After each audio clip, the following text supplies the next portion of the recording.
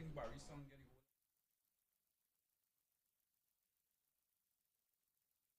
yeah, but then I said Bailey and the crew going off them thing. I got a pair and a half of that. Bailey was got the other half. I said Bailey got raid everybody. Like there's got team. I said Bailey like raid. So welcome to match number 1 in the 2022 Guyana Cricket Board Inter-County Senior Men's Competition.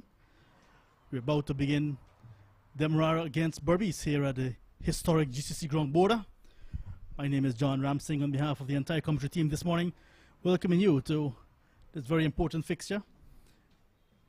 You're here today from Clyde Butts, Roderick Lovell and Wadakar Anthony Kemraj. News from the middle is that Berbice won the toss through skipper Veer-Sami Pamal, and they're going to have a bat first against Demerara as a return of inter-county cricket to Guyana after a hiatus of some more than 6 years. Kumar Torrington will pick up the attack. He's going to be coming from the far end of the ground, the North Road end. He used to be calling it here at Bourda. So Berbice winning the toss and batting first. A delayed start because of early morning rain. In fact, rains at Bourda started just about 10 minutes after 7 o'clock. Just when some persons are now getting out of bed. It's a public holiday in Guyana.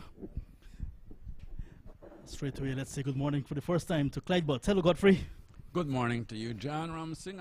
I just want to clarify this thing. I did not call any name. I know you didn't call any name, but you were pointing to some people. But they're now getting out of bed. So be careful. But it's nice to have inter-county cricket back. And good morning to viewers wherever you are. Bourda looks good. Well, not as good as we know it used to be, but certainly looks the part. Not a lot of stands around as it used to be either, but certainly it's nice to have cricket at Bourda, and it's nice to have inter-county cricket at Bourda as well. So it's going to be Anthony Bramble to take the first ball. And first runs as well. So Bramble is off the mark. Berbice off and running. So Berbice team this morning, Veer-Sami Pamal captain, Shimon Hetmaya, Jonathan Fu, Anthony Bramble, who just faced the first delivery, Romario Shepherd, Clinton Pestano, Kevin Sinclair, Junior Sinclair, Gudakesh Moti, Niall Smith, and Rampatab Ramnot, leaving out Junior Sinclair, Ian Hooper, and Dimitri Cameron. Your thoughts on the Berbice side? Well, I think it's a good side. When you look at that side on paper, it certainly you would say that they have an advantage over Demerara. It sounds good on paper, but cricket is played out in the middle. And it's certainly a balanced side as well with I think the bowling attack certainly is a good one, but even the batting one is a good one as well, because there's some power hitters in that team, led by Shamran Hetmaya. So. Yeah. Many felt that Berbice is the team to look at this season. We'll have Demerara side coming up. Leon Johnson, captain, T.H. Ryan Chandapal, Richie Lucknott, Christopher Barnwell, Akshaya Prasad, Stephen Sankar, Tevin Imlak, Ronaldo Ali Mohammed, Chandrapal Hemraj, Ashmed Nair, and Kumar Torrington. That's Torrington. Good delivery to Rampatab Ramnot. So Demerara leaving out Sachin Singh, Jeremiah Scott, and Derek McCalman. Your thoughts on the Demerara side? Well, it's not a bad batting side. I think the bowling might be a little bit of an inexperienced one, but certainly the batting side looks good. The bowling, we'll have to wait and see. That last delivery from Torrington certainly carried and left the left-hander. So that wasn't a bad delivery at all. Do you remember it's a 10:45 start, early morning rain? I'll get your thoughts on that pitch in a little bit. It's 45 overs per side.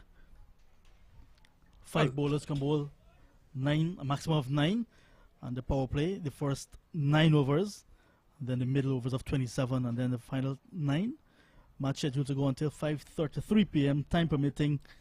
Well, light permitting. Light. Light permitting. So still in the first over. And Berbice won the toss, and Captain Pamal immediately said, we'll have a bat. That's the on the edge, and Tevin Imlak, the wicketkeeper, fallen just short of him. Good to see Imlak with the gloves.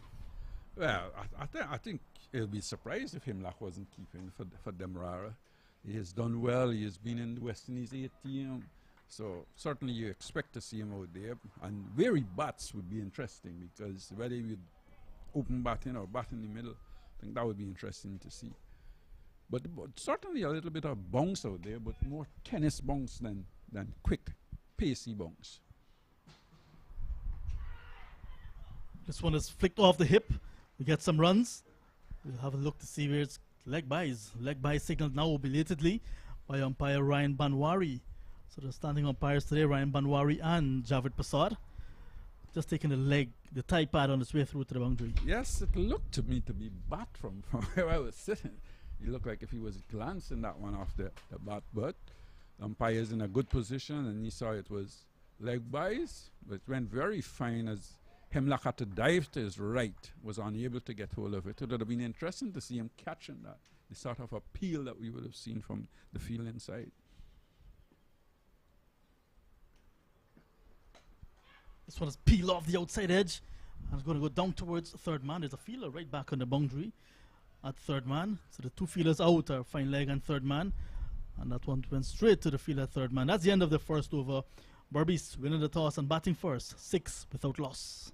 Not a bad first over at all. Just bowling in decent air apart from that one delivery that went down the leg side and went for 4 leg buys. But I think the area he bowled to the left-hander was good. It was just on or about the off stump. And the one delivery that he bowled to the right-hander got the outer edge and went down to third man for a single as well. So not a bad over for the young man at all, making his debut at this level, inter-county level. And there could be a lot of players making their debut at the inter-county level as well, because inter-county hasn't played for a few years.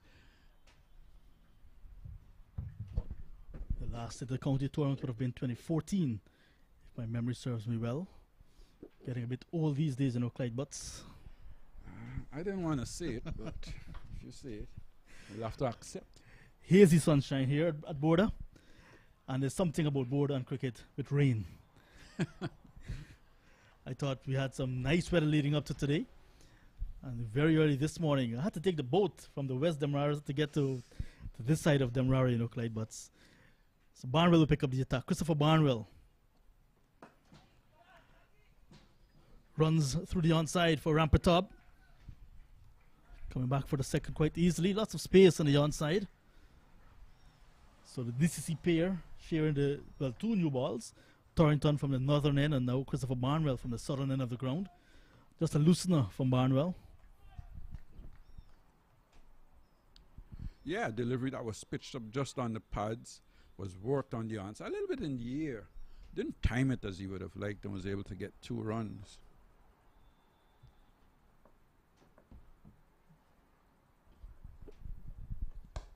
That one was flicked away nicely. Could get a boundary. He's going to run very close towards the rope now. It will trick across the rope in front of what used to be the Kenny Wishart stand here at Bourda. And that's a nice shot for Rampertab Ramnot. And he's now on to 7. Well, that was a bad delivery, really. It was pitched up on the pads, asking to be put away. And I think Leon Johnson, the captain, now must be thinking, well, he has to change this field. Do you need a third man and a fine leg, or do you need somebody out on that mid-wicket boundary? Because I don't think Barnwell is getting the sort of swing that he normally gets. And he's an in-swing bowler. A little surprised that he's actually bowling from this end. Swing and a miss this time from the young man, Ramnot. There's one slip and a fielder very wide. Looks like Akshaya Prasad in that gully region.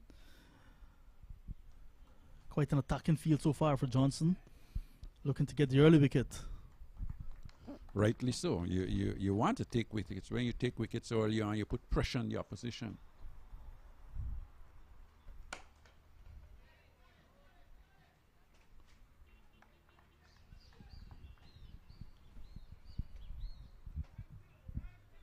Good delivery. Pitched up just about off stump, coming forward, just pushing it up to mid-off, unable to get a run.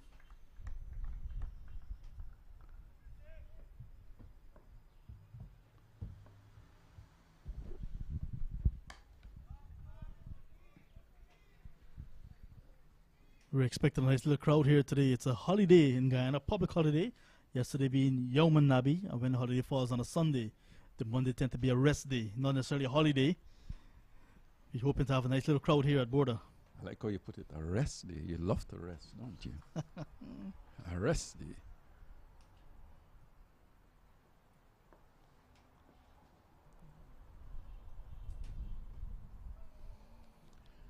Nice bowling from Barnwell. Coming into his own. His first over is completed. 6 runs conceded. Berbice winning the toss and batting first. 12 without loss. Well, I was pitched up and you could see the ball starting to leave the left hander.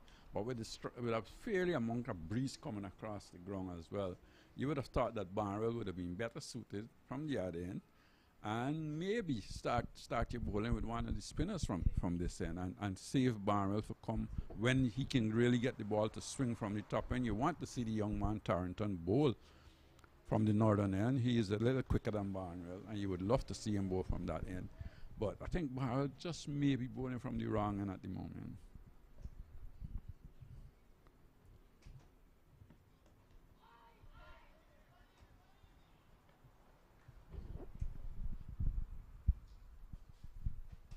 Leg by again, signaled by umpire Banwari. So Ryan Banwari, he also lives in the West Demerara region. He told me this morning, fortunately for him, he's coming from the east coast of Demerara. He did not could take the boat this morning. I'm sorry for some of the people that would have been stranded over the weekend in Georgetown or somewhere around.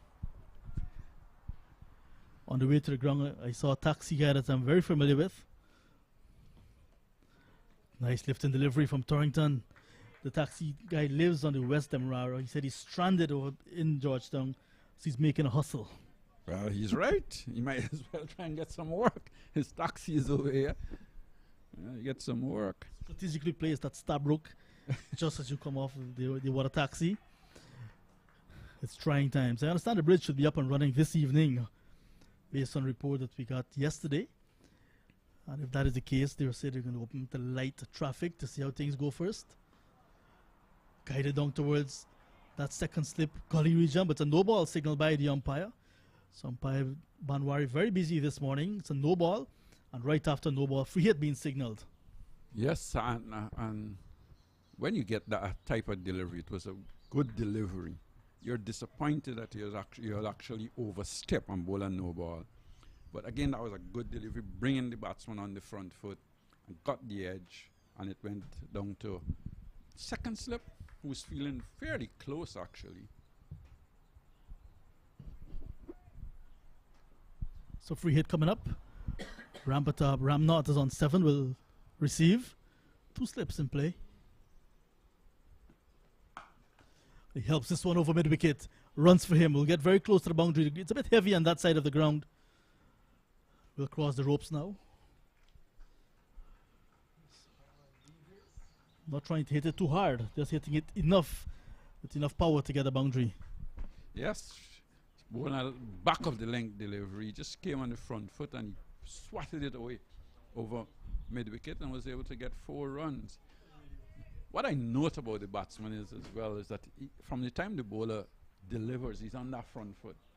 And I guess that comes from the type of pitches you play in Berbice. Even though Berbice now have got the quicker bowlers in Guyana, but you can see he's a front foot player.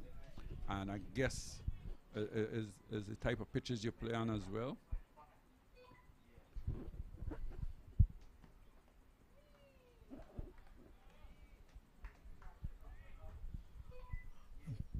Thornton in his second over, none for 7.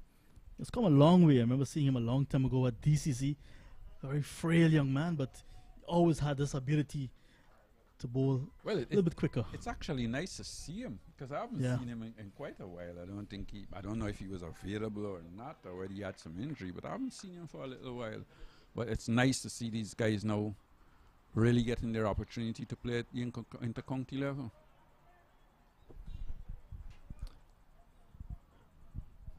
And even that delivery being so slightly being short of a length, the batsman was on the front foot again. A lot of batsmen would have been cracking that behind point off the back foot because it was short and it was leaving him. But with 45 overs aside, you tend to think that you have a lot of time. So you want to really build an innings. He has a little start so far, Ramnath.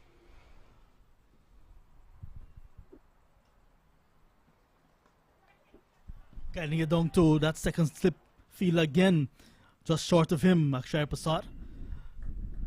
So just opening the face of the bat, and that's the end of testing over from Torrington. No ball in it. Got the boundary. So 2 overs for him. 7 runs conceded. Overall, 18 without loss after 3. I think what Torrington is doing is trying to get the ball to run across the left-hander. Just back of the length and getting it to go across the left-hander. And that was good bowling, actually, because the length was good, but the pitch lacks that pace where the ball would carry to slip. And as I suspected, we are seeing Ned into the attack. I think Mohammed, Barnwell would be more suited for the other side. Probably Ali Mohammed would get a little bit more outswing with the way he bowls. So I think it's a good move by Leon Johnson to take Barnwell out to the attack and save him for the top end. But this is one of the players I haven't seen in a while, Ronaldo Ali Mohammed. I remember a few years ago he made his debut for Guyana at the Super 50 level. Looked the part, but with a lack of local cricket, lack of competitive local cricket, no first division cricket recently. So I haven't seen Ronaldo Ali Mohammed. What I like about this as well, I think it would return a little bit of, I don't know if I want to, what word I can find to put, because what used to happen, all of these guys used to end up playing second division cricket. So if they made their debut now for Demerara, they won't be able to play second division. I think that's personal. I think that's a good thing. Oh, nice flight. Nice in swing delivery to start with from Ali Mohammed. You see some early movement from the right arm seamer. Yes, that was going into the right hand. Going down the leg side, I think the batsman would be disappointed actually that he didn't actually clip that away through mid-wicket and get some runs, because that was pitched up on the pads, and those are deliveries that you normally would say bread and butter deliveries. So Bramble, he was away in the US for a little bit during the off-season. Did not feature in the Amazon Warriors this year. This one is cut away nicely by Bramble. He will get his first boundary. That one is going to go down towards square cover. So he's into the boundary column now, Anthony Bramble. That was too easy for him. Yes, it was short and wide outside the off stump. He was back and banged it past the man at backward pointer just in front of cover and got 4 runs through it. And you know, you look at Intercounty now and you wonder, because we're seeing it for the first time after a long time, and you would love to see Demerara. It's a little surprised that we haven't got any fast bowlers. Quick single. Young legs of Rampatab. Ramnod getting there quickly. So in the end, single taken easily. Yeah. Maybe when Lovell comes on, he'll tell us about some of the young fast bowlers around in Demerara. And we were going through them we were going through the fast bowlers from Demerara the other day, and we were struggling to think about who is a genuine quick bowler in Demerara. I remember seeing a young fella at Maltino's a couple of weeks ago that looked fairly good. Had a nice run up, nice rhythm. So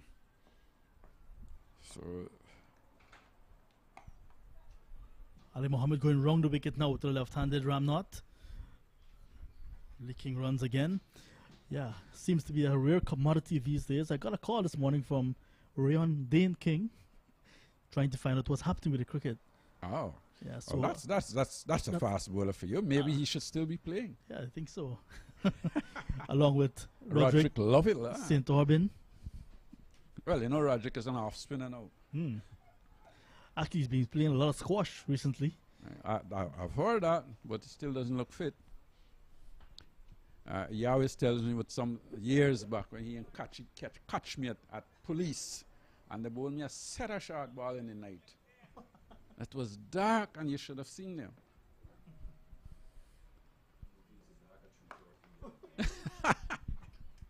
There you go. He's mumbling in the background, but it was 3:30 and not 5:30. And the umpire said, "Oh, we call off play for the day," and that was it.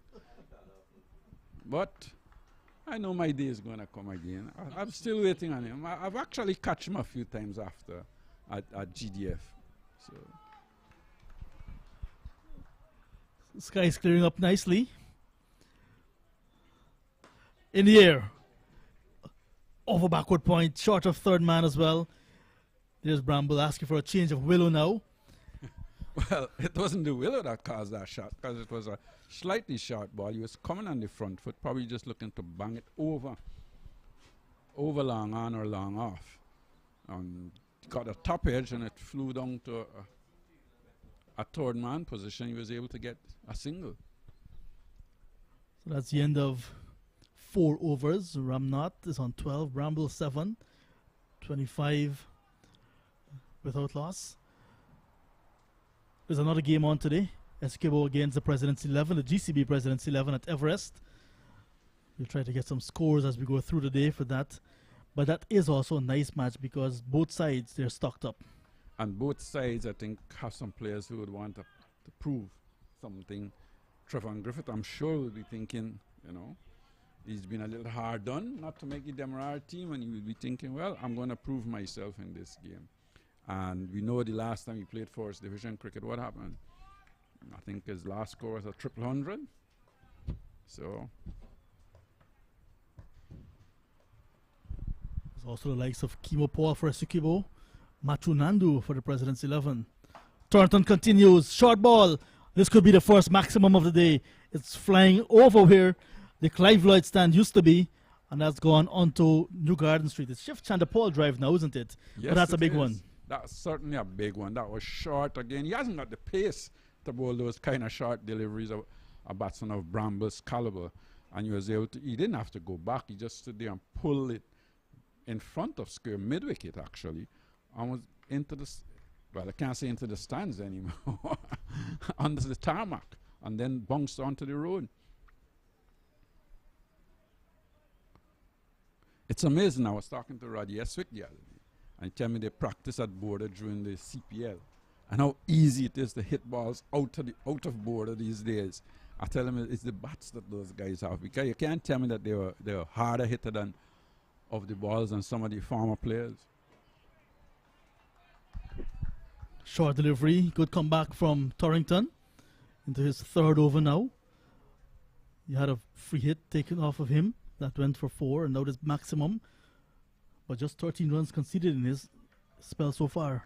Well, he hasn't bowled that badly, especially to the left-hander. He's bowled a good line and getting the ball to go across the left-hander. He's just struggled a bit to the right-hander, to the right hand now. No ball again. Hit down the track, past the bowler. The chase is on. 2 more runs to Bramble, 2 more to the bat and 1 to extra, so 3 more in total. Torrington struggling with his run-up. Yeah, I think that was the effort ball as well. He tried to bowl a little quicker. Bramble, I think, expected a short ball. Again, was on the back foot. This time he was able to bang it straight back past the bowler. So he's got a free hit, and I'm sure he'll be thinking, now, well, I've scored a 6 in the over couple. Now he's probably going to go all out to get another 6. Stephen Sankar is in the Demerara side as well. Leg spinner? Yeah, right arm leggy. So he got some wickets over the weekend in the 2nd division semi-final. So GCC took another title at the 2nd division level. They beat DCC yesterday. Yeah, on the lights at DCC. How often do we find that happening? DCC beaten in their own backyard. So congratulations to this GCC. Here is the free hit. Hit back to Torrington. Would not have been a catch, but he saved the boundary. He certainly did. I don't think Bramble timed that as he would have liked. He was looking to hit it as hard as he could. Probably lost his shape a little and hit it back at Torrington, who was able to get a hand to it and save a couple of runs at least.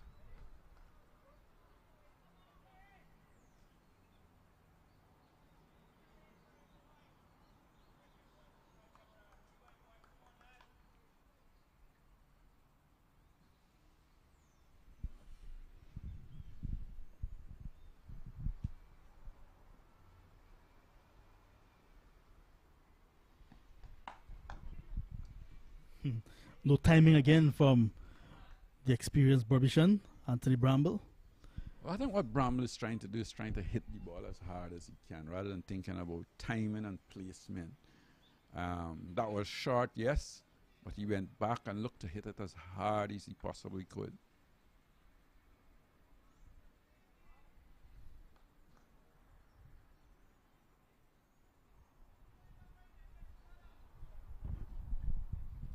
Bramble with a familiar 62 on his back. Back it away, cut over the fielder backward point and onto the rope. Flush on the rope, you can see that. Umpire delaying the signal, but confirming now that it is a maximum. So Bramble taking a liking to Thornton in this over, but Thornton once again too short. Yes, much too short. And Leon Johnson at slip was signaling before that delivery was bowled to try and bowl wide outside the off stump. Yes, you can bowl wide outside the off stump, but that length wasn't the type of length that he needed to bowl. And sometimes, or most of the times with fast bowlers, they tend to think that once I start to get hit, they need to bowl short. He's he's inexperienced, and I think he's showing it here. He just needs to concentrate on his length, even if he has to push that mid-on and mid-off to the edge of the circle and try and pitch the ball up a little bit more.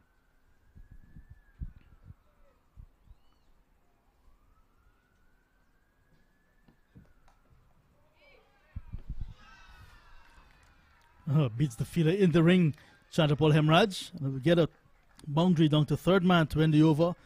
And it's a productive over for Berbice. It's 44 without loss after 5. Well, that was a deliberate shot. That was a short delivery outside the off stump, not as short as the previous one. Bramble, realizing that the third man had come up in the circle, just decided to place that one just wide of him. He should have stopped it, got there and was unable to stop it. I think Johnson has to be thinking now that he has to bring one of his spinners into the attack. I know you're in the power play still, but runs are flowing, and it doesn't seem that the seamers on this pitch can do the sort of containment that he wants. 2 4s to Rampatab, Ramnath. 2 4s and 2 6s to Bramble. So the boundaries are flowing this morning for Berbice. Ali Mohammed containing so far, bowling wrong the wicket to the left-handed Ramnath. But this is a good start, 44. This is the fifth over completed already. It's an excellent start when you've got what you have in the dressing room as well to come. It's a start that you love to have.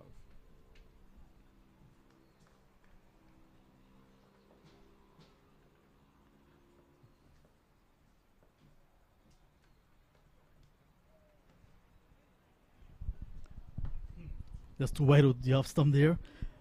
Tempting Ramnath. Ramnath showing good judgment so far. Well, the sort of feel he has to bowl that sort of. He has to bowl outside off stump. What probably Leon Johnson may be thinking is, should I bring up the short third man, and put back the deep backward square, or even have the man sweeping on the offside? Much too wide to be played at. That's wide and signal wide by the umpire.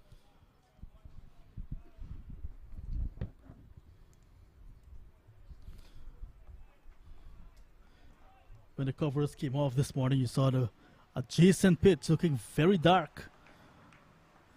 Tells that some seepage under the main covers. Top edge. Barnwell running back at mid-wicket. Drops it.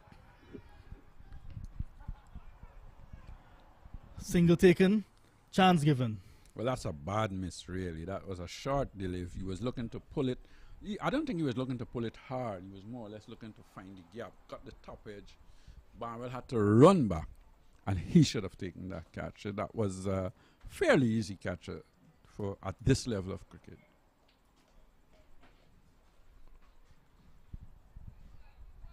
Christopher Dion Barnwell. Played international cricket, had some T20s for the West Indies. Played a long time at the regional level.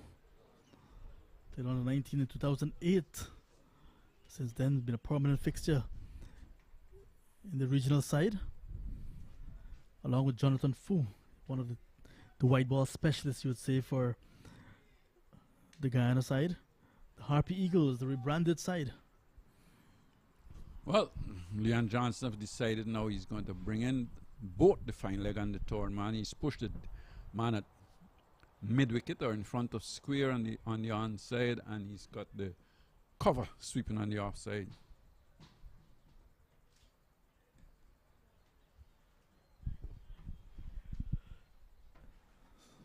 Good use of the short ball on that occasion. Well bowled. Well, I think he was lucky actually because I think the batsman was looking for that to bounce a little higher and maybe didn't think that he could have played it behind point on the offside. At his pace, I don't think he should be looking to bowl that short unless he's trying to set up the batsman with a man out at deep mid-wicket. Clyde, this one's coming your way. Going to fall well short of the boundary, but it'll come back for the second.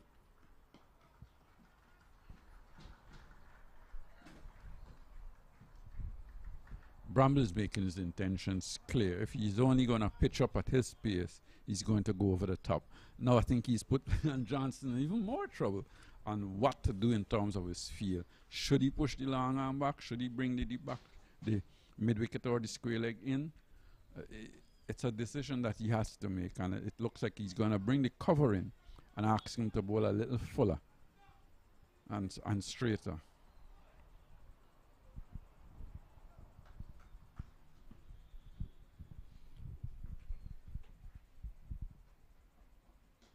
This one is lapped away nicely. That's a very good shot from Anthony Bramble, the right-handed wicketkeeper batsman, going on one knee and fetching that one from outside the off stump.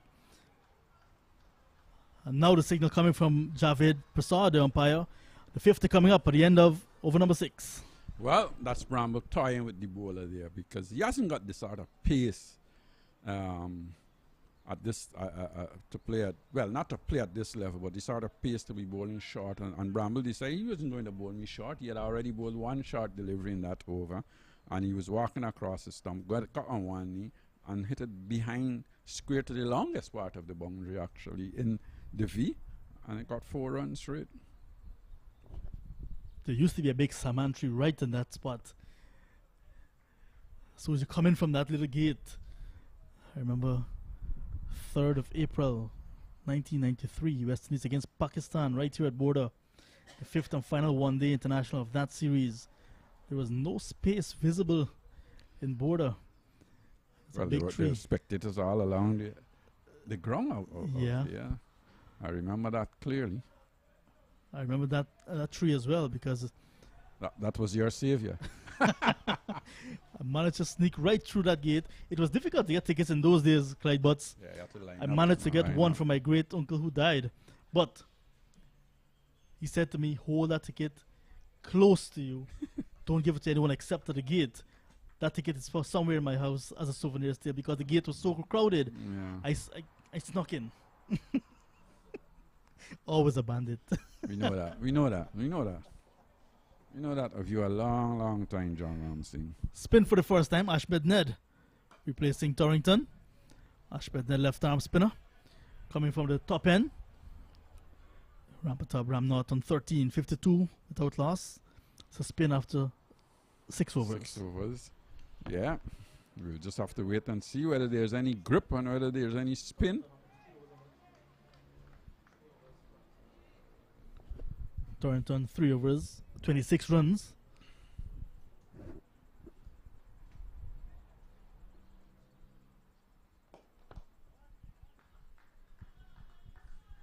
So that ball that Ned is using, just 3 overs old because they played 2 balls, 1 from each end. So we'll not get a lot of turn just yet. Well, that depends though, because sometimes you do get the ball to turn, but you've got to grip it and spin it. And I think looking at Ned there, that last delivery, it was just flat, fast and flat. Whether he's trying to grip it, we'll have to wait and see. Maybe we'll see him go a little slower to Bramble and try and get it to grip and turn. With the left-hander, maybe he's thinking that he's got to bowl him as tight as possible. On the pitch this morning, you had a look at it, very close. Yeah, it looked fairly dry. Yes, it had 1 or 2 little spots, but I don't think there really was anything to worry about. It looked dry. It looks a typical Bourda pitch. Probably not as hard as it used to be in the old days, but certainly it looks a typical Bourda pitch. Flat, no grass, no green anywhere around. Ned is going to go round the wicket to Bramble. Bramble opening up, looking to go over the head of the bowler. This could be an interesting battle. Yes, I think it is going to be. And Ned, they're just bowling back of a link, trying to slide the ball into him.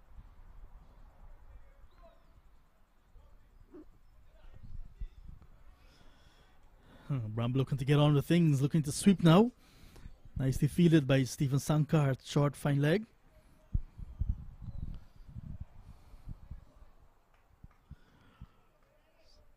Richie Lucknott, the off spinner, right arm off spinner, into the Demerara side as well. Just came back from New York. We had a good stint playing some cricket in New York. Raheem Cornwell playing some cricket in the US. We had 200 in a T20 game. I actually looked at it yesterday, and they seem to be bowling from one end only. Like I said, some cricket. Appeal for a leg before. Haven't seen one of that for the entire match. Yeah, it was interesting to watch the cricket. This just looked like they were bowling from one end, and you just keep hitting the ball forward and forward. Matter of fact, you weren't seeing where the balls were going. You're just seeing hit, and that was it. It was 17 fours and 22 sixes in that innings from Cornwall. Down the ground, lifting his one overhead of the field at extra cover. 4 more to Bramble. Now on to 35, 57 without loss. One thing I don't like about the spinners these days, you see them come on and feel that they have to bowl fast and flat. Don't give the ball any sort of air to beat the batsman. Don't change the pace a lot. And sometimes that could be a little worrying and a little concern. Yes, I know there's only 2 men out the circle, but you can also hold it back in the air, allow the batsman to use his feet, give yourself a chance of getting him stumped, beating him in flight, and so on. So that's something that I've noticed with a lot of the regional bowlers, and we saw it in the CPL as well, where they don't tend to slow it up a lot of times. If you look at the scoring per overs so far, over number 5, 19 runs. That was Torrington. He was taken out of the attack. Other than that, it's been fairly tight around that 7 runs and over mark. Well, if you get 7 runs and over mark in this 45 over game, you're doing well. You're certainly doing well. And when the field does change and it spreads, there's more singles going to be involved as well. So I think Berbice have done really well. This is really a good start.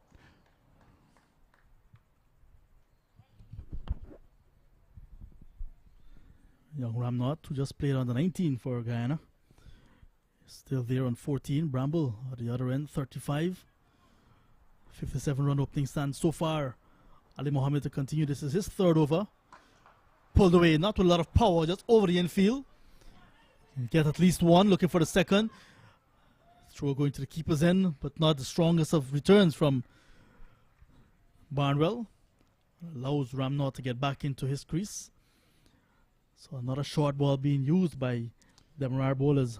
Yeah, Ali Mohammed, I think when you look and see, he's got a deep mid-wicket besides that short pitch bowling. It's the best, but he certainly hasn't got that pace to be bowling that short.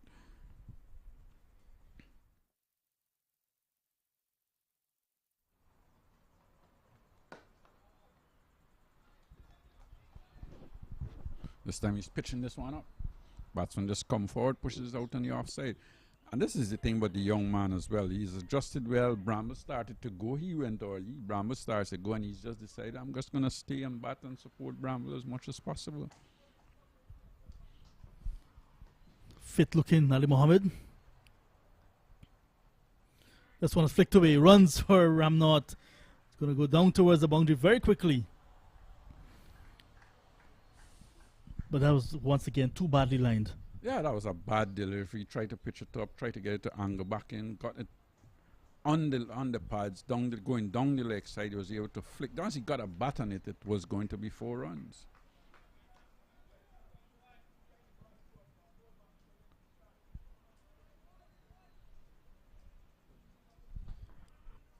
The penultimate over of the power play, the first power play. Slight change of pace from Mohammed. Ali Mohammed. The next presenters will be Roderick Lovell and Watakar Anthony Kemraj. East Bank Demerara, fast bowler. Well, former fast bowler. Now a squash player. Former off spinner. This one is helped away again, short on the line of the leg stump, and going to get a similar treatment in terms of boundary. So not helping themselves at all. Demerara looking for a wicket, not coming at all. Too bad bowling. Why does he think he has to bowl short? Yes, you've got a man out at deep mid wicket, and with that pace, the batsman can actually hit you any way he likes. He could go walk into his wicket, look to hit you down to fine leg, hit you behind square. Doesn't have to look to power it all the time.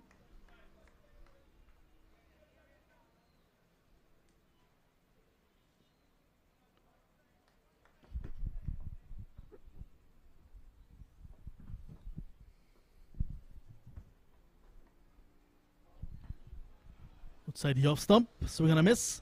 Ramnot remains on 24. Bramble is 35, and after 8 overs, 67 without loss. A good start for Berbice. An excellent start by Berbice and some bad bowling really by Demerara so far. I don't think any of the seamers have bowled with any sort of penetration, where they bowl a length and a line consistently. They have been all over the place and they have paid the price for it. Still to come, Jonathan Foe, Hetmeyer, Moti, Pamal, Pestano, Shepherd, the 2 Sinclairs and Niall Smith. So that's some batting to come for Berbice. And this is a good start. Maybe looking at a mamba total today. I think the only man you can say is probably a low order batsman in that lineup is Niall Smith. I think all the rest are capable players. And I use the word low order, not tail end there. 1 wide and 2 no balls, along with 5 leg byes. 8 extras already in the total. So Demerara opening bowlers, well, the bowlers so far used, not helping themselves at all. Maybe in a situation like this as well, Hemraj, who's an experienced cricketer, a man who has bowled at CPL level and so on, may have been a better bet at bowling within the power play than some of the seamers that we've seen.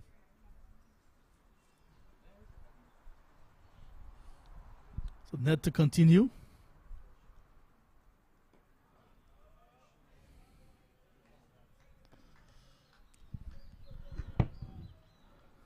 Ned, the DCC man. So Johnson, Tej Narayan Chandapal, Richie Lucknow, Christopher Barnwell, Akshay Pasaru can also bowl for left arm spin. Stephen Sankar, Tevin Imla, Kunal Ali Mohammed, Chandapal Hemraj, Ashmed Ned and Kumar Torrington. That's the Demerara side for you today. No ball again, this time. The left arm spinner. But that's a criminal offense. Left arm orthodox ball running from what, 4 or 5 steps, and then bowls a no ball. That's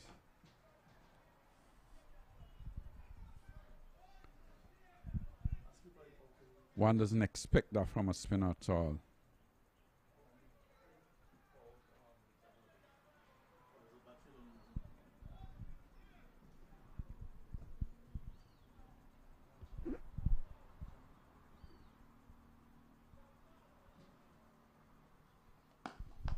Oh, banged away over the head of the bowler.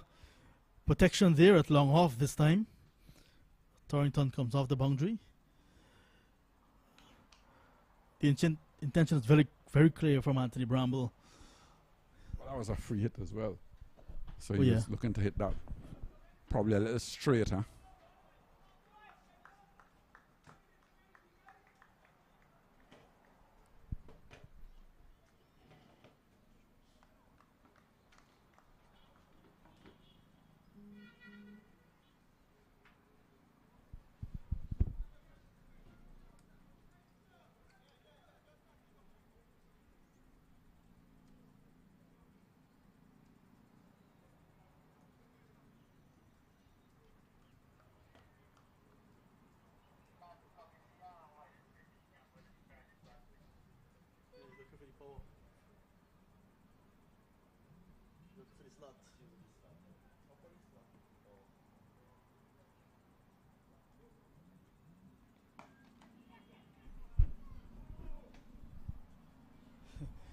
Ramnot looking to hit the ball, but not timing it as well, and seemed to not have the power either.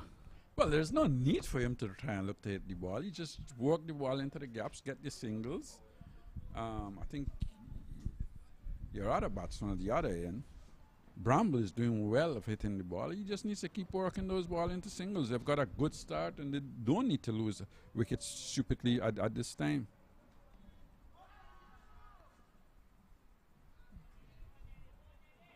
Bramble looking for the sweep. Outside off stump, trying to hit it. Or a lap behind square.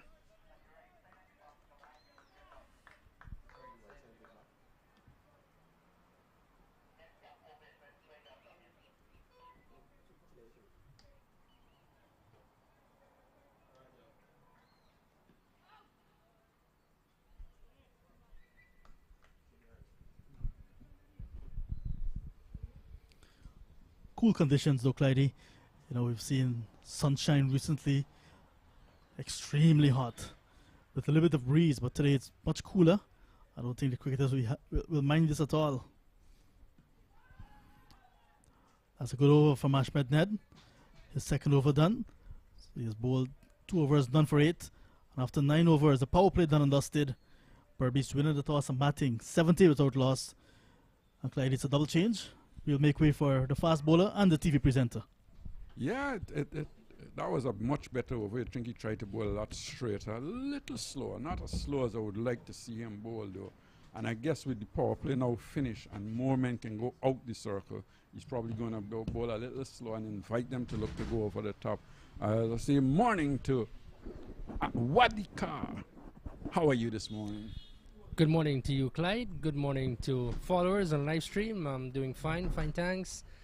Happy to be back here at Bourda, the famous Georgetown Cricket Club ground in downtown Georgetown. Wonderful place to be in, actually. And when I heard the news that Inter-County is restarting again, I was so happy to come to Bourda to witness the action here and to disseminate information out to the public. So we look at, that's Mohammed continues and bowls to Ramnath, who is left-handed, and stroking the ball out into the offside. So this is a really rollicking start here for Berbice. 70 for no wicket. 70 for no wicket. And this is just the start of the 10th over. And these are ominous signs here for Demerara, obviously. This is Ramnath miscuing a drive. And time and again you would see this from the left-hander, not getting to the pitch of it. And miscuing that. 70 for no wicket though in the 10th over. Good morning to you, Roderick. Good morning, Kemraj, and good morning to all the viewers out there. And yes, this is the area that Mohammed needs to be bowling. Once he bowls in that area there, it's always difficult for batsman to get you away. And this is a third delivery bowl there, and he almost got the wicket of Ramnath. Yes, and I think Clyde was bringing up the comment. He doesn't need to do anything fancy because Anthony Bramble at the other end is doing much of the scoring.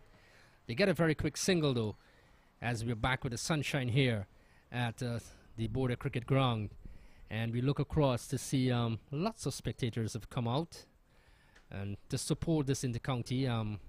There's a restart of Inter-County. Way back in 2014 we had the last tournament, and kudos to the Guyana Cricket Board for again making the move of having inter-county cricket be played here in Guyana again. I know some might have different views on it as Mohammed continues, but Roderick, your point, your views, inter-county cricket back in Guyana.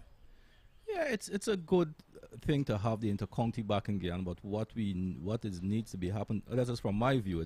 I think we need to expand it a bit more. Look to see if more teams can be added with the amount of players we have now around the country.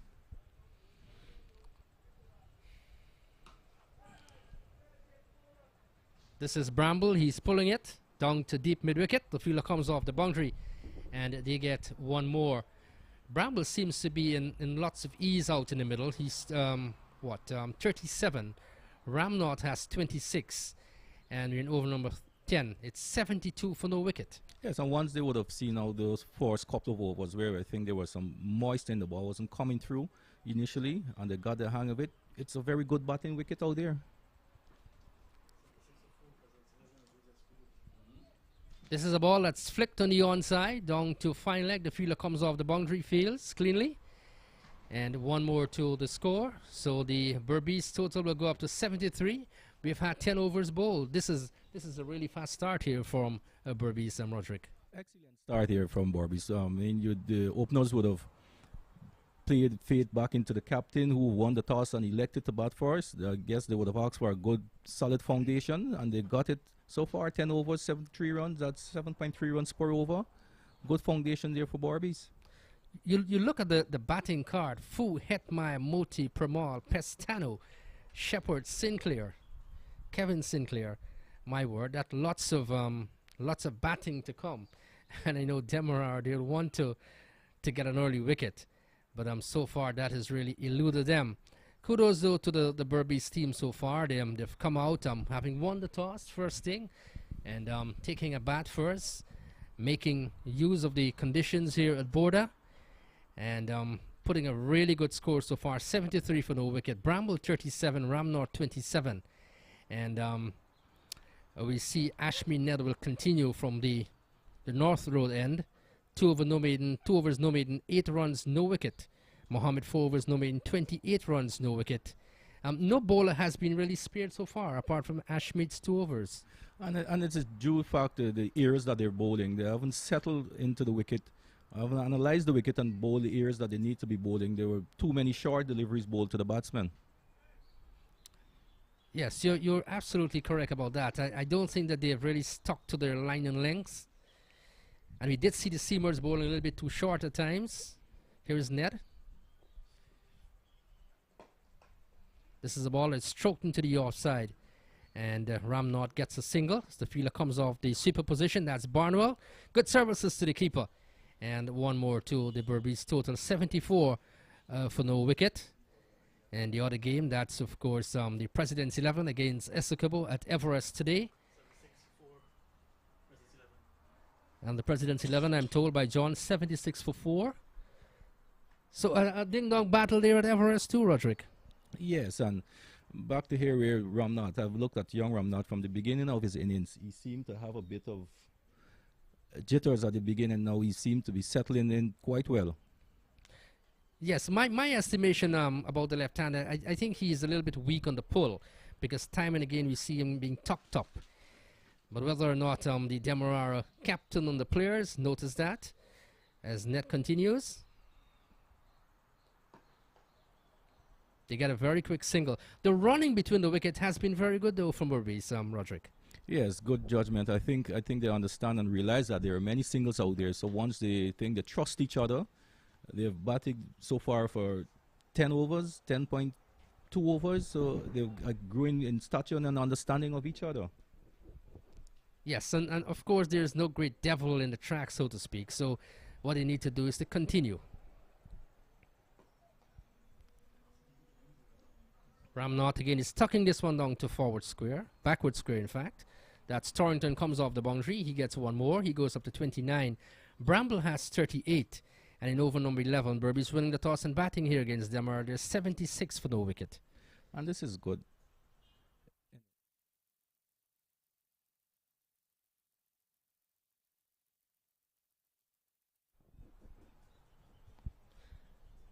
.76 for no wicket. Have you been impressed with Ned's bowling so far, Roderick? Well, what I would love to see him do is keep bowling a bit slow and a bit more flight. Yes, and I think we've overemphasized somewhat bowlers, slow bowlers, not giving it loop, giving it flight, pulling the batter out of the crease. They're somewhat reluctant to do that sometimes, but I would love to see that, where they give it much more flight. He's going down the track and hits it straight to a long off. The fielder comes off the boundary and they get one more. 77 for no wicket. So this is really a healthy going here from Berbice. If they continue this pace, Roderick, they'll get a really huge score. Yes, and that's what is needed there. I guess when you looked at the Berbice lineup, who's to come there, you would feel nervous if you're a Demerara player.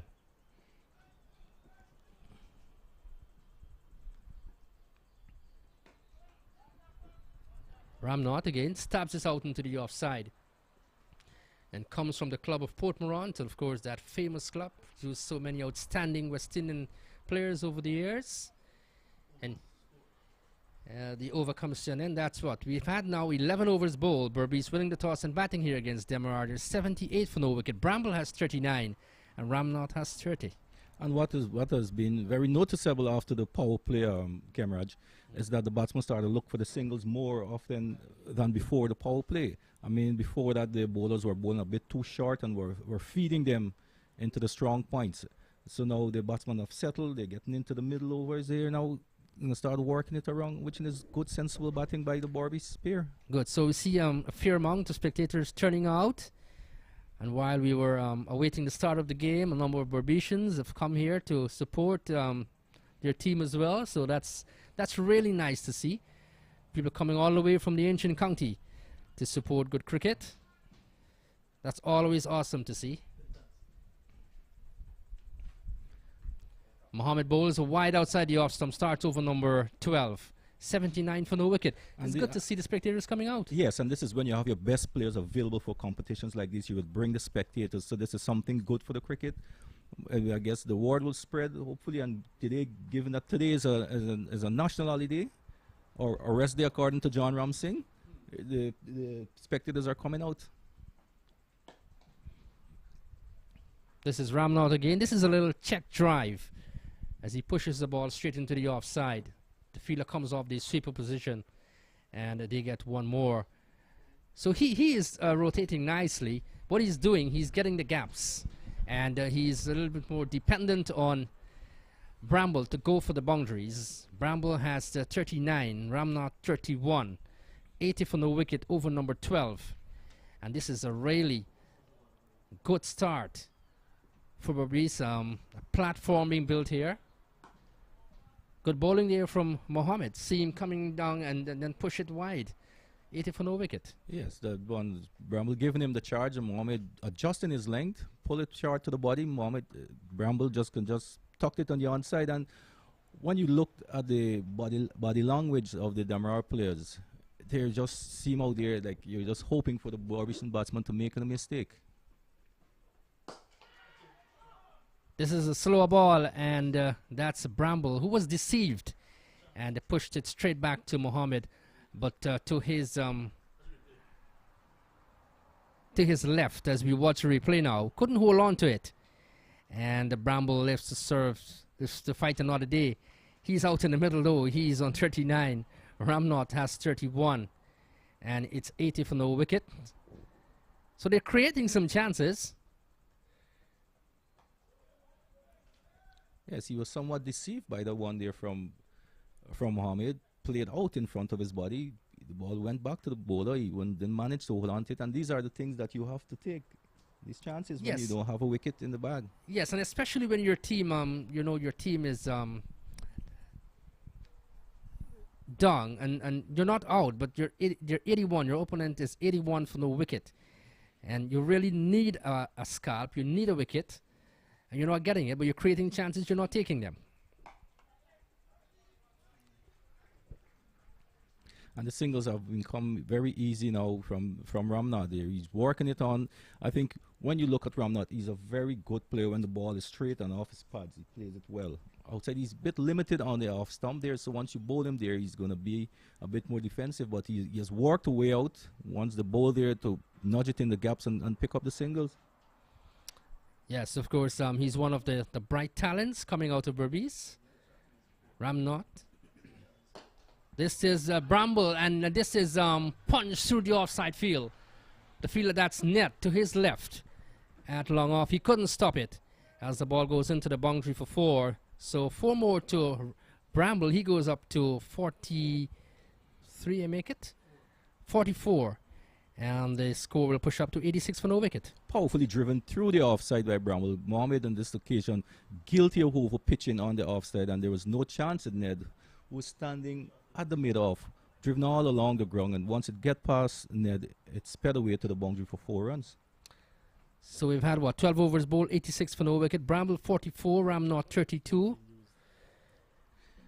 The scoreboard, and we've noticed the scoreboard on the eastern side of the of the ground, Camarade. It's not in use. So I don't know how the spectators will be kept abreast of what is happening out in the middle. And of course, we don't have a PA system at the ground, so I guess someone is listening to us. I guess they can make use of that facility and let the spectators know what's happening. 86 for no wicket.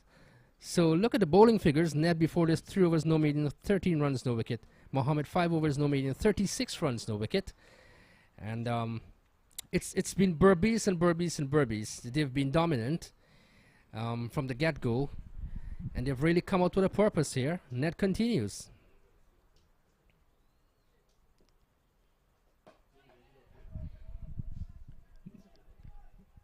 Ned seems to be settling into a good rhythm. You know, he's holding one end up there. He's trying to keep it as tight as much as possible, and this is what is needed.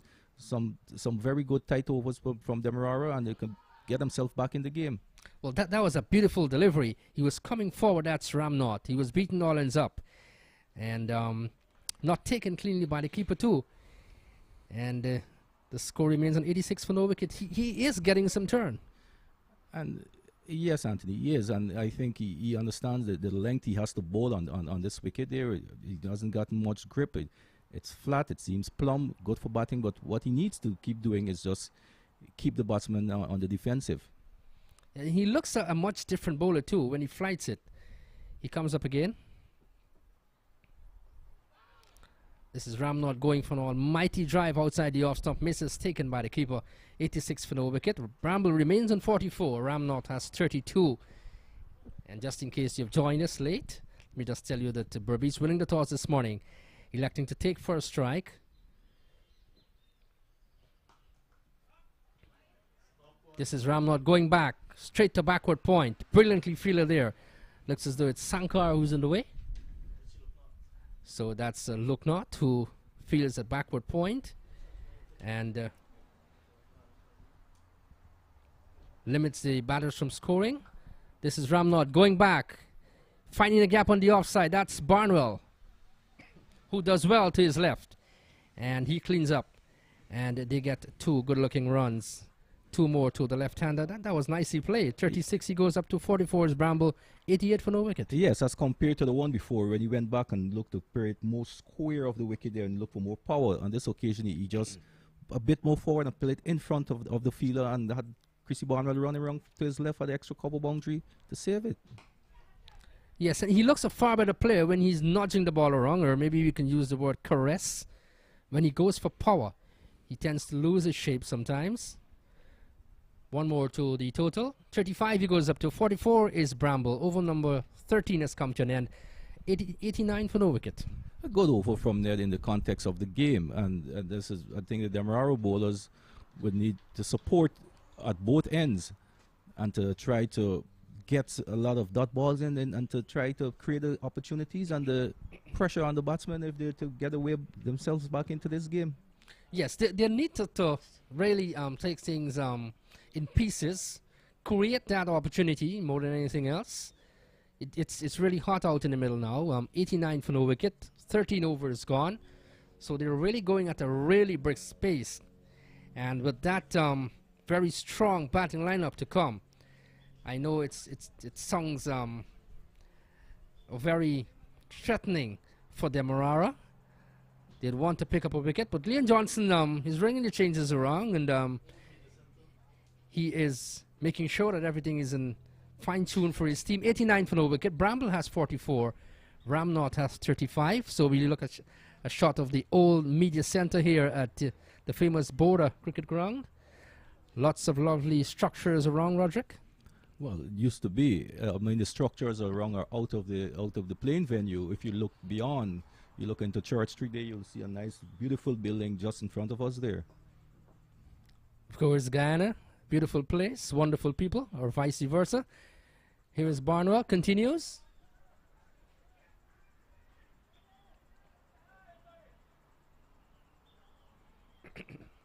Well, what we had thought earlier when after Christopher Barnwell would initially had the 1 over from the bottom end and he came off, we thought it would have been to have him coming back to the top end, switching him around, but we've seen he returned to the bottom end.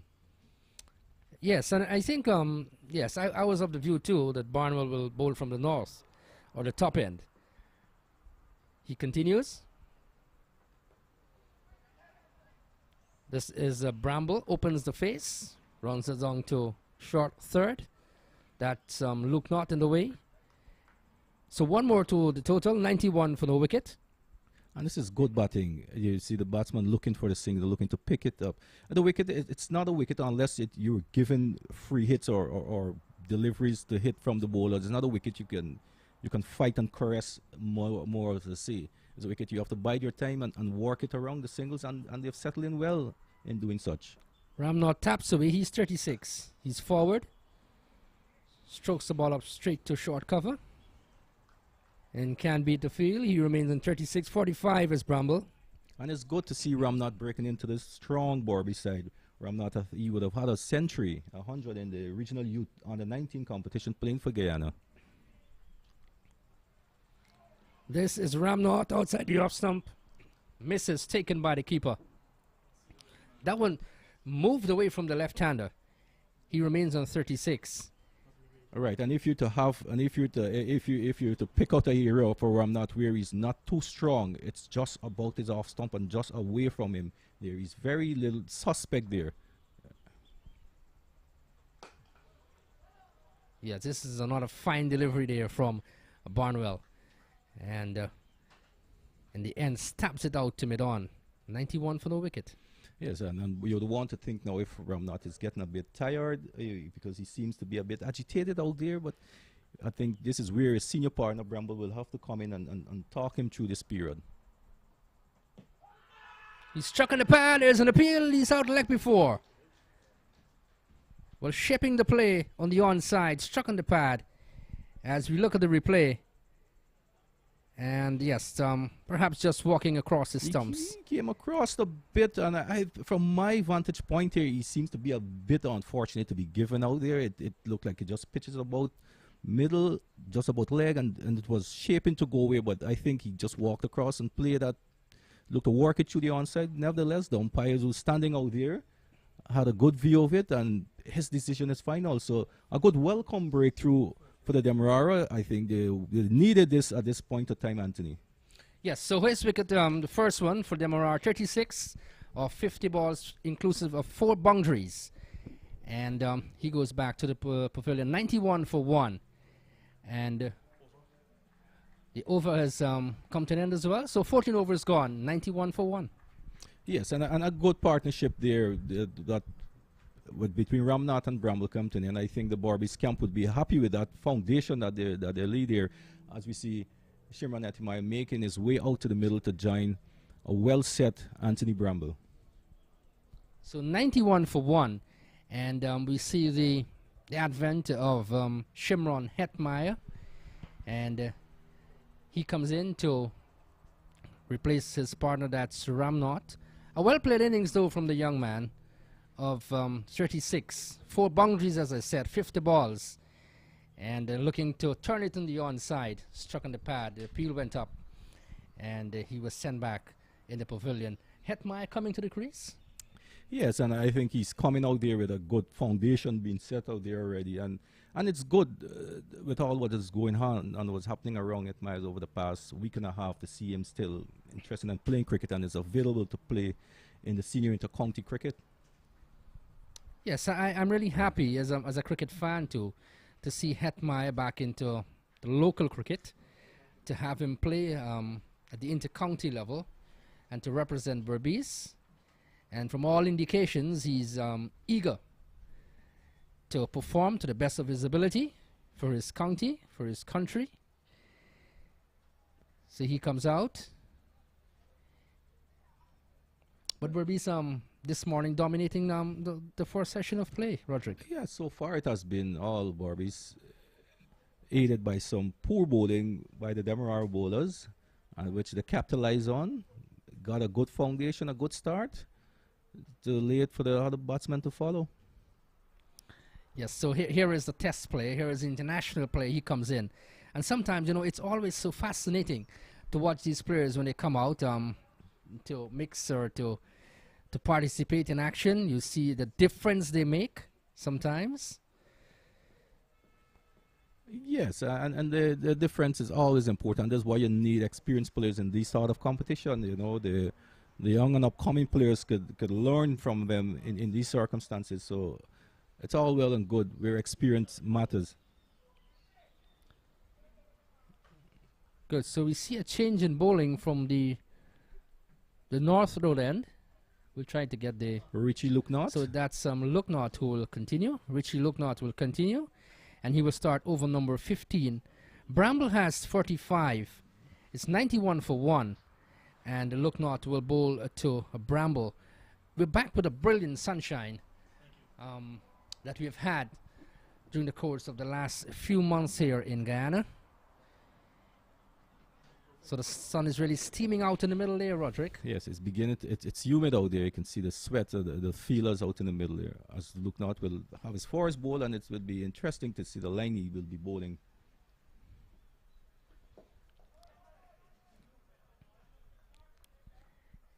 Yes, and impressed with Leon Johnson, even though things are not going his way.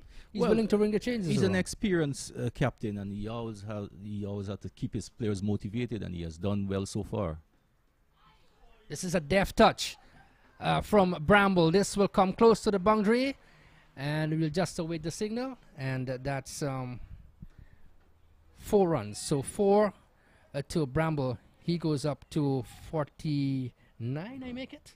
Yes, 49. And that was a deliberate shot by Bramble. Give himself room. He actually took that one out of the gloves of the keeper there, knowing that there's no force slip.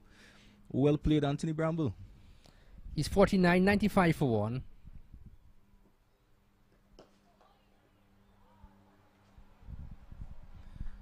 That one straightened on him a bit there from Looknott.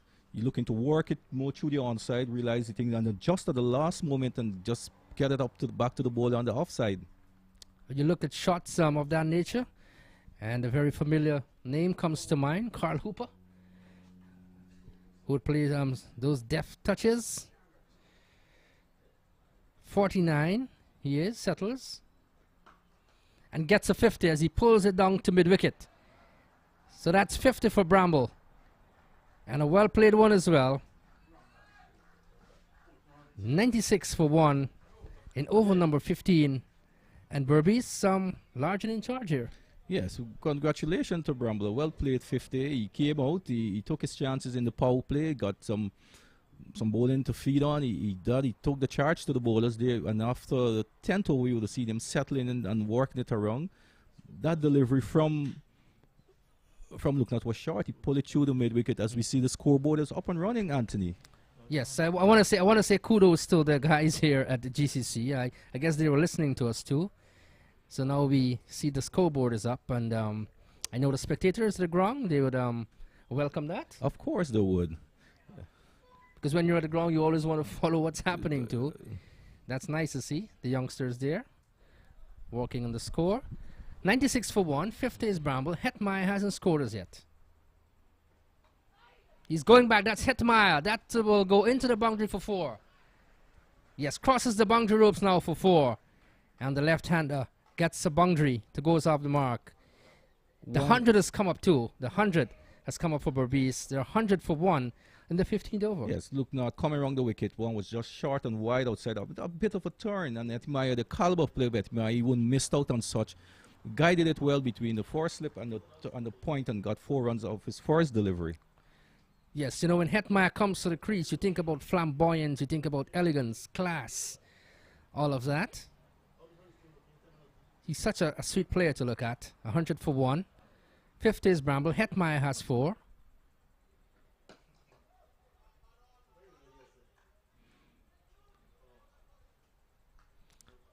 So we've had an odd over bowl. 15 gone, 100 for 1. Bramble has 50. Hetmeyer has 4. And Berbice would love to have this third wicket partnership, second wicket partnership to develop here. You know, you have Hetmeyer come out and the score at 91 for 1 there, already off the boundary, off the mark with a boundary. It would be interesting times here with the Demerara bowlers against Hetmeyer and Bramble, who's well set on 50. Yes, I remember the game has been trimmed to 45 overs per side. So I guess Berbice have all that in calculation, and they'd want to step on the gas, so they continue to do that. So we look across the Bourda sward, and it's a large, expansive view, the old media center, and of course, so many things. One of the things, though, I'm impressed with, the outfield has been maintained. Looks as though it's well manicured and well kept, Roderick. It's well thing, but it's, the board outfield that we're accustomed to is that lush green billiard-like table. I guess you can't have that, but you're still having that quality. Well, it's well kept, and you can see the balls run away once it gets out on it. This is Bramble looking for maybe a paddle. And gets it down to forward square. And that was good smart bowling there by Christopher. It was a much slower ball, just a back of a length. And there was Bramble looking. I guess when you want to play such shots there, you rely on pace. The pace wasn't there for him to execute that shot. Time and again you would see him play those shots. Like going back, playing the dab, the paddle, and so forth. But he's confident out in the middle. He has been there from the start. Yes, and he seemingly trying to improvise now, because that delivery was just pitched just on about half, good length, and he was looking to run it down to the third man fence.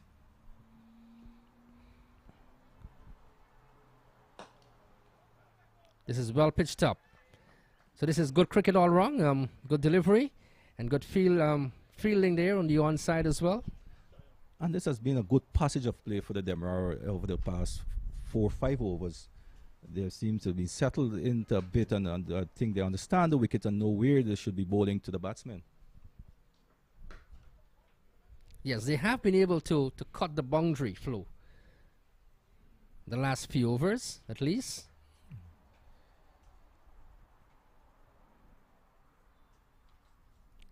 And it has to do also with the way how the pitch is playing. It's not a pitch that it's coming through. It's on the slow side and a bit low, so it's not conducive for too much stroke playing. So Hetmeyer comes into strike. He is 4, and Barnwell will continue.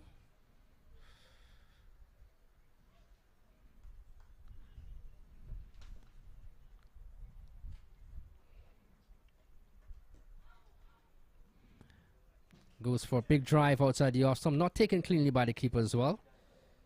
And Chrissy would know at my well, you see, he was fallen wide outside the off stump, and this is the predominant area. Most teams will tend to bowl Hetmeyer when he's out in the middle.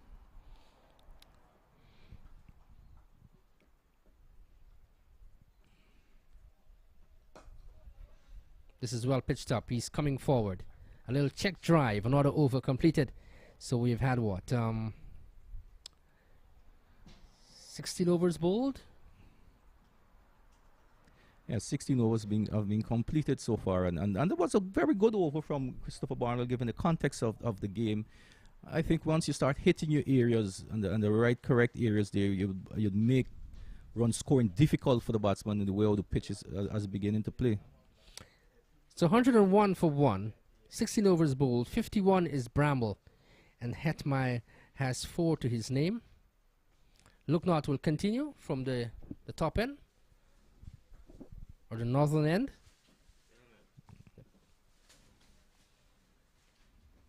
Brilliant sunshine here at Bourda.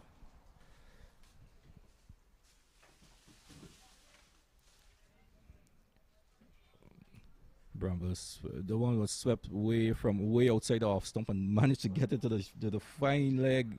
The man at fine leg, I think he was looking a bit square there. And had he stood there, he would have been able to play it back. This is Bramble going back. Misses taken by the keeper.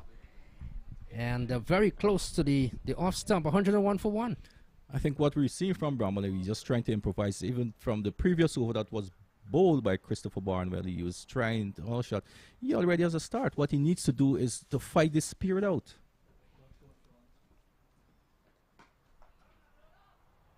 Brilliantly fielded there at point. That's Mohammed to his right. I think Bramble is losing his shape. He's trying to hit it too hard. He wants the gap, yes, but he just needs to be a little bit more patient. Yes, and then this over, he seems to be in very like his timings have gone.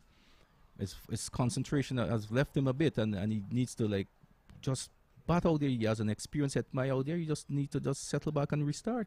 51 he is. Hetmai has 4 in over number 17. Yes, and because he's going too hard at it, he's losing his shape, not timing it perfectly. And this is good bowling by Luke Knott. Recognize that Bramble wants to get after him. He just stuck his toss and not giving him any. This he's reverse sweeping. This will go pretty close to the boundary. And we'll go into the boundary for 4 now as Hemorrhage gives chase, but just to retrieve. So 4 more to Bramble. He goes up to 55. 4 is Hetmeyer. We have had 17 overs bowled, 105 for 1. And Bramble bravely took out the reverse sweep, and he got a top edge. He got enough bat on it to clear the short-haired man and got 4 runs. Yes, so lots of improvisation here from Anthony Bramble. And we see the rate of scoring per over. So we see between overs 4 and 6, the 5th over was a really healthy one for Berbice. But as you said, the last few overs, Demerara, they've come back a little bit in the game, stemmed the flow of runs. And this will also be aided by the way how the wicket, the moist from the wicket has gone. It has dried up, and now it is beginning to play. This is Hetmai coming forward. But if they would want a wicket, really, the wicket that they would want, or the back they would want to see, is Hetmai. Isn't that so? Yes, and I think we've seen the back of Hetmaya would be a boost for the team, but there are other batters, there are other hitters in the Berbice team that could come and play those innings. Is Hetmaya turning it gently?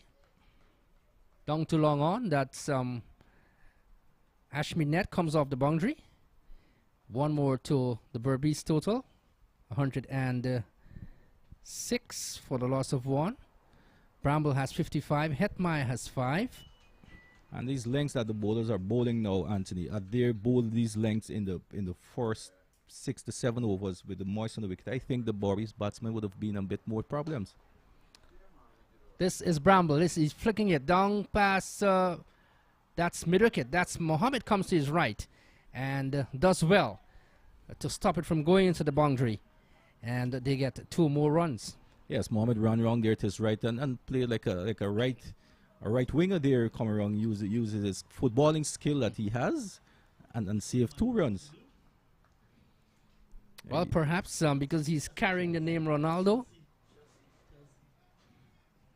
Perhaps thinking about Cristiano Ronaldo. This is Bramble, and they look for a very quick single. And that's the keeper who returns to the non-striker's end. And in fact, they clean up. So 2 more to the total, 109 for 1. Had that been a better throw, I think Hetmai probably would have been struggling a bit there.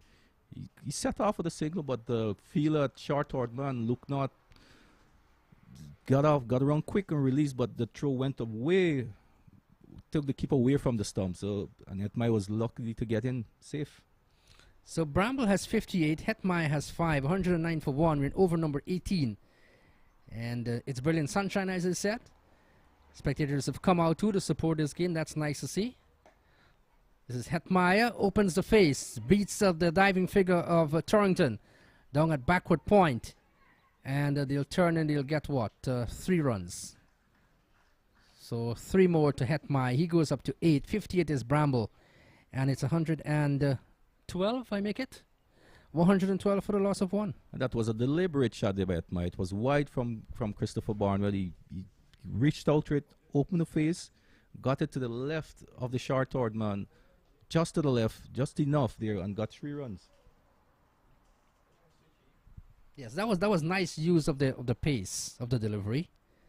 This is Bramble. He's looking to paddle sweep. In fact, the ball goes down to the boundary for 4. We'll just await the signal. And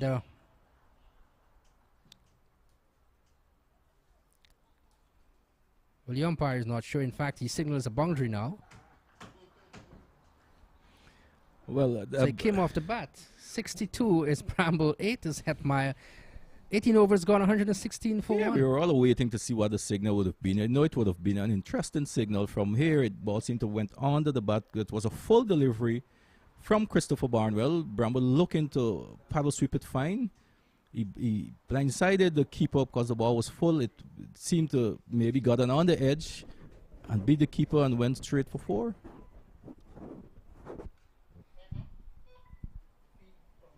So Bramble continues with his dabs and his deft touches and all of that.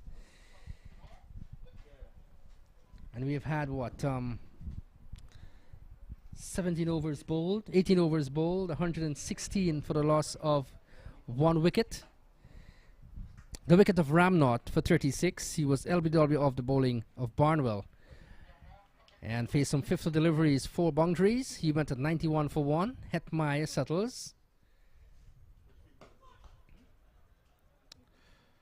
So Roderick has just vacated us.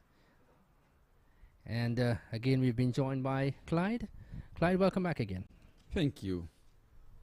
Wadikar, a delivery from Luknot. That was slightly short. Hetmeyer was back and just stroked it nicely up the long off. He gets a single.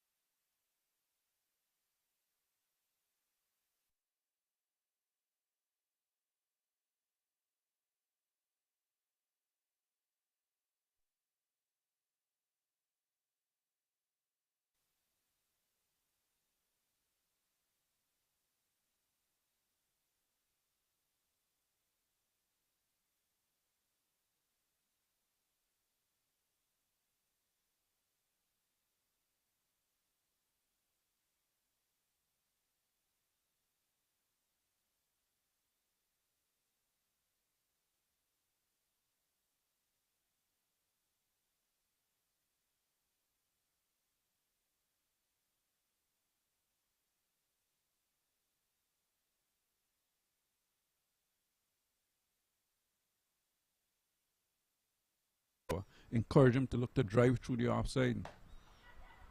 This is Bramble, and he's pulling it down to the left of mid-wicket. The fielder does really well in cleaning up there, as he had to run back from deep mid-wicket. And they get another 2 runs, so 2 more. Bramble goes up to 74. Hetmeyer has 13, 133 for 1. That was a little of a slug sweep by Bramble. And I think the man at deep mid-wicket is a little too square. Probably needs to go a little square.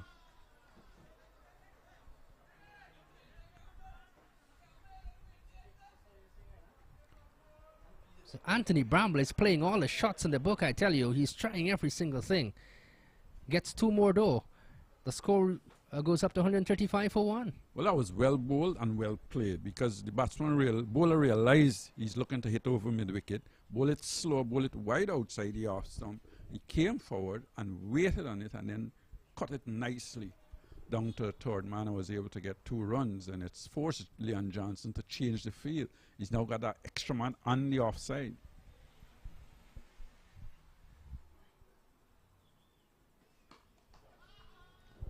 This is up and over. Over point. And Bramble gets another boundary. He goes up to 80. Hetmeyer has 13, 139 for 1 in over number 21. Well, with the change of field, it forced Bramble to play a different shot. This time he was back, waited on it nicely, realized that the bowler has to bowl it outside the off stump. He's only got 4 men on the onside, and he was able to pick that up and hit it over cover and get 4 runs.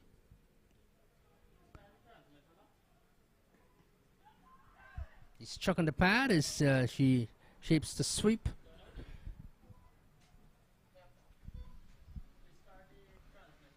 So 139 for 1. Bramble has 80. Hetmeyer has 13 in over number 21. And Berbice continues to put a pressure on Demerara. They've only picked up a solitary wicket. They'll want more.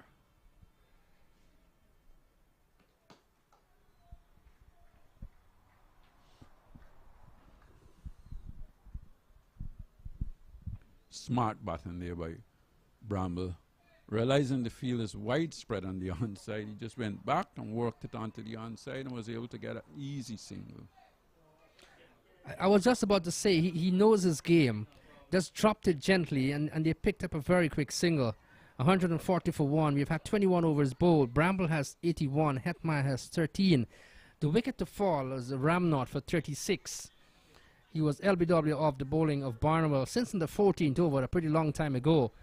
And his innings included 4 boundaries. He faced some 50 balls.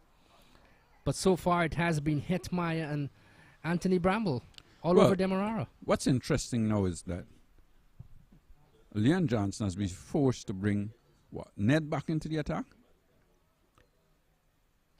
Yes, I think that's Ned coming back into the attack. But Sankar is out on the field, and you wonder if it's because the left-hander is out there, he's afraid to bowl Sankar. I think Sankar is a right-arm leg spinner, bowls a little slower than most of the bowlers on there, and does turn the ball a little, and bowls are googly as well. So you would have started, if he's going to bowl the young man, you would have needed to bowl him at some time early in the game. Yes, and I want to support your point there, Clyde. I think because of the presence of Hetmeyer, that's why maybe but that shouldn't stop you from bowling a bowler. If a bowler picks the ball, he has to bowl whether it's left hand or right hand batting. Net continues.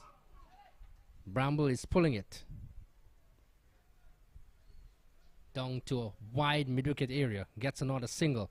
141 for 1. Bramble goes up to 82. Hetmeyer has 13. And in over number 22, Berbice really pushing up really fast. And with his current rate, Demerara will have lots of work to do once Berbice can continue in this rich vein of form in batting. Well, the thing is, you've only lost 1 wicket and you've got some power hitters in the hut as well.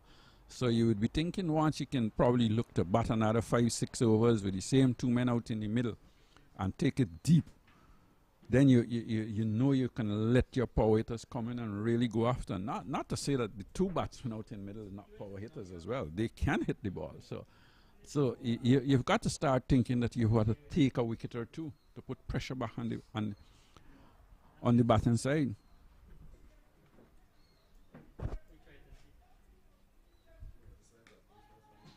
This is Hetmai, opens the face, down pass, backward point, bisecting the two fielders really. And he gets two more. He goes up to 15, 82 is Bramble, 143 for one.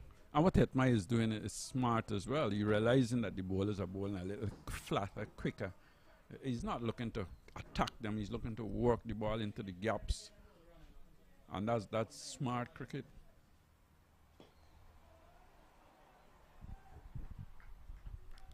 Yes, at the moment, Hetmai, I share your point, he's not looking for the big aerial expansive drives. He's just trying to find the gaps, walk the ball around, just maneuver it, pick up the ones and twos, and allow Bramble to do that.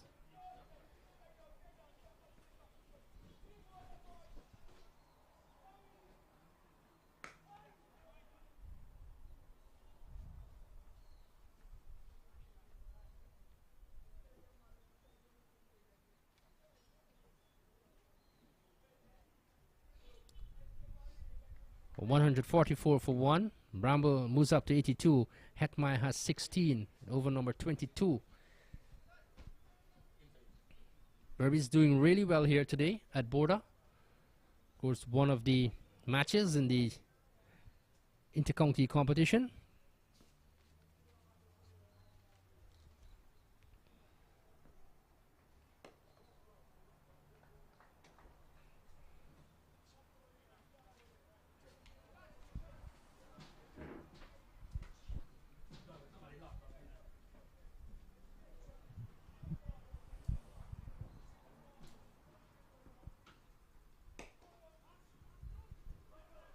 This is a punch by Bramble as he beats the fielder there at short cover. And he gets another single, not over completed. We have had 22 overs bowled, 145 for one. Bramble has 83 and Hetmai has 16. What we have seen from Ned today is that can't remember seeing any ball really spin from him. What he's trying to do is to angle the ball into the right-handers and bowl them as close as possible. And Bramble obviously realizing that the ball is not thrown in, he's using it, the width of the crease, he's backing away, he's given the charge sometimes. So he has done what he's supposed to do against a bowler that doesn't really give the ball a tweak. And one would love to see young Ned really try and spin the ball a little at times. If you're flighting and you can get one or two deliveries to turn, it puts a lot of doubt in a batsman's mind. You look at the off spinner, he has gotten some of the deliveries to turn, but what he has done is bowl a little too flat. Especially when he bowls to Hetmai, you're bowling to a left-handed, getting the ball to turn across him. You need to encourage him to look to drive you through the offside rather than go back and cut or look to work you on the onside. Good, so now we see a change in bowling from the northern end, the north road end. That's Sankar, who will continue, and he will start over number 23. Clyde, now we see the introduction of Steve Sankar. Yeah, I think it's due that he should bowl, and he should bowl early. I think a leg spinner in any game is a wicket taker. Is supposed to be an attacking bowler. And if wickets are not coming, you want your attacking bowler. You want the bowler who you think is going to get you wickets to be into the attack.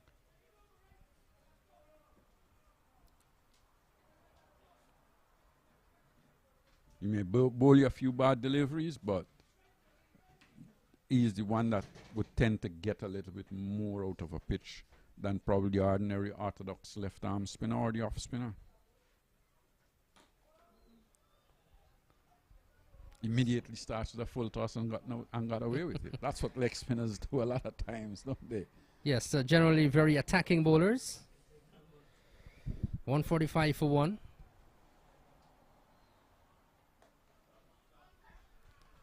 This is what? A sweep. A little bit of a paddle sweep, down pass, backward square for 4. And the Bramble gets 4 more. He goes up to 87, I make it. 149 for 1. Yeah, well, I don't know if you could call that a paddle. I think that was a full-blooded sweep from a delivery that was flat. It was outside leg stump, and he swept it behind square and swept it with power and was able to get 4 runs. I think what you as a leg spinner now, what you've got to think about how you're going to bowl and how you're going to attack the batsman. If you're going to bowl slow, try and get him to hit you over extra cover. There's a man at deep cover. That man comes into play. If he's going to edge, he can easily go to the short third man or the backward point. So that's what he's got to think about, bowling him slow and outside off stump. And probably need his long off to be a little wider. I think the long off may be a little too straight at this time. The long on could come a little straighter, and that would tend to put a little bit more pressure on the batsman.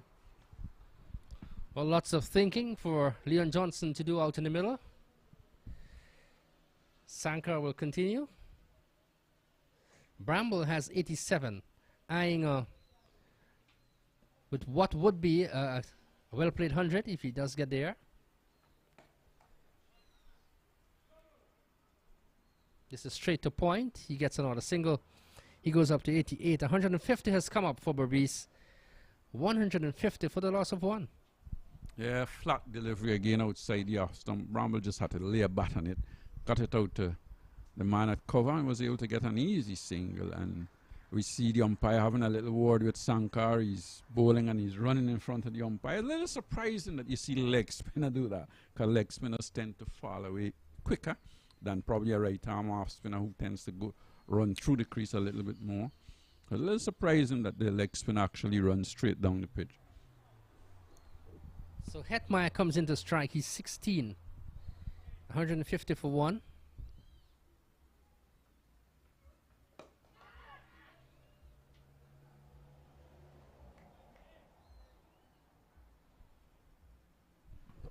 And the quicker leg spinner bowls, unless you're really spinning the ball, it's easier for the batsman to pick you off. Because then they can just come forward, push you up to mid-on, mid-off, and get singles. When the ball holds up a little bit in the air and off the pitch, he can easily hit those balls in the air. This is a pull. This is Bramble. Will come pretty close to the boundary. The fielder is giving chase there. That's Tajan Ryan Chandapal, who rifles the return in. And I can tell you, Bramble looks a bit tired out there as well, because there was no attacking running between the wickets. They just jogged the first one and jogged the second one. So well, he's raced up to 90. He's been there from the start. So I guess batting for that period of time. This is what? Down pass. Deep backward square, I make it. And that will go into the boundary for 4 more. I think that's the pace of the delivery again. He was looking to sweep behind square, got the top edge, and it flew over the head at the man at a short, fine leg and went into the boundary for 4.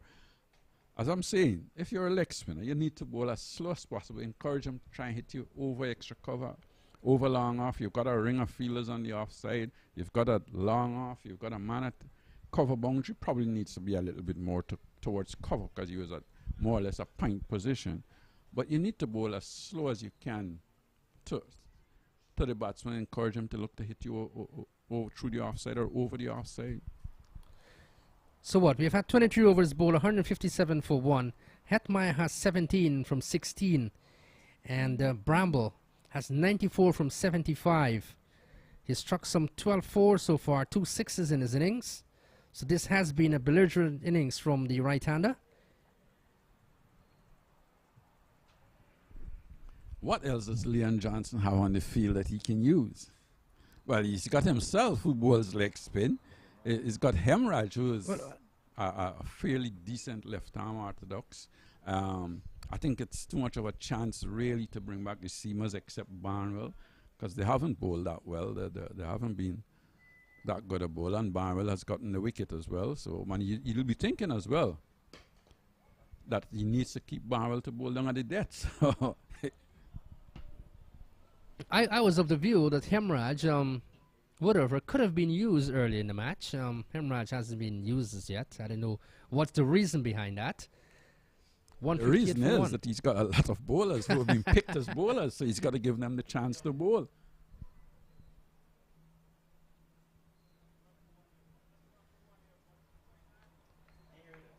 158 for 1. Bramble has 94. 18 is Hetmeyer. Net continues from this the southern end or the Regent Street end.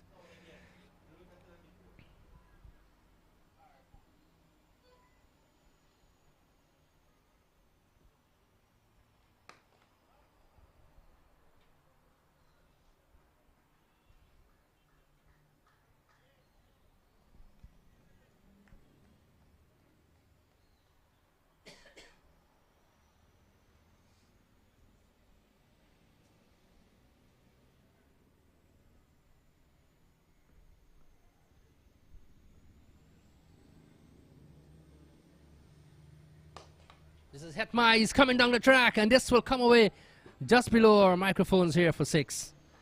So Hetmeyer stepping on the gas, so to speak. He goes up to 24. 95 is Bramble. 159 for 1.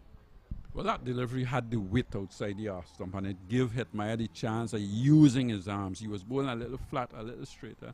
This time probably bowl it a little too full and a little too much outside off stump.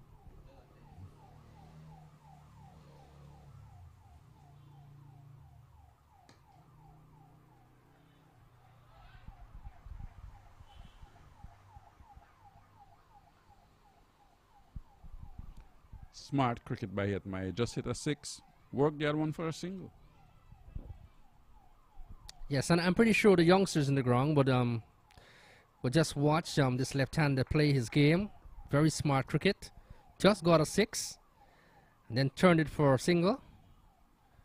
This is Bramble. He's coming down the track. And brilliantly fielded there. That's Torrington or Mohammed in the way. In fact, it's Sankar, correction. 167 for 1. I think Bramble was coming down the track looking for a big one there. Didn't get the elevation that he was looking for. It's fairly well, but man at long on was able to come around and stop the boundary.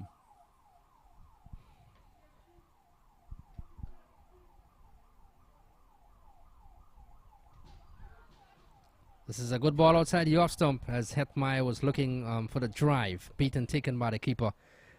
And we've had, 24 overs bowled. Berbice 167 for 1. Bramble has 96. Hetmeyer has 25. Again, just bowling that one with the arm, going straight across the left-hander, wide outside the off stump. And just missing the bat as it passes outside the off stump. Hetmeyer just looking to push it out in the offside.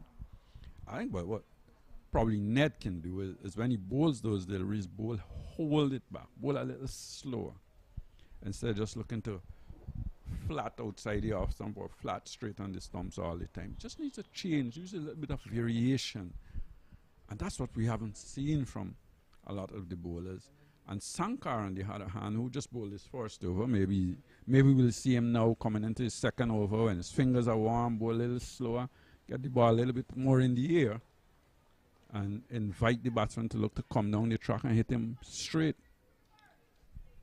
So Sankar will continue. Before this had the solitary over for 12 runs. Net, 6 overs, no maiden, 31 runs, no wicket. Well, this is interesting to see the field. There's nobody out on the cover boundary. And it's obvious what Sankar is going to do. He's going to try and bowl fast and flat into the pads.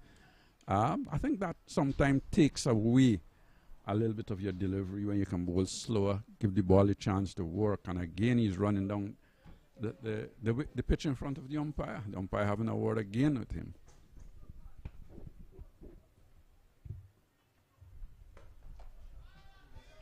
This is cut away, down past point. Exactly the point you were making, Clyde. No fielder out on the boundary. And that's Bramble. He gets 100. Raises his bat, salutes to the crowd and to his teammates. A well-deserved 100 for the right-hander from Berbice. He goes up to 100 exactly.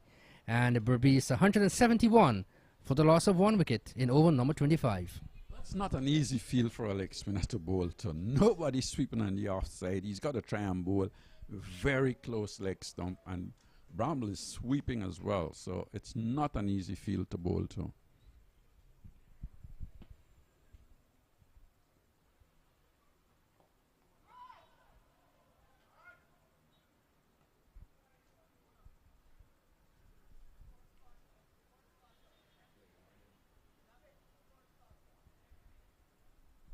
he's gotten his first caution for running down the track. You don't often see spinners do that, especially leg spinners.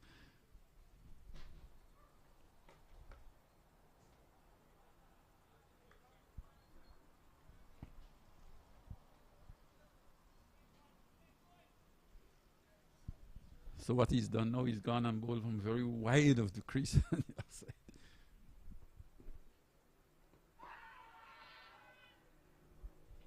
This is Bramble. He's struck on the pad as he shapes to play the ball on the onside. Still 171 for 1. Bramble has 100 to his name. Hetmar has 25. And we've had, what, 25 overs bowled? No, the over hasn't been completed. Correction. 172 for 1.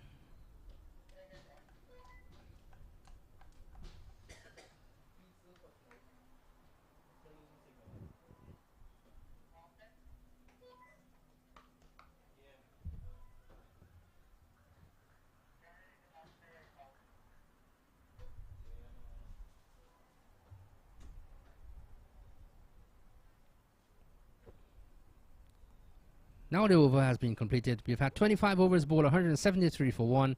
Bramble has 100 to his name. Hetmar has 26. You've got 20 overs to come. You've got a good strike rate going. You've only lost 1 wicket. It's a lot of pressure on the Demerara bowling attack. It certainly hasn't been very penetrative. It hasn't really tested the Berbice batters. Of course, we may say we're playing at Bourda, one of the better batting tracks around the region. But yeah, still you want to see, when the bowlers bowl, you want to see that variation. You want to see they're doing things with the cricket ball. This is Hetmar, and that's his famous shot as he just pulls it over mid-wicket and gets a 6. So 6 more to Hetmar. He goes up to a 32, I make it. 100 is Bramble, and Berbice 179 for 1. I think Hetmar is making his intention known now. I think he's decided, well, Bramble's got his 100. I've played for him to get his 100. I'm going to go now as well. And like I said, with 20 overs to go, and Berbice certainly set for a huge total. Yes, and I'm somewhat disappointed too in the Demerara fielding. The captain, I don't see a spring in their step. It looks as though they're just waiting for something to happen, when they should have been, a little bit more proactive.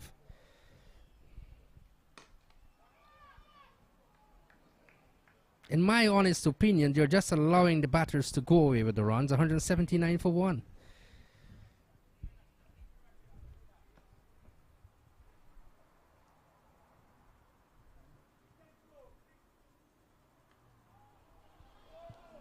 This is cut away, just past the gloves of Imlach, and we'll just await the signal.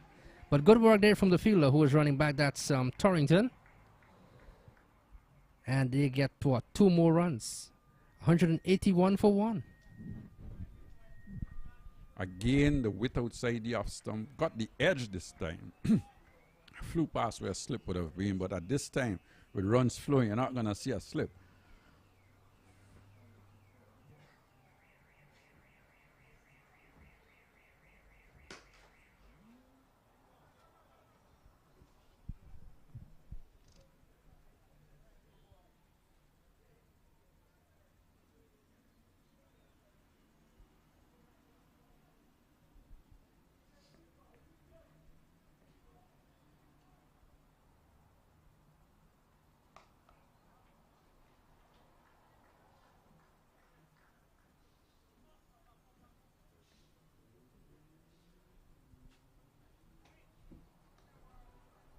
Yes, so Berbice getting the runs at will, 182 for 1. Bramble has 100.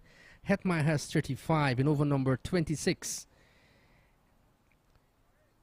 And with lots of overs to go, and that pretty strong batting lineup, let's watch and see what will happen.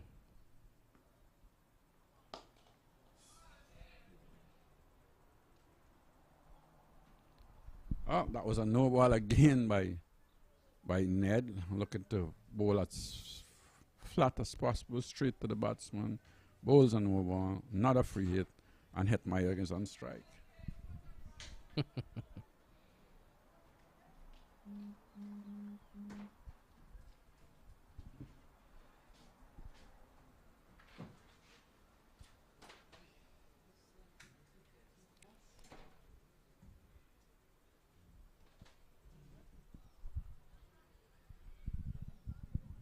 Leon Johnson now having a word with his bowler. Probably saying, well, you've got to try and bowl flat, straight, back of the length.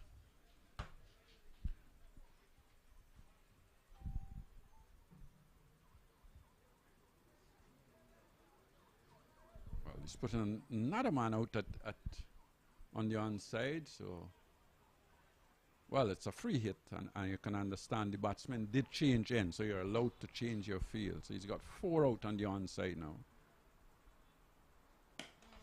This is another one. Matters. Another 6 by Hetmeyer. That's in the slot for him, really. And that's meat and drink for him. He'll take that every day of the week. 6 more to him. He goes up to 41. 101 is Bramble. 184 for 1.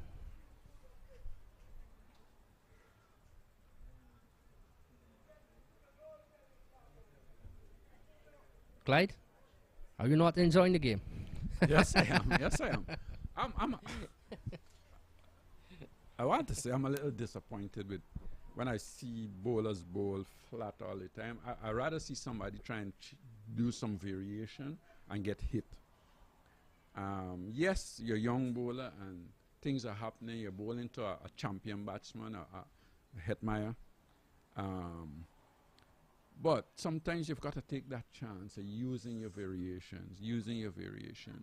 And especially when he bowls to the right-hander. We haven't seen any delivery that look like if it's going to turn, if it's got beat the batsman in flight or as such. And sometimes that is what it takes to get a batsman out.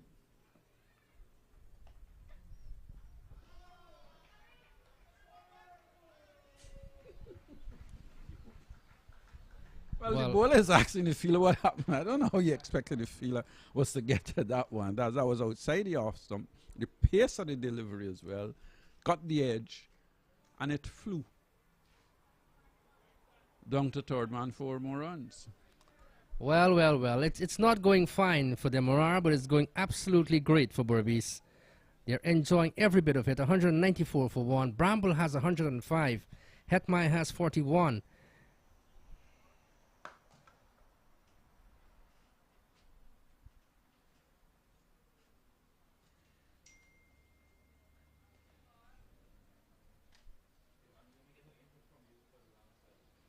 Well, they need to find that inspiration from somewhere. It has to come from somewhere, or else Berbice, they're going away massively with this game. 194 for 1. Bramble has 106. Hetmeyer 41 in over number 27.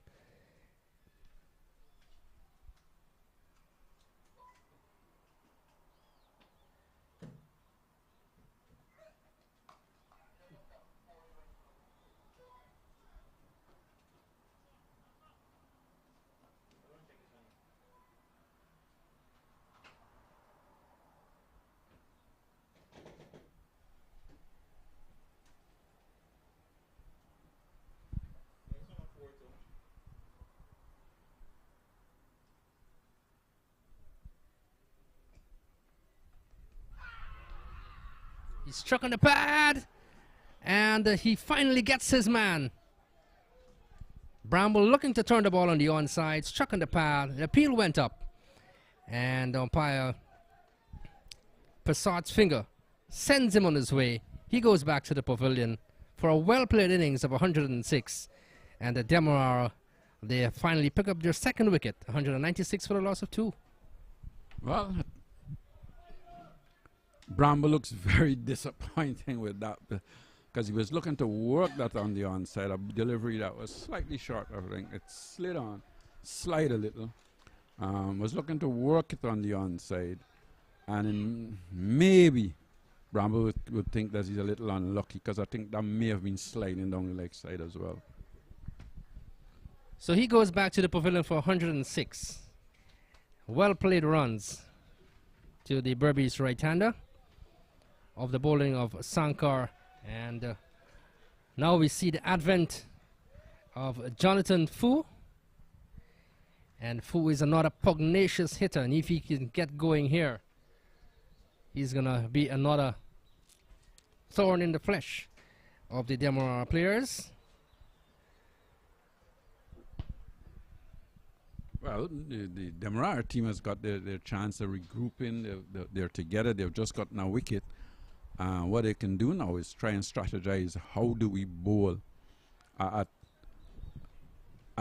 the batsman out in the middle and the batsman to come? Are we going to try and bowl them a little slower, just use the pitch a little, encourage them to look to hit over the top, or are we going to continue to bowl flat and maybe a little straight as well? Because the only body I think that has actually turned the ball today is the off spinner, Luke Nott.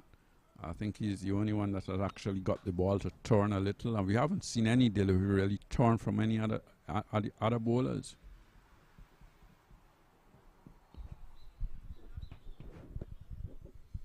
So Jonathan Fu, who represents the Club of Albion. So one Albion player replaces the other. He's right-handed as well. Shot to prominence in the 2010 Caribbean T20 tournament when he scored that astonishing innings of 42 of 17 balls. And he is one who can hit the ball very far away too, Clyde. Well, first of all, that was a good 100 by Bramble. I thought he batted pretty well. Earlier on, he took his chances when the faster bowlers were on, and then he settled in, and he did take some chances against the spinners as well, but certainly it was a very good innings. So Jonathan gets his first run. That's Fu's first run. He's off the mark. And the Berbice 197 for 2 in over number 27. So still a pretty long way to go.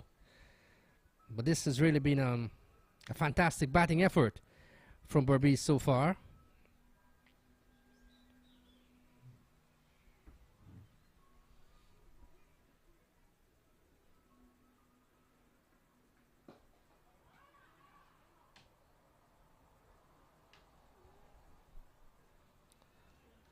So we've had 27 overs bowled, Berbice 197 for 2. Fu has 1, Hetmeyer has 42.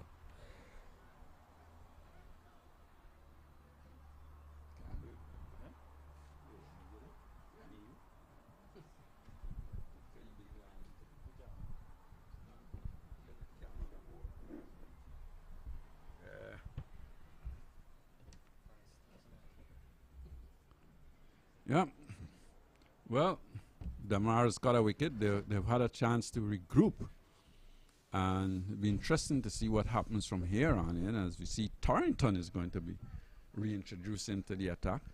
Obviously, Leon Johnson realizing that Hetmeyer was going after young Ned, hitting him for a few sixes in the last couple of overs and really taking him apart. So he has decided to go with his young seamer. We'll just have to wait and see how he goes, how he comes back here, because with the field wide spread, and sometimes a lot of these bowlers are so inexperienced at bowling with fields where it's just widely spread that you don't know what they're going to do. As I say, welcome back, Roderick. Yes, Clyde, and it's interesting, and I think this move has prompted more, say, that Fu's at the wicket, and maybe if you want to have Quarrington bowl a bit short, Torrington bowl a bit short to Fu, but you know the wicket is played, it's plumb, it's dead, and you said a regroup. I would say they got a bit of a respite.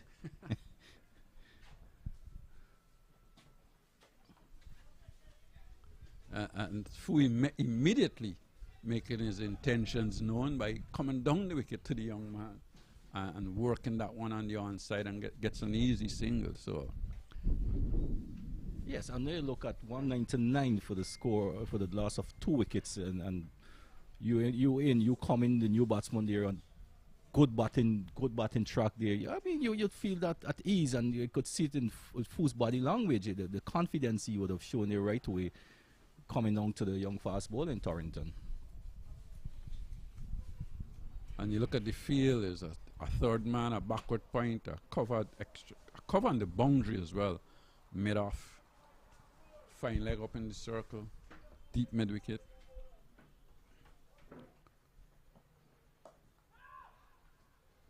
Good delivery, just slightly short, working on the offside, unable to get a run. Right, that one made some height, and what would be interesting, what Toronto would need to do here, Clyde, is probably use the seam, some cross seam deliveries, not just the conventional type of bowling, because on this pitch you need to do things that would be to try to get yourself and your team, back into a game that seems to be getting away from you. Getting away from you? Or it's gone already. Well, I don't know if it's gone because you still got a bat, but certainly outside the off stump. Hetmeyer looking to play down to third man, misses and goes through to the wicket keeper. Good bounce and carry there from Torrington there. He has a nice, easy approach. We looked at him there, Clyde, into the wicket. You would want to think that you can get more out of him, but his approach is just nice and easy into the wicket, and his action it's a pretty good action, something you could work with and he can develop from there on. Certainly can.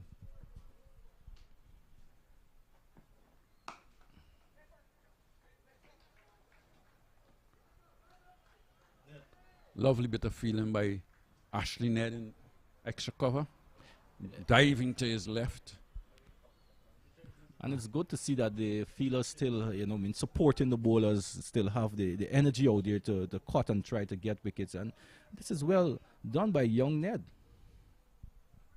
Good feeling, excellent bit of feeling.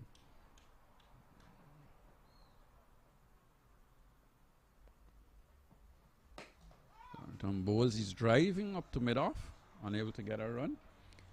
Good over so far from Torrington, coming back for a second spell from the southern end, or the commentary box end, as we're at here now. And this is good to see him come back, Clyde, after we know that in his first spell he wasn't there settled.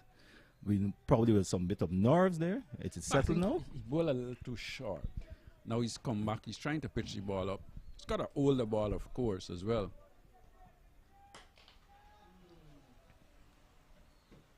And as soon as we say he's pitching it up, he bowls one short and it's pulled away. A good bit of feeling in the outfield there. Good supportive feeling there. 200 is up. And yes, and we said that he was guilty on this occasion, a bit short, and that he might was pounced on it, pull it. I guess that he mightn't get the amount of energy or the body he wanted to get on it. Nevertheless, they got two on Berbice. 200 is up in the 20th over, Clyde, with some 17 overs to go, and you 200 for two. What is your prediction here? I think you're looking to chase 300. When you only got 2 wickets down, you and 27 overs, you're playing a 45 overs game. You're thinking that the batting side would be disappointed if they don't get to that 300 mark. Most definitely if they don't get. And they have the calibers of batting within the hot still to come. You have Moti, you have Pramal, Prestano, Shepherd, and Sinclair. And some of those batsmen can give it a go. And likewise with the two out in the middle, Hetmeyer and Fu. The thing is, most of those guys are playing as bowlers who can bat. And I'm sure Leon Johnson out in the middle may be thinking, if we can get them in as quickly as possible, we stand a good chance.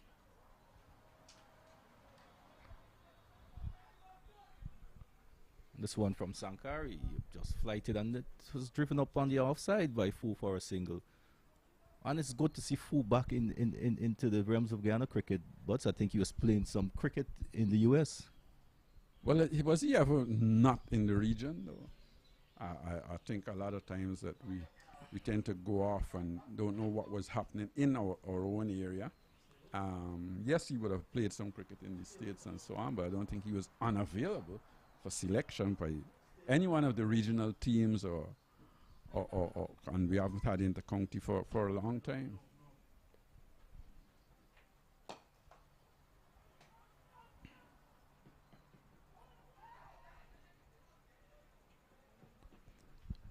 And you can see with that delivery pitched up on the onside, worked into the space on the onside, and the run in between the wicket was a little different. We know that when Bramble was batting, they weren't really looking to take twos. And I think as well, Bramble just flew back into the country, so it's obviously a little tired and jaded as well. So Yes, and yeah, it was, and it's two fresh set of fresh legs out to the middle area. You can safely see. I mean, Etmai has been there for a bit, but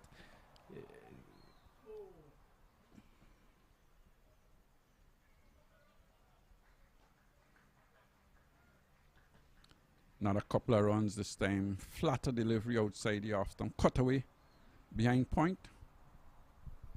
and this was and this is what you want to see. Your wicket just lost, new batters in, started to pick up the ones and two and develop a partnership, and then you can explode. Worked on the onside this time. He's going to get an easy single. As that is a misfield, he's going to get a second run. Misfield by Torrington. And 50 to Hetmeyer. He certainly played very well indeed. And he's worked the ball around a lot. What I like about this innings is that he's decided he went out there and he worked the ball a lot. Yes, he did take on young Ashnet and hit him a few times in the stand, but he's really worked the ball around nicely. Yeah, it's a good innings in the context of the game and all that was happening around there. I think he assessed the situation well, batted well. As you said, he worked it around and he was as nimble feet as you would want to say. It was 47 deliveries for his 50. 37? 3-7. 37 deliveries for his 50. 1-4, 3 sixes. Well played. Yes, and this could be ominous sign there for the Demerara that might just they got into his 50, 208 on the 9 on the scoreboard, some 28.5 overs there. So they would want to see the back quickly of Etmai and not having him to explode.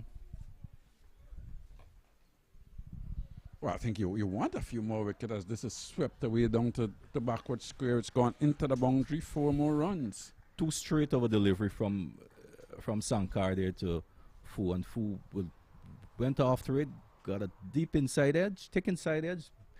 There was no chance once it get past near the fielder from the deep backward square had no chance in getting wrong there, and the runs beginning to flow once again. Runs being I said flow again. I guess there was a bit of a lull. I understand. Probably when you don't see boundaries, you think it's a little bit of a lull, but there have been still rotation of the strikers been good. And I think that the both batters out in the middle now would be thinking that, things are fairly easy. There's no need for us to try and go too hard. You don't need to slug. You need to just bat because you're picking up runs. And that's true, and that's what's needed. And this is smart cricket. You don't want to get complacent and carried away. You have a total and then you just throw it away. You still want to build when you're out in the middle. Because you don't know. One wicket go, 2 goes, and you don't know what happens with the batsman coming in.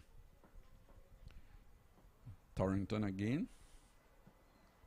This time he's smashed back past the bowler. That's gone for 4. Yes, short outside off. So I'm going to slide across at but he was hanging back there, pick it up and swat it back over the bowler's head with disdain for 4. Yes, and Hetmeyer now probably decides I've got 50. I've got more batters in the hut to come.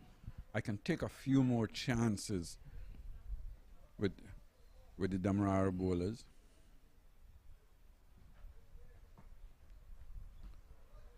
Wide outside the off stump. Wide signal by the umpire. Yes. Torrington just trying to hide a little. Yes, overcompensating there, but going a bit wider outside the off stump. I think the plan is for him to bowl just outside the off stump, going away from Etmai, but on this occasion, this one was a bit too wide and rightfully called wide by the umpire.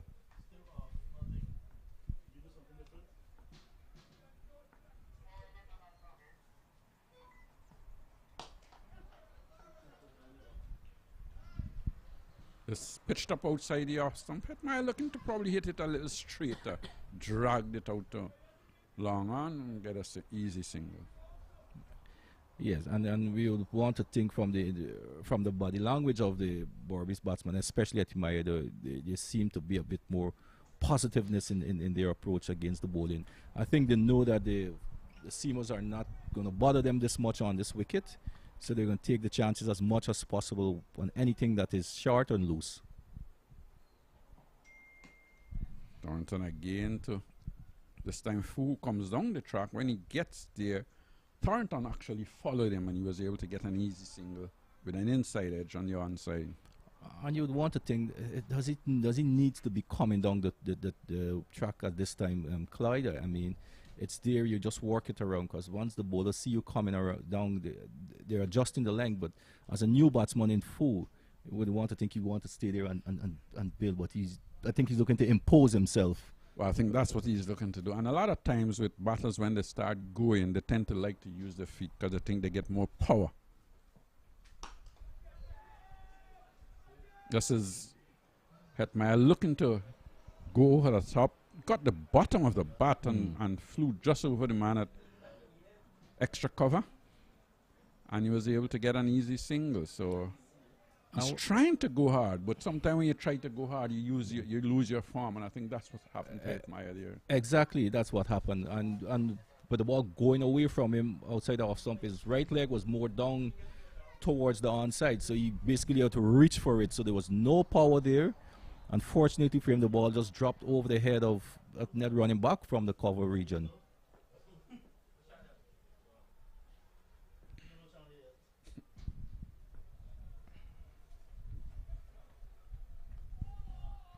Wide outside the leg stump, full. Looking for the York, I think. Lucky for him that Fu didn't get a bat on that, because I would certainly have gone away to the boundary and the onside for 4. Yeah, Fu with himself, telling himself he probably missed out there on a boundary there. It was a gift from Torrington down the leg side there, full, wide.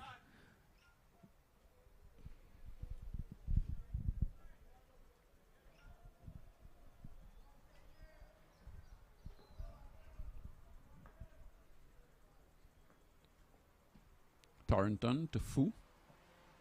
Fu coming down the track again. And he comes down. Torrington saw him pitching it short, hitting it out to mid-off, unable to get a run. I think what is Fu's approach, I think it's, for me, I think it's taking something away from him, because he's playing the shots mostly on the move when he comes down there. See, he's not getting to settle to generate that power. And he should need to give himself a few from the crease, work it around, and then he can start assessing from there and make his move. But is it necessary to look to do that at the moment, or still look to work the ball around, pick up singles and wait for bad deliveries, or? Well, he's upset Torrington a little as well by using his feet. Torrington this time going wide outside leg stump, wide signal. Yes, and you can see from Torrington's body language there, his confidence is not there. I mean, he's a young man now coming to his first inter-county game there. It's not an easy pitch to bowl on, and with a team at 222 for 2 in the 30th over, he hasn't settled in there. And the thing is, he hasn't got anybody sweeping on the offside as well, so his line has got to be very tight. And that's a good point there, but see, you're looking at that way. There's not there, forces you to be closer or tighter there to that thing, and with this inexperience, I mean, that could be something that is bothering him.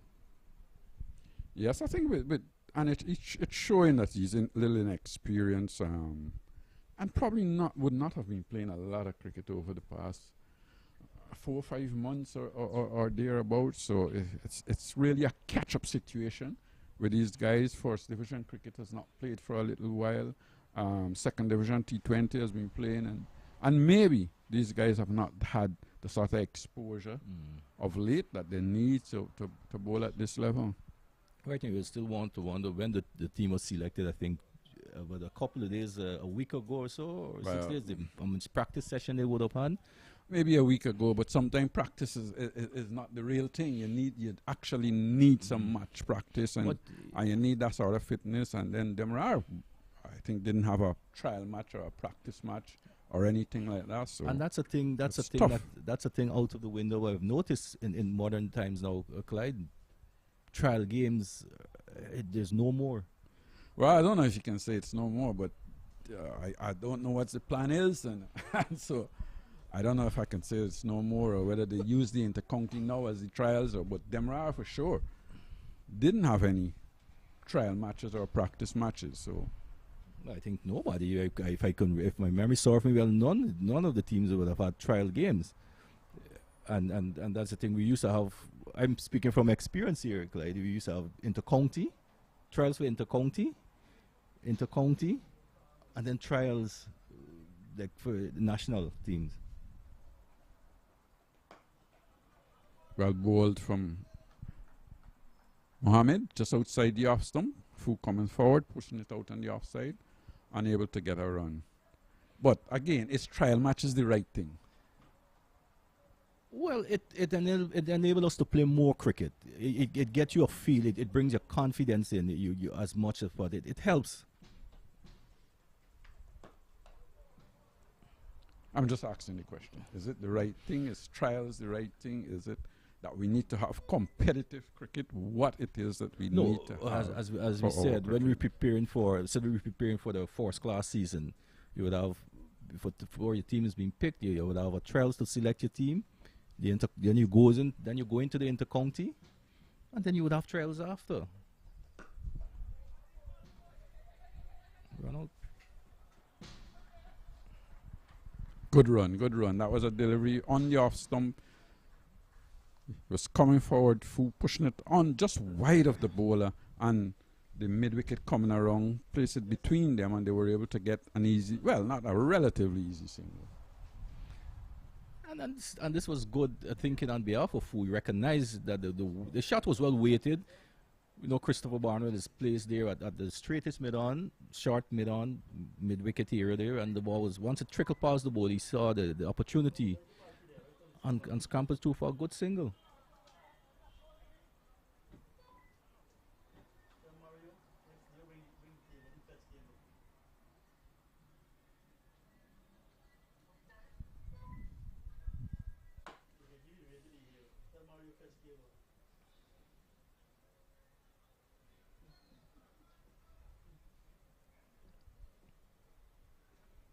Mohammed this time to hit Maya. Maya is driving this out to long off, gets an easy single. When you look at the entire square out there, Clyde, it's parched brown. Not a blade of grass. Reminds me of that song. Reminds me of the trade winds. And I think over at Everest it would be the same as well. Not a blade of grass.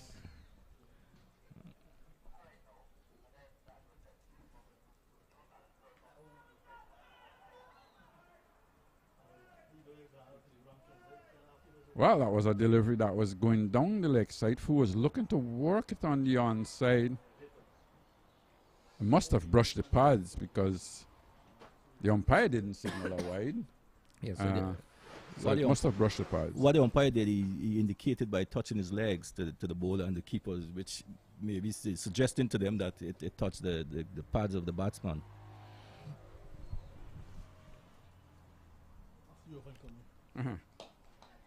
Fu is driving through the offside. This is going to go into the boundary for four. Good looking shot from Jonathan Fu.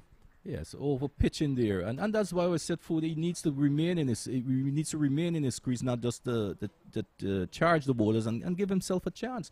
This one was over pitched by Mohammed and was driven through the offside, and it's interesting, Clyde, to see the scores at 229, and when you look at the field placing, the support is not there. You'd think you'd want to see a bit more boundary riders there. Well, I think you're only allowed 4 men out the circle, so between the 9th and the 27th over, so that's what is happening here. The second set over, then the last 9 you're allowed 5 men out the circle. So for 27 overs you're only allowed 4 men out the circle up. So that's what has happening here.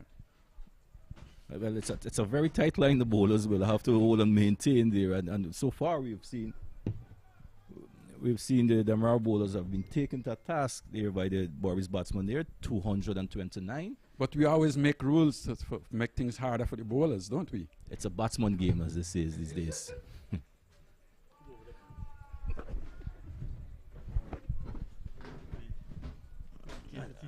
I said, welcome back, my buddy, John Romsing, who seems to be very busy.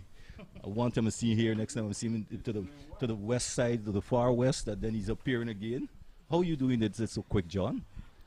Good afternoon, Roddy.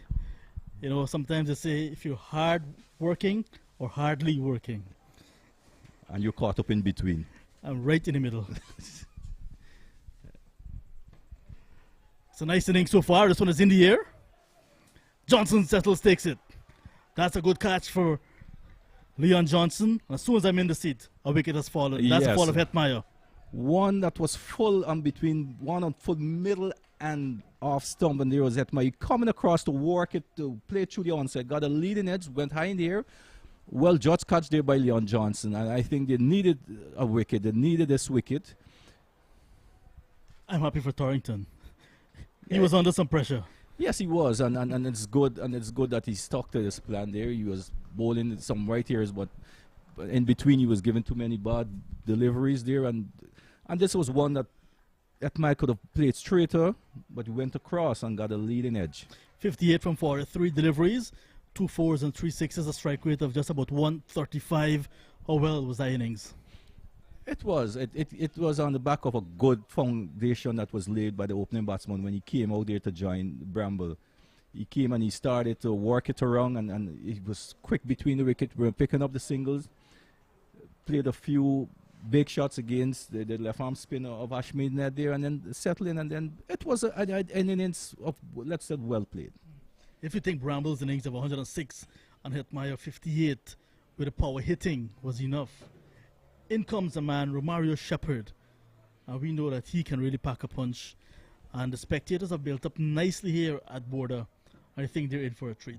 Yes, we know he can pack a punch, but if the bowlers are smart and bowl the areas there, deny him there, you can put him on some pressure. Yeah, 230 for 3, start of over number 32. But what he needs to realize too, that Shepherd, that he has some 13.5 overs remaining to bat. So he has some time to spend in the middle here. And this is not an easy pitch, you know, John, to bat on. It's dried out. It's not easy to play the shots.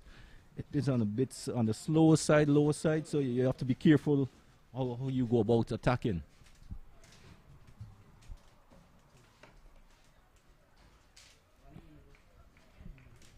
He's off the mark right away. One just pitches just about off stump. Smartly played out into the offside there by Romario Shepherd, and he's up and running.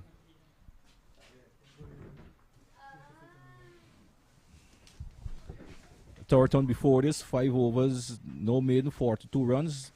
In the 6th over, got a price scalp of Hetmeyer caught by Johnson. A well judged catch. Those guys, you know, those skiers with a white ball in the day is not easy, John. But I think if anyone could have taken that, it had to be Leon Johnson with all of his experience. So the runs now, the back end of the innings, you want to say. So 233 on the board. I heard the discussion with yourself and the veteran.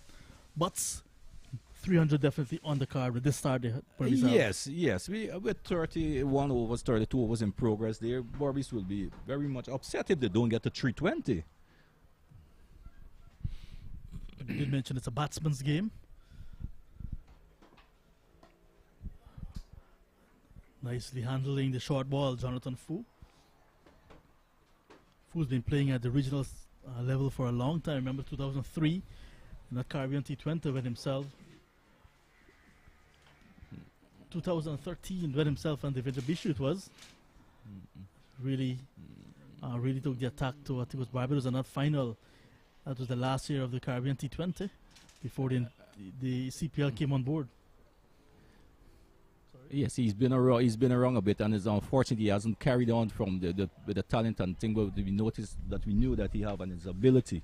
Yeah, I remember him playing on the 19 in 2008 in St. Kitts and Nevis. Same year, Christopher Barnwell played as well. And one guy that I had a lot of time for, Kellon Carmichael. Remember that name? Young all-rounder from Maltinos. Played a lot of cricket in the United Kingdom. Yeah, he's with Maltinos now, but I think he would have started his cricket at Transport. Another wide from Torrington, looking to finish well. Yeah, but those are some of the guys T20 and the limited overs would have suited them a whole lot. Yes. And we look at Torrington bowling, we know that he's forced to bowl close to the batsman because there's no protection on the cover boundary area. But with a new batsman in Romario Shepherd, I will still want to test him just outside of the off stump, John. Not too close to him, but just test him outside the off stump and see what he has.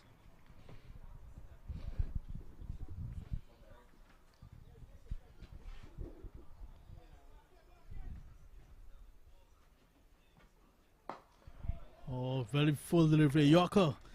It's usually good to see those deliveries in limited overs cricket, in any form of cricket actually. That's the end of a successful over from Torrington. 6 overs, 1 for 46 for him after 32. Berbice 235 for 3. Well bowled, Torrington. Good finish to the over, good Yorker, and well played also by Romario Shepherd to keep that one out. That one was zeroing in on the middle and leg stump there, John, and almost fell Romario Shepherd there.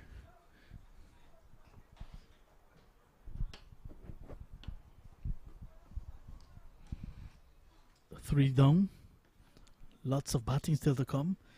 But I think the bowlers, Sankar, lots was expected of him, did not deliver today. The leg, the wrist spinner, you wanted more from him, at least. Yes, I think when he came on to bowl, I think maybe Johnny probably would have come on a little tad too late. And he came on now, especially when the batters were on top. So he wasn't allowed to settle. And so that he came into a very precious situation to bowl when he came on. Yeah, 4 overs for him, 1 for 36. Richie Lucknow 4 overs, none for 29. I expected more from that pair. But it'll be Ned to continue from the northern end of the ground. Look at the reverse, Jonathan Fu. Yes, no, yes, no. In the end, they returned to the respective creases. There was Tejas and Chanderpaul onto that one very quickly, looking to see which end. Could have taken any end. In the end, all is well that ends well. Ned into his 8th over now. 1 after this, a maximum of 9. The 5 bowlers can bowl. Slower delivery, half-hearted shout for a leg before. Jonathan Fu here at a start. He's on 17. Yes, and that one was sliding down from the bowling from around the wicket, and from the angle it was taking it down the leg side there.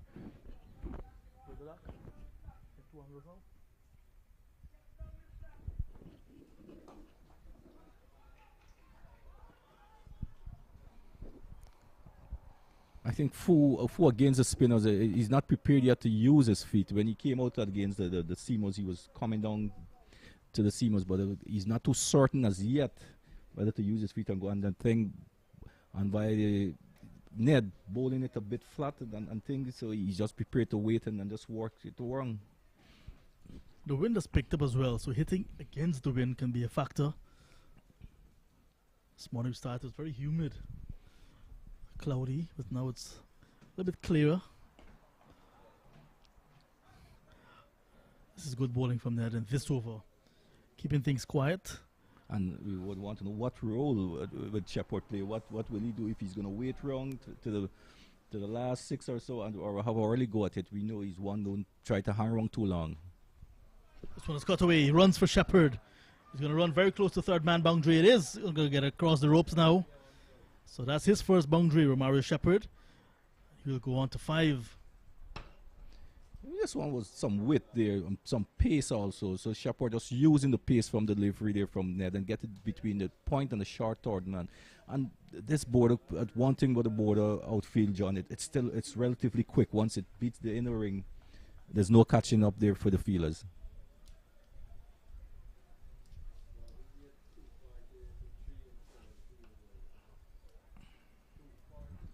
So this is the first of 3 matches for Berbice at Bourda. And if they get into the final, it could be all 4 of their matches in this year's tournament at Bourda. Over completed, so that's the end of 33. Well, I don't see a reason why they shouldn't get into the finals. But then again, we're talking about cricket. I think coming into this competition, when you looked at all the teams on paper, if you to single them out or to give them a ranking, you would say that Berbice is the team to beat. Because I think from 1 to 11, national players within the Berbice team. You had a national youth player started the batting in Ramnat, and all the others would have been national and West Indies players. Quite a relaxed dressing room there for Berbice. Shimon Hetmaya and Sinclair next to him. And rightfully so. You see 240 on the board, 3 wickets. 33 overs.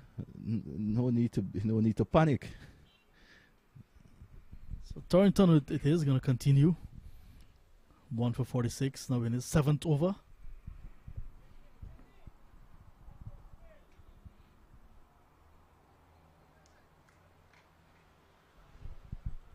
So we did say this is the first of 3 matches for Berbice here at Bourda.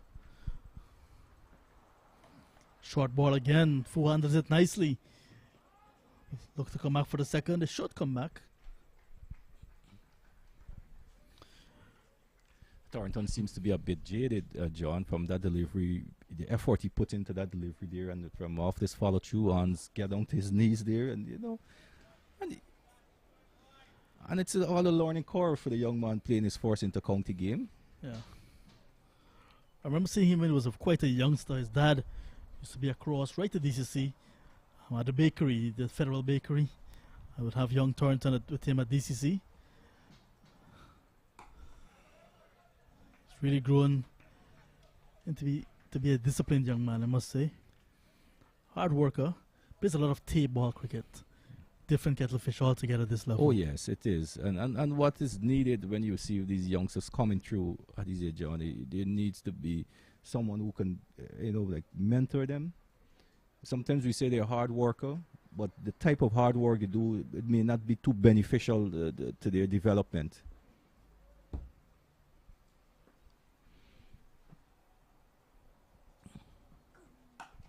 Oh, that's a big shot from Jonathan Fu.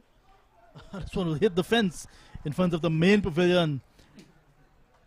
Went into Torrington and slapped him over cover. Yes, give an excellent shot there from Fu. Give him the charge there. Short outside off stump. And Fu threw everything at it. Once he made good connection and it went over the cover into the fence and back onto the pitch. I think the umpire is examining the ball to see the damage that was done. I remember many years ago, I was going to say a few years, but it was many years ago, it used to be red stripe ball cricket being played right here at Bourda. Haven't seen many sixes during those tournaments. Seems the batsmen hitting boundaries at will. This one is another boundary from Jonathan Fu. Similar position, but all along the ground this time for 4. What Fu is doing, and this is smart batting, he realized that when he gives him the charge, he's going to come short, but he's giving himself the room outside and open the offside field. Once that is open there, no one out on the offside boundary, the cover boundary sweeping there, he just has to get bat on it and clear the infield and boundary. Fu up to 30. 250 is on the board for Berbice. 252 for 3. Because what has become, it's become predictable what Torrington is going to be bowling to Fu, and this is what we need to do when you get to these situations. You need to change it up a bit. You can't be too predictable. So Berbice will take on Essequibo in the next round, and then in the final round will be against the President's 11. This one is hit back over the head of the bowler, and that one has left the ground. Jonathan Fu on fire here at Bourda. Yes, he has gotten himself in. Yeah, and he said he was always prepared to give the charge to the bowlers, and Fu started giving himself the room outside off stump. There was Torrington looking to follow him, but it was right into the slot where Fu had wanted him. And once he made good connection, there was a good clean straight hit. The force maximum that went out of the ground clean. I know some vehicles are parked behind this Guyana Cricket Board office, and I saw some drivers going behind the building to look what's happening there. Jonathan Fu certainly pleased with his knock so far. There was even one that is eating to my right. Pause for a moment to get the bearings to see where the ball is going. I tell you what, I did not make it across the Demerara Bridge today, so my car is safe at home on the west side of Demerara. Where we call Venlo now? As we have a pause in play. 2:58 for the loss of 3 in the 34th over. Lots of persons coming in today to watch this exciting encounter. So we started with Ramnot and Bramble. Ramnot was forced to go leg before to Barnwell, 36. 4 fours from 50 deliveries. Bramble, well played, 106 before he was leg before to Sankar. 86 balls, 14 fours and 2 sixes. Shimron Hetmeyer caught Johnson of Torrington, 58 from 43 balls, 2 fours and 3 sixes. And now Jonathan Fu, now total 36 from 22 deliveries, 2 fours and 2 sixes, 3 fours. And John, when we looked at of the 3 wickets that would have fell, 2 or LBW, which means clears that the bowlers would have to bowl the ball on a good length in line up. They got results. But many of times what we have seen from the Demerara bowlers is either short or off. So they need to look at the areas where they got the wickets and see if they can contain more or be more consistent in those areas. Thornton has a new ball. Not from the manufacturer's new, but a different ball. And that's the end of his 7th over. So he's conceded 64 from 7. And after 34 overs, 258 for the loss of 3. Fu going well on 36. Yes, and that shot that Fu played for that maximum, he prompted a change in the field. There we saw the fielder was placed outside on the cover boundary now, which gave Thornton the leeway to bowl outside the off stump the final delivery. Yesterday was Yom Nabi, and now we see the very historic Queenstown Jama Masjid in the background there. A wonderful shot. Yes, beautiful building. Yeah, this area has transformed a whole lot over the past maybe 15 years since, not necessarily because cricket has moved from Georgetown, but since cricket has moved, lots of real estate have been going up, lots of buildings have been changing. And interestingly too, John, just to the right of that, if you want to see, is the Carnival Casino, a place I heard that you traverse a lot. I must say that you have good sources, because indeed it's a nice place to be. So Ned continues and not giving anything away to Shepherd. Shepherd just getting a single, trying to hit it too hard. Sheppy maybe trying to go to the Carnival Casino. But just maybe place a bet to see. But what Ned is doing, that's good bowling to Shepherd. Just keep him close. And what Shepherd may find challenging on this pitch, it's not coming through the way you may like it.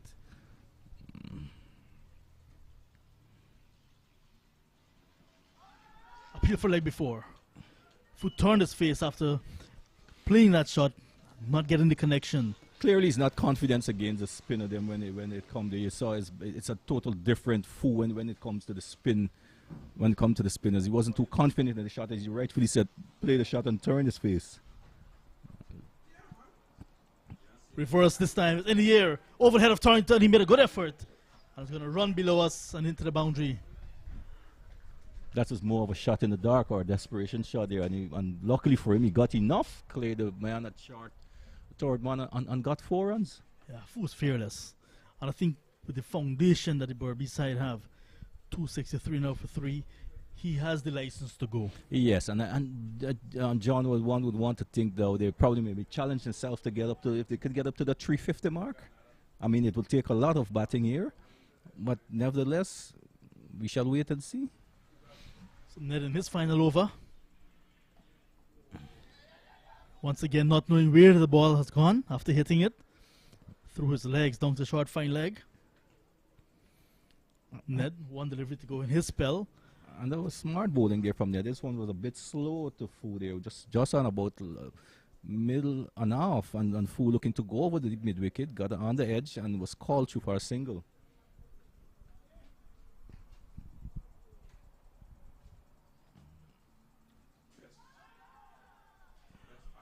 Half appeal for like before as Ned finishes his spell. 9 overs, none for 59. 35 gone, Berbice. 264 for 3. Good finish to the over there by Ned. Couple of dot balls to finish the over. I think that would have done him well in his confidence. But I mean, he would have been disappointed when you look in the wicket column there and there's nothing there, but nothing for him there in the wicket column. But in the context of the game, even so, I think he probably would have he probably would have given away from a personal standpoint 20 more runs more than he had probably planned out to give out there, John. Sankar, Barnwell and Torrington, the 3 wicket takers. And Torrington, well, the last expensive over, was not going to come back now. I mean, 7 overs, 1 for 64. Interestingly, now we saw Chandrapal Hemraj is belatedly be given a bowl. Yeah. I know he's very good with the new ball. early in the power play. Now giving an opportunity in the 36th over of the innings This is interesting to because set batsmen. yeah, well, and it's interesting because if you look against the spinners, he's not that fluent as against or confident as against the seamers. So I think this is something that the skipper Johnson has picked up on and decided that, you know what, I'm gonna bring on Hemorrhage and give him a few to see how things go. So let's see how he's going to go. And that's a false start. You know, it's September. It's the first term of the school year. It's school sports year term. And that's a false start from Hemorrhage. Oh, that's a good delivery. Well flighted. Looking for the second. It was on, I can tell you that. Yes, had they set it out immediately, they probably could have got. Because a well-weighted shot out in the onside here, just turned out there. And had they set out immediately, they could have been challenging for 2. Derek Calicharan is on the stream, enjoying the coverage and the action. And Basdio as well from Florida, my good friend. Hello, guys. Hello to Shiv Chandapal as well. Shiv is wondering what's going on with Demerara. Tugged away. That one has wings. It's gone. And that's the first big one from Romario. That one was given flight. It was generously flighted out outside the off stump, and Romario would need a second invitation to go after that, right in the slot. In the old days, they used to have a party in that section of the ground for international cricket, and that one would have been swallowed up by some spectators. Shepherd now with his first 6 goes to 12 into double figures.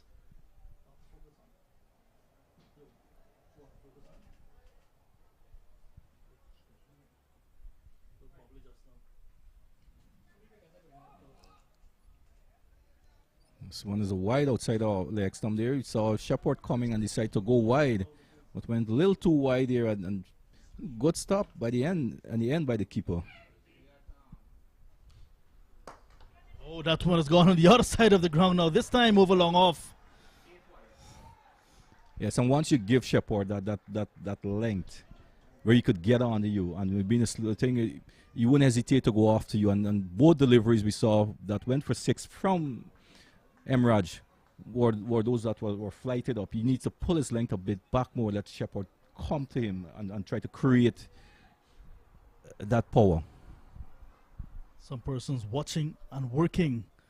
That's doing the WW when it comes to cricket. It's a work in the most parts of the world. It's a holiday here in Guyana. Flighted, pace off. Good comeback from Hemorrhage. And this is what he needs to be doing more often. You don't need to fight it. Just be a bit slow and let the batters come. You know Shepherd is going to go at you. But once you give him that full and...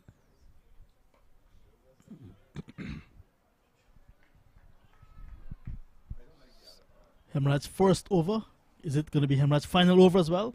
None for 14 from his only over so far. 36 gone. 278 for 3. A good productive over there for Berbice as they march on to that 3 somebody score that we were predicting that they would get to, John. And with the 5 overs being deducted from both teams, I think after Berbice would have had such a good start, maybe the plan of 50 overs would have been 300 plus. I think they realized they can get it still in the 45 overs, make up for that, as we're having a good view of the Carnival Hotel and sleeping, Carnival Casino and sleeping hotel there, John. I wonder why you're getting tongue-tied as you see Carnival Casino and the sleeping hotel there, my friend. Well, I'm not accustomed to calling the names. It's a lovely building, isn't it? Yes, it is. It really enhances the beauty of that part, as you said, on Church Street there, and along with the masjid. I think there was some time there, I think they were trying to get a petition to be signed to avoid having a casino so near to the masjid some years back, if my memory serves me right. Did you sign that petition, John? Sankar will continue. 1 for 36 from 4 previous overs. First ball is dispatched. That one has gone to what is now a hockey field here at GCC. That's a big shot from Jonathan Fu. Yes, a biggie there, Sankar, on this occasion. Floated outside the off stump, giving the right in the slot there, John, and Fu.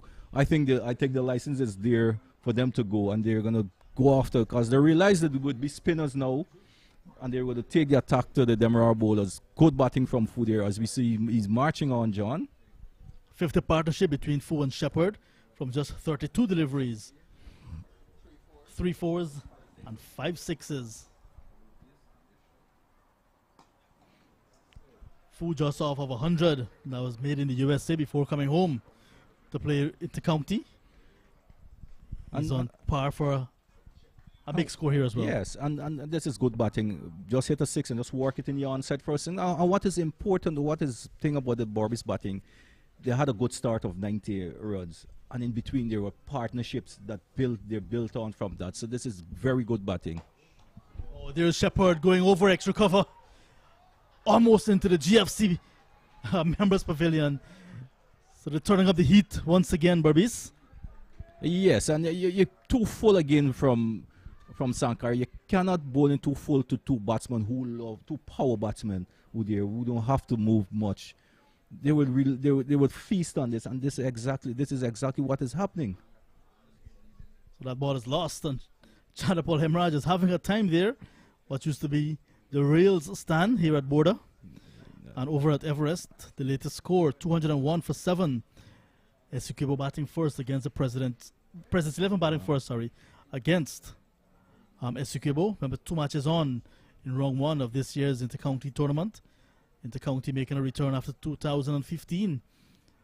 So it's good to see runs as well at Everest. Yes, John, and it's when you look at the inter-county making a return, what I'm impressed with is that it came at a time when you have all of your best players available to partake.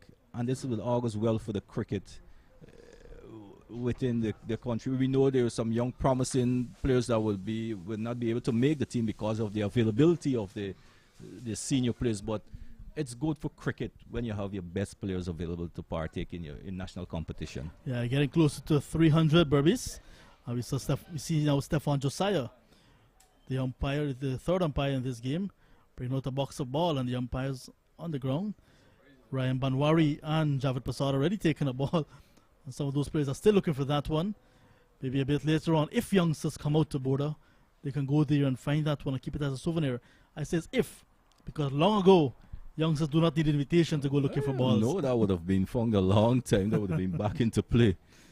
I know what used to happen, I think, when the regional cricket used to be played here. I think when they say once the ball is hit out of the ground, you get a free pass to come in once you present the ball at the gate. So back with the action now. This one is lapped away. Oh, excellent feeling from Teznara and Chandapal. That had 4 written all over it. Yes, that had 4, and that's good. And it's good to see the fielders still giving it all in the field, even though the bowlers are coming under the pump a bit, but they're still supporting as much as possible.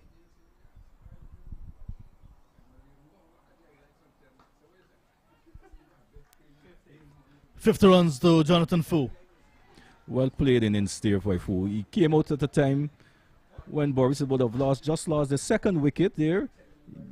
Joining skipper Sherman Atimaya made his intention clear against the fast bowlers by coming down the wicket to them, but then he settled in and started to play some good cricketing shots there and has gotten himself a well-played 50. Just 30 deliveries, 4 fours and 3 sixes. This one's lapped away this time. This time beats the field at short fine leg, but cannot beat the field at deep backward square. It'll be a single to end over number 37. So Fu, 50 from 30. Another excellent and productive over there for Berbice there. And if you to elaborate on the innings that Jonathan Fu played, he came out at a time when you just need to build. He started to build and then he started to work. And we know Fu would have, before long, he would have taken the challenge to the bowlers, and that's what he did. So in between some good overs, some very productive ones as well. So that's why we're seeing a very healthy scoring rate for Berbice. 37 gone. So 8 overs to go in this innings. Having a look at the zoo. As the Georgetown Zoo, way in the distance beyond the Georgetown Football Club. When last have you paid the zoo a visit, John? Before the pandemic for sure, because I remember it was closed during the pandemic and I haven't gone back there since. I used to go there a lot. My son used to be a member of the youth camp. No, that's nice. I had a lot of time for the zoo. Give a lot of my time and resources, other resources, to the zoo. to the zoo. Hemraj is back. He's gotten a second over on the trot. Yes, and his length. What he needs to do, he needs to keep the length away from Shepherd. Don't give him much to get on. Once you give him that length, he's gonna go. Nice use of the wrist there from Shepherd. Strong wrist. Powerful right-handed batsman. West Indies beat United Arab Emirates this morning in a warm-up game in Australia. When you think about the West Indies, Shepherd comes to mind because many felt he might have missed out on selection. Here's full reverse hitting, but cannot beat Leon Johnson, who was at that point position. And playing that reverse switch hit or shot against Emirates, it was a big risk because the way we bowls. Single down the ground. Getting closer to 300, Berbice. We did say it's a holiday here in Guyana. But Frederick Gingerhally, who's a correspondent for the Guyana Chronicle here in Guyana, said he's watching from Toronto. It's a Thanksgiving holiday here. So hello, Ginger. Yes, it's Thanksgiving in Canada. Yeah. So hello to all the Canadians on the stream. Hello all the Canadians following and watching. Have a good friend. He has moved back home after spending a lot of time in Canada. This one is coming our way. Oh my. That one was ferociously hit by Jonathan Fu. They're giving a length, and it's straight as an arrow there, John. Use his feet there, and this is for Jonathan Fu. We've got good strike off the ball. Hit that one very hard. Yeah, that has brought up the 300 for Berbice. So the end of 38, 303 for 3. Well, clearly with some 7 overs remaining, we can see probably a 350 is on the card here, John. 14 off his first over, 9 off his second. Now I think we might see the end of Hemraj. Shepherd 28 from 20 with 3 4s and 3 6s in fact, and 1 4. Full with him 57 from 33, 4 4s, 4 6s. And I think what the Demerara probably may be thinking now is how they can limit damage control now going into this final 7 overs. Pestano, Kevin Sinclair, Junior Sinclair, they can all bat. Gurukesh Moti, Firsami Pamal, Nal Smith, all still to come. So 8 wides, 4 no balls. That's 12 extra deliveries that Demerara will have to bowl. 2 overs. 2 overs. So what we can easily... So 1 wide might have gone for 4. But it's extra deliveries nonetheless. Yes, yeah. it is. Extra deliveries. Somewhere we're looking at 4 to 7 overs. Could be.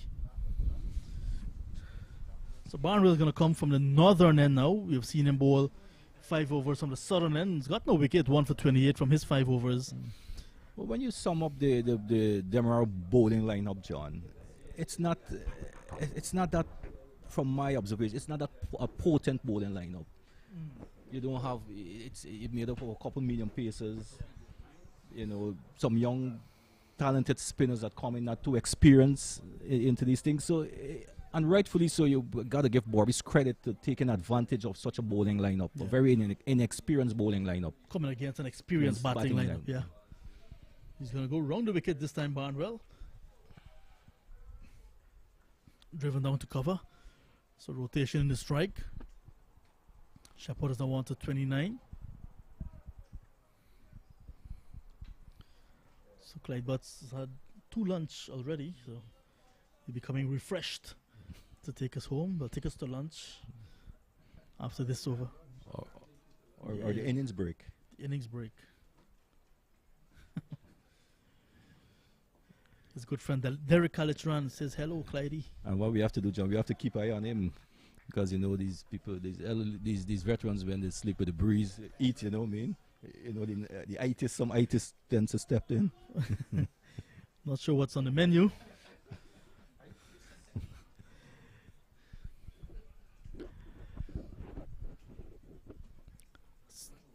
Is there enough time for Fu to get 100? I wouldn't bet against that. Barnwell to Fu. Akshay Prasad as well.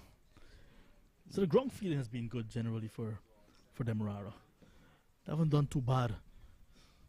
No, I just the length of the ball, the bowling. I mean, as we say in experience early on, if the length that it started to bowl in the middle was that start out to bowl in the beginning, I think they would have put the batsman on a bit of pressure, and maybe they could have gotten a few early wickets and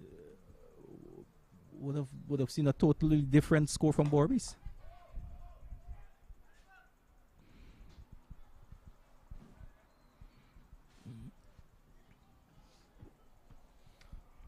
It's a nice crowd on hand here today. Nice holiday crowd. Lots of persons taking a trip from Berbice across the Berbice River Bridge. I must emphasize that. Yes, and this when you have at least they have a bridge that's functional. This one has got away with its protection on the boundary. Down at backward point. Stephen Sankar is there. You mentioned the best players coming out. Yes, and this when you have your best players available, what it will bring you from afar, it will bring the spectators out, and that's commendable to know that they traveled all the way from the quarantine, New Amsterdam, Georgetown, wherever, to come support see the guys. Not too bad over coming to an end from Christopher Barnwell. 6 overs, 1 for 31. And 6 overs to go. 306 for 3. And there was smart bowling there from Mike Chris. He came around the wicket. The angle was a bit, changed the angle to the batsman and made it a bit difficult for them to get under. And that's a smart. And this was the experience of Barnwell came into fore there. So the wind has picked up. You can see that lovely palm tree in the distance. Earlier this morning, that would have been like a statue or a painting. Lots of cloud this morning. Now it's breezy this afternoon. Nice partnership between Jonathan Fu and Shepherd for Berbice. Barnwell 6 overs, 1 for 31. And like I said, we've seen the back of Hemraj in terms of bowling. 2 overs, none for 23. Let's have a look at the bowlers used so far for Demerara. Torrington 7 overs, 1 for 64. Barnwell 6 overs, 1 for 31. Ronaldo Ali Mohammed, who's going to come back now, 6 overs, none for 42. Ahmed Ned finishing 9 overs, none for 59. Richie Loknot 4 overs, none for 29. Steven Sankar 5 overs, 1 for 52. And Hemraj 2 overs, none for 23. Welcome back, lady. I trust you had a wonderful time with those 2 boxes of lunch. Yes, I did, as this is smashed through mid-wicket 4 runs. That was hit pretty hard. That was short delivery. He was coming down the track, adjusted well, and then banged it through mid-wicket. The fielder didn't even have to move. He just had to move about 2 meters, and he couldn't get there. The most movement now was looking for that ball, and he has found it eventually. Ahmed Ned. But once again, a short ball from Ali Mohammed upon return. Yes. I think the plan has to be that you have to bowl to one side of the week, or you have to bowl straight.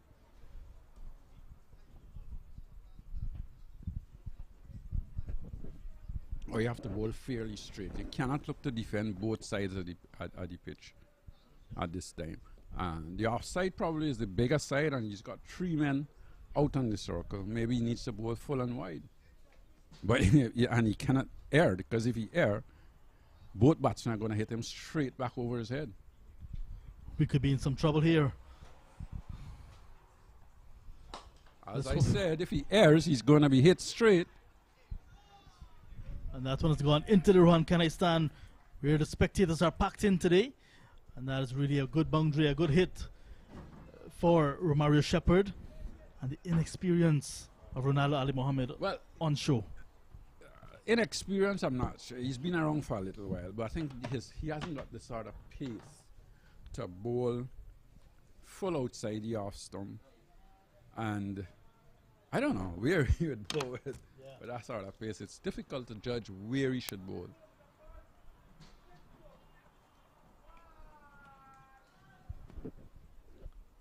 It's really a batsman's game. That one is outside the off stump, but way too wide. Umpire That's far too wide. Umpire Javid Prasad says it's a wide. So wheel and come again, young man. From Public Road Kiti in Georgetown, Renal Ali Mohammed.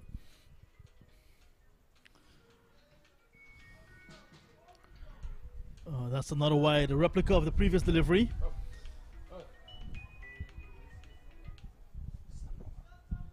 So remember Ricardo Ali Mohammed? Yes. That's his uncle. Yeah, I remember Ricardo in his playing days. I Wonderful remember touch player. Ricardo well. Ricardo well. Slasher. Slasher we used to call him.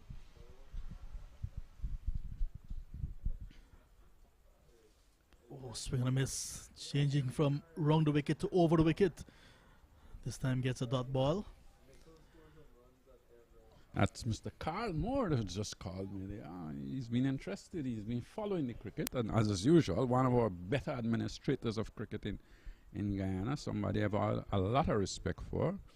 Somebody who I actually worked with. He was my first manager for Guyana under 15. Dot ball again. I remember I was in the New York area. Smoky Park, I think it was, where I saw You Derek went Kalicharan. smoking. Where I saw Derek Kalicharan, and there was Mr. Carl Moore, and alongside former international umpire Eddie Nichols, coming out to have a look at cricket. Was some kind of cricket, but they're all there to support. Mr. Moore loves the cricket. He loves cricket.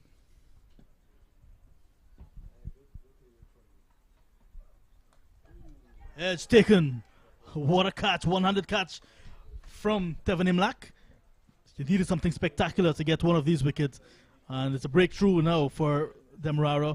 Berbice losing their fourth wicket, 318 for 4. Shepherd caught behind for 40. Yeah, a well played Forte as well, as that was a full and wide delivery outside the off stump. He was going after it. He has nothing to lose. He was going after it, got the edge, and was a good catch by the wicketkeeper who had to dive to his right. And it wasn't like he was diving low, because it went fairly high as well. Good catch. So let's have a look at it once again. It was so spectacular. You need to see it again. Great catch. Yeah, it was very wide, and there we had a go. Shepherd just backing away slightly. Nice 100 catch from Imlak. So Imlak just back from wasting his 18 duties, and now we're seeing Bramble getting 100. So the wicket keepers, they're battling for a position here. But the last time Imlak played as a batsman, while Bramble had the gloves. Well, I wouldn't put it past them that could be the same again.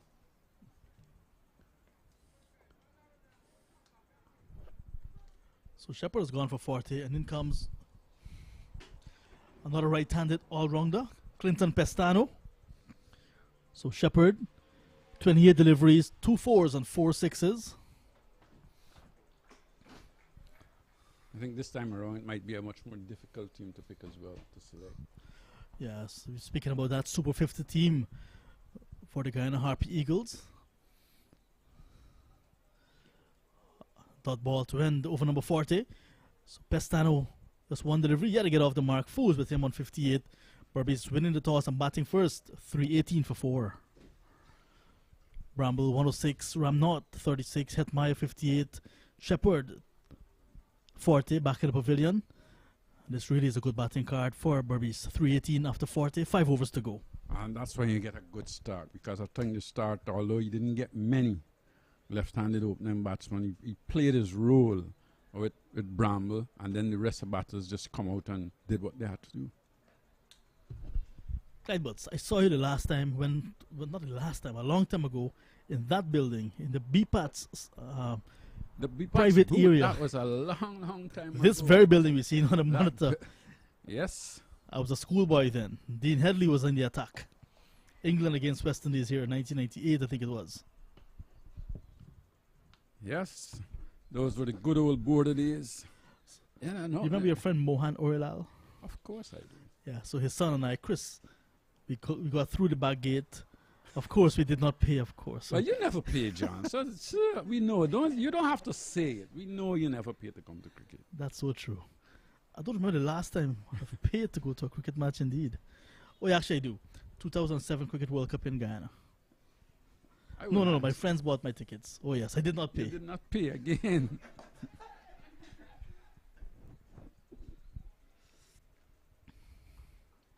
Yeah. Those are the good old days, though, of Bourda.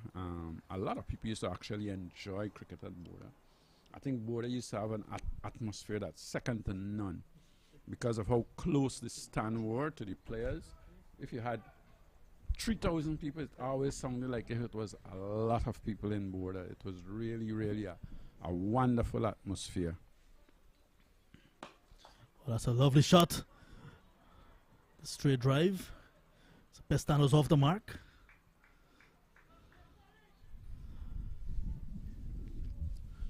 One of the right arm seaming all-rounders again for Berbice. Shepherd is there. Kimo Paul. Once that Guyana team is going to be announced, it will give the There selectors could some be a headache, few you know. surprises. Oh yes. Well, A few surprises when you think about Shepherd, Kimo Paul, Pestano, Barnwell himself. oh, through the arms of the fielder. Leon Johnson will not be happy with that one. 2 more to full. Ronaldo Ali Mohammed could be in a reckoning as well. He played a few seasons ago, Super 50. Oh, well, we'll just have to wait and see. And then you've got all the spinners to choose from as well. But we're looking at that out-and-out fast bowler. This one is nudged away just for a single. What Barnwell is doing here is bowling smart because he's bowling from around the wicket, and trying and bowl outside the off stump. He's got a backward point on the boundary. He's got a cover on the boundary, and he's got a long off and a mid on. So he's bowling to his field.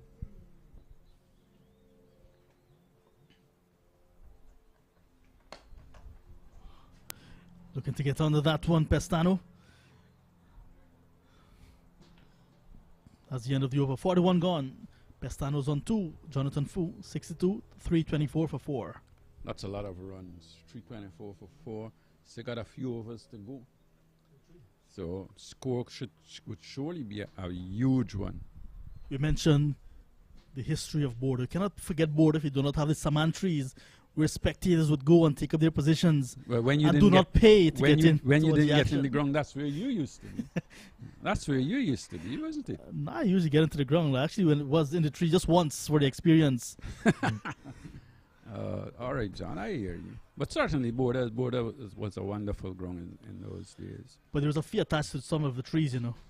Some of the guys went up first and claimed Yes. positions. And if you wanted those positions, you had to pay. Memories here at Bourda.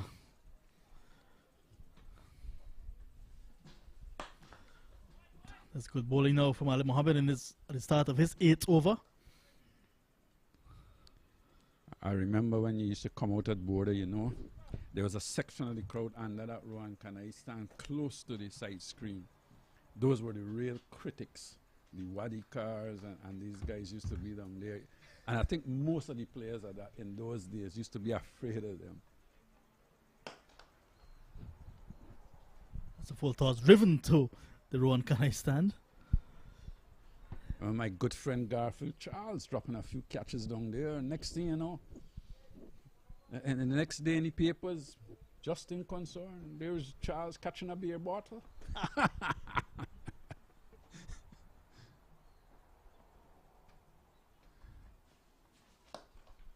Slow delivery. This one is going to go as well down towards deep extra cover. Smart piece of feeling on the boundary. Looks like Akshaya Prasad there. Tumbling save. Save the boundary. But that's not bad bowling actually, because he's trying to bowl outside the off stump and he's bowling full. And he's got that ring of men on the boundary on the offside.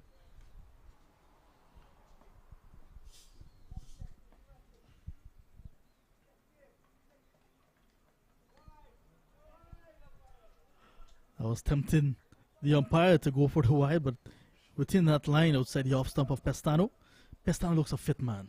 Yeah, from the last time I saw him, he looks much fitter. At the moment, it looked like if he is thrown off a bit. I think some of these guys have realized what's ahead of them in terms of cricket. Looking to clear the field. That would not be fine. That would be third man if he was standing in his regular position. Looking to switch hit. This is the over number 42 in action. 3 overs to go after this one. Roderick Lovell was saying 350 could have been on the cards.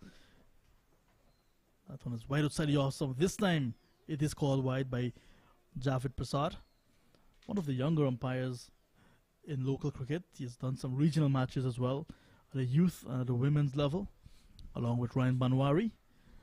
And just recently, two Berbice umpires have been elevated to regional panels. This one is cut away by Pestano. Ingram Johnson.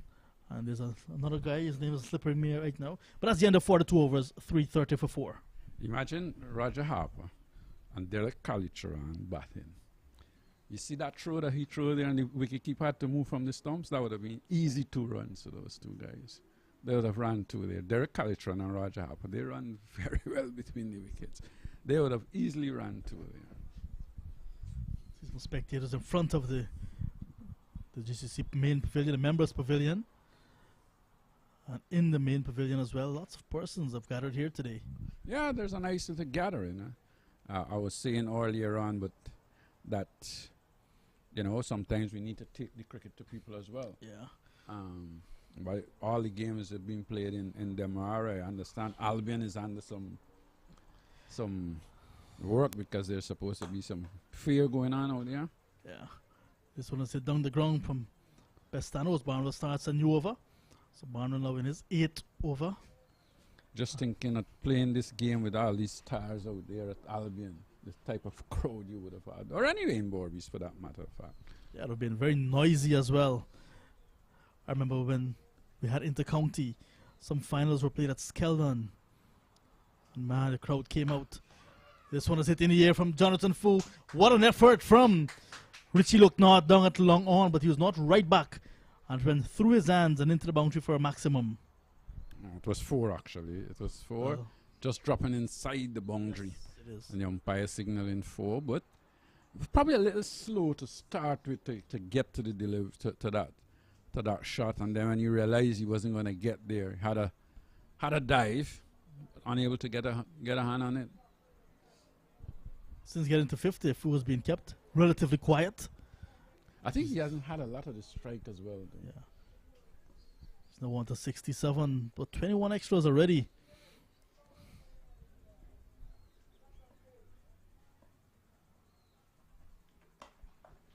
That's one squeezed away nicely. I remember going to Skeldon indeed. Demerara against Berbice. Lots of spectators.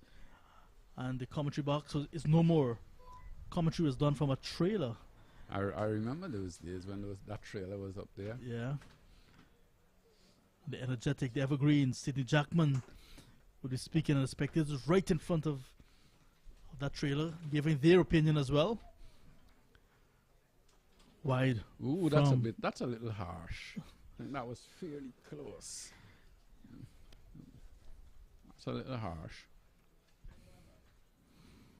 Those were the good days of cricket, though.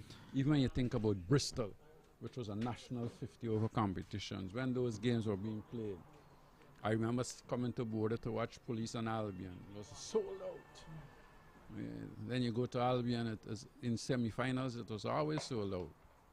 Or anyway in Berbice.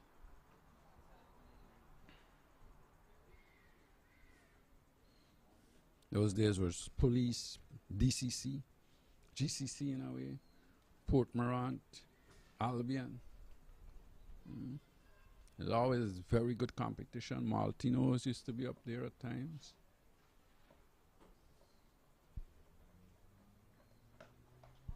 That's a good shot. Waited nicely on that one, slow delivery, and banged it just in front of Skewer on the offside and get 2 runs.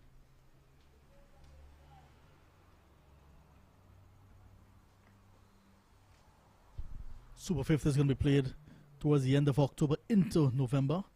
2 venues have been identified. Places on that Guyana Harpy Eagles team up for grabs. Single down to long on to end the over. So that's the end of 43. Fu is on 71, Pestano on 8. Yep, so Fu's got 2 overs. Think he can get to that 100 mark? It's possible. You know, Mats and Guyanese not necessarily go hand in hand. So I 29, hear you. 29 and 2, you know, it is a possibility, but highly improbable. So you can see some of the bigger overs, despite some quiet overs. Just over number 16, just had 1 run. There's no maiden in this innings so far, you can see, but some very productive overs. 19, 18. Yes. And just those 4 dots. But the consistency of the scoring rate, though, I think that's what's interesting. When you look at it, I don't think Demerara is strong. 5, 6 overs together, they're probably just giving away 10, 15 runs. Runs are always scoring, and that's pressurized. That putting pressure on the bowlers. Highlight of the innings so far, 106 from 86 balls from Anthony Bramble, batting at the top of the order with the 19-year-old Ramnot, who got 36, 91 run opening stand. Hetmeyer 58, classy 58. Shepherd came blasted 40 from just 28. Jonathan Fu 71 from 44. Pestano 8 from 11 deliveries. Moti, the Sinclairs, Pamal and Niall Smith available. So here is Ali Mohammed with his final over. Starts outside the off stump. A wide signal by umpire Javed Prasad. Well, that couldn't have been that wide, could it? Just wide of that line. Just wide. Just and the wide. thing, Fu is being smart as well. Fu is not really moving across. To say, well, the umpire would give him a leeway and say, well, you were moving across. But Fu is now batting like more or less off stump.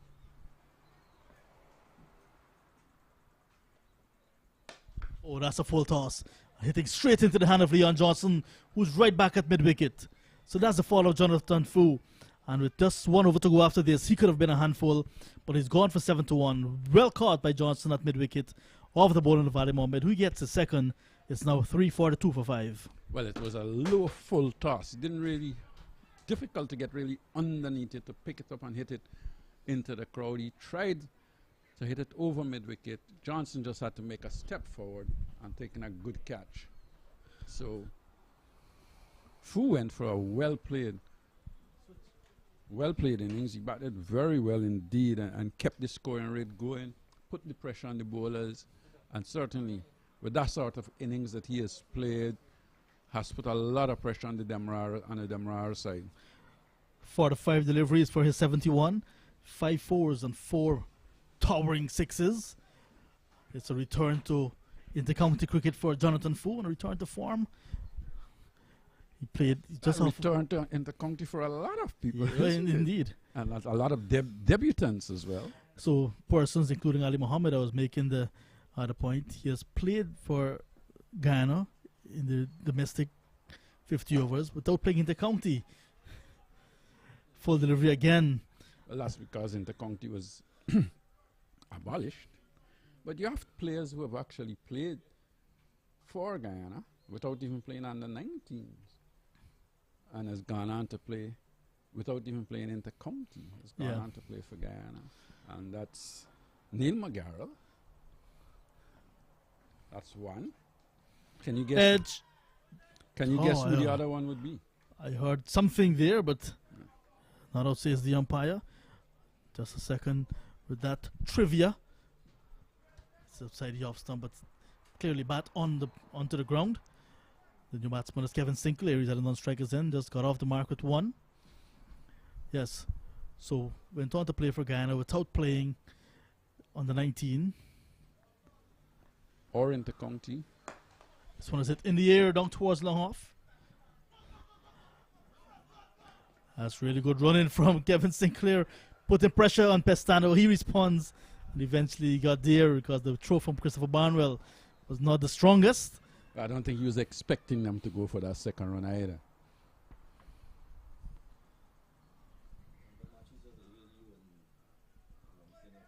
Which one? Oh. Donovan Matthews? Drop Donovan. guns? I'm not going to say the This one rest. is in the air. Look not settles, takes it. So 2 wickets in the over for Ali Mohammed. As Pestano has gone for 10, caught at extra cover by Richie Look not. It's now 3:45 for a loss of 6. Donovan Matthews may know the answer to that question too. That I've just asked Jan Ramsey. I don't think he will get it. Again, that was a delivery that was pitched up. It was looking to go over long off. Got underneath it and hit high in the air. I went out for an easy catch. Of course, at this time, everybody is going hard, wanting to get as much runs as possible. So the new batsman making his way into the middle. You can see on the monitor. It's Junior Sinclair, just off a high with the Guyana Amazon Warriors. Emerging player. One of the emerging players in this year's CPL. Looked good with the ball. And with the opportunities afforded to him with the bat, played his part as well. We've got 2 Sinclairs out there. They're not brothers. Not brothers. And there's one that's not in the 11 as well. I think the other brother is here as the wicket keeper, Sinclair, and that's the brother of Junior Sinclair. Mm-hmm. They're all cousins? I think so. They're all from that area as well.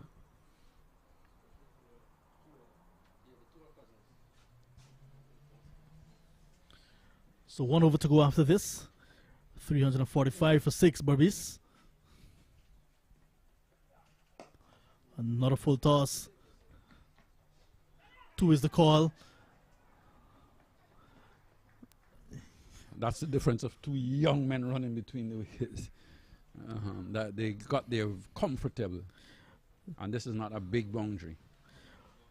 2 wickets in the over for Ali Mohammed. He's finished his spell. 9 overs, 3 for 66.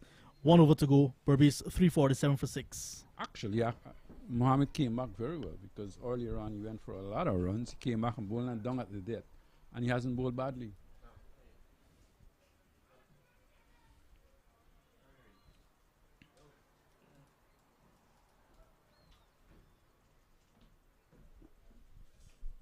So the scoreboard, the manual scoreboard, 2 behind. Our score, 345 they have for the loss of 6 wickets.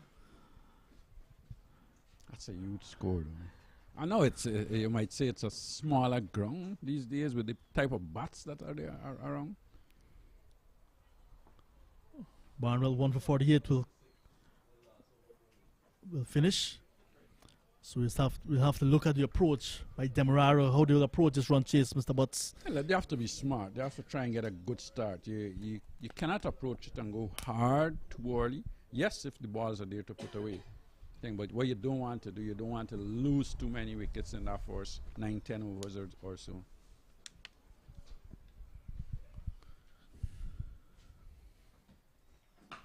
Oh, that one is hit out of the ground. That one has gone over long on, and that one has left the ground indeed. Where the landscape stand used to be, that one has gone out of the ground into North Road.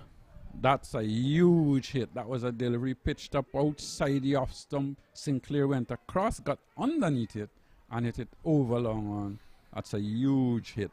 And the 350 we're talking about is on the board. 353 for 6. That's Kevin Sinclair going big, getting the rewards.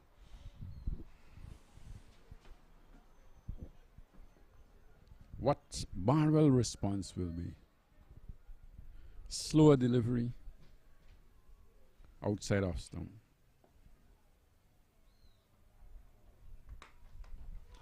It's a full toss outside the off stump, and it's tugged away down towards that mid-wicket region, and we'll get a 4. So those bats you mentioned in there, Clyde Butts. 257 now for the loss of 6. So now that they've gotten to 350, they say everything after 350 is bonus. Maybe everything after 300 is bonus.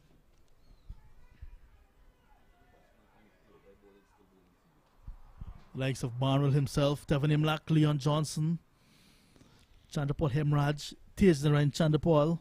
Well, a lot would depend on the sort of start that especially Hemraj would give them. This one is down the leg side marginally and signaled wide. I think that's a bit harsh Yeah. as well because that just was missing leg stump. Yeah, but it's a bit harsh with the batsman going across the stumps. Had he stood there, that would have landed flush on his pads. So feel that the backward square has been brought up into the circle. And feel that was at point. Goes back to the boundary. And Barnwell comes over the wicket this time.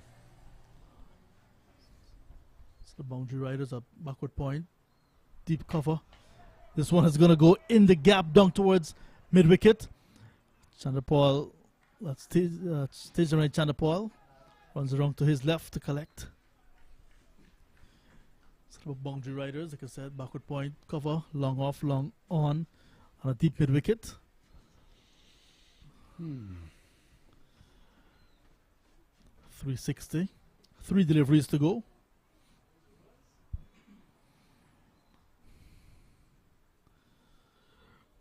Match started late this morning because of early morning rain. Reduced from 50 to 45 overs, so it'll be at 30 minutes innings break. Then we'll have the run chase.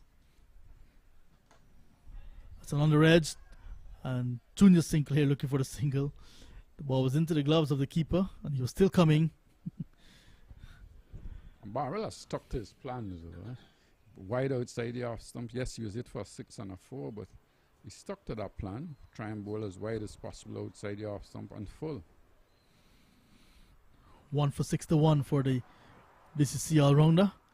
That's wide outside the off stump, bordering on a no ball. Almost hitting the adjacent wicket. Extras, 25 extras. What you expect with the bowlers coming back after a long time into very competitive cricket to be a bit rusty.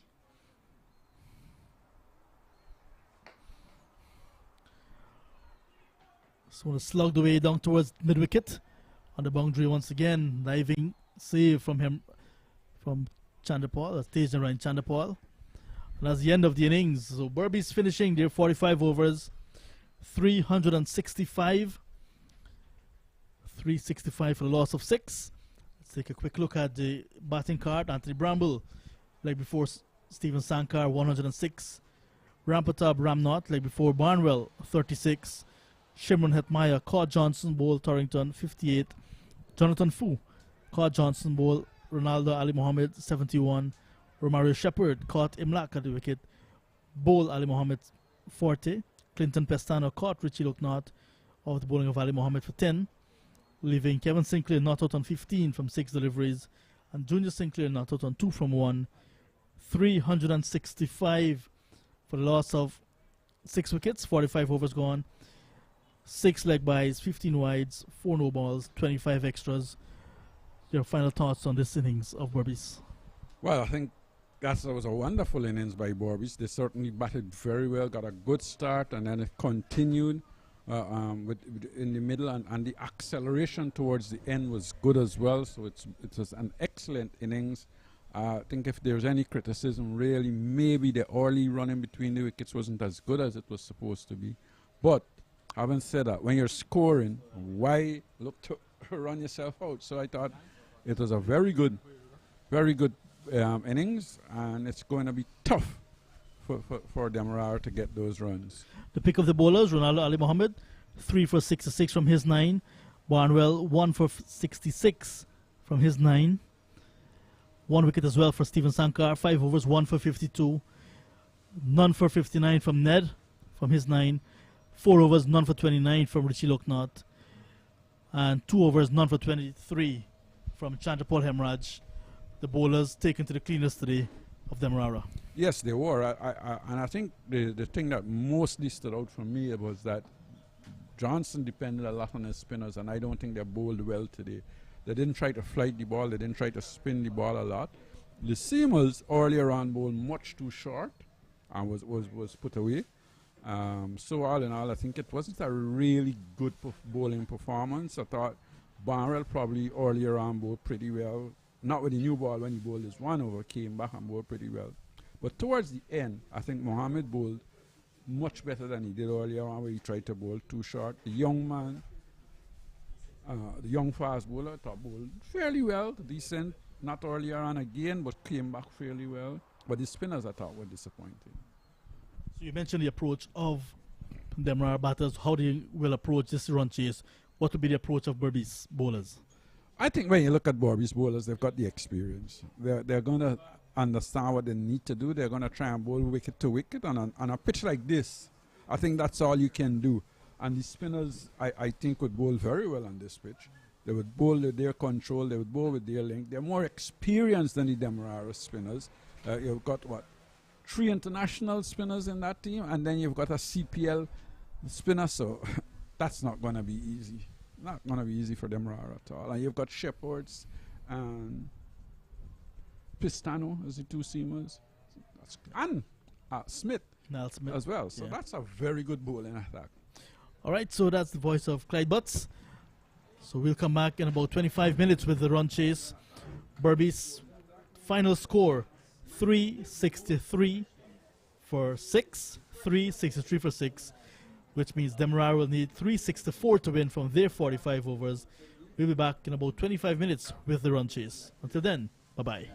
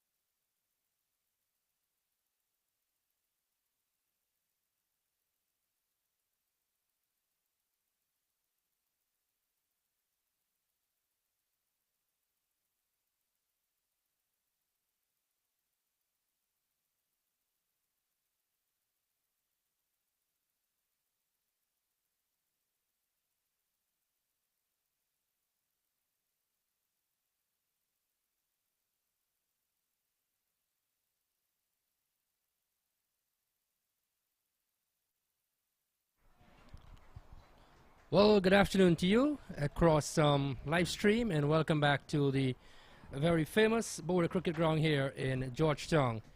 And we are gathered here for the resumption of this senior intercounty. Of course, it's the opening match, Demerara against arch rivals Berbice. Berbice, as you know, and John said earlier, totaling 363 of their allotted 45 overs, a game which was reduced as well because of early morning showers.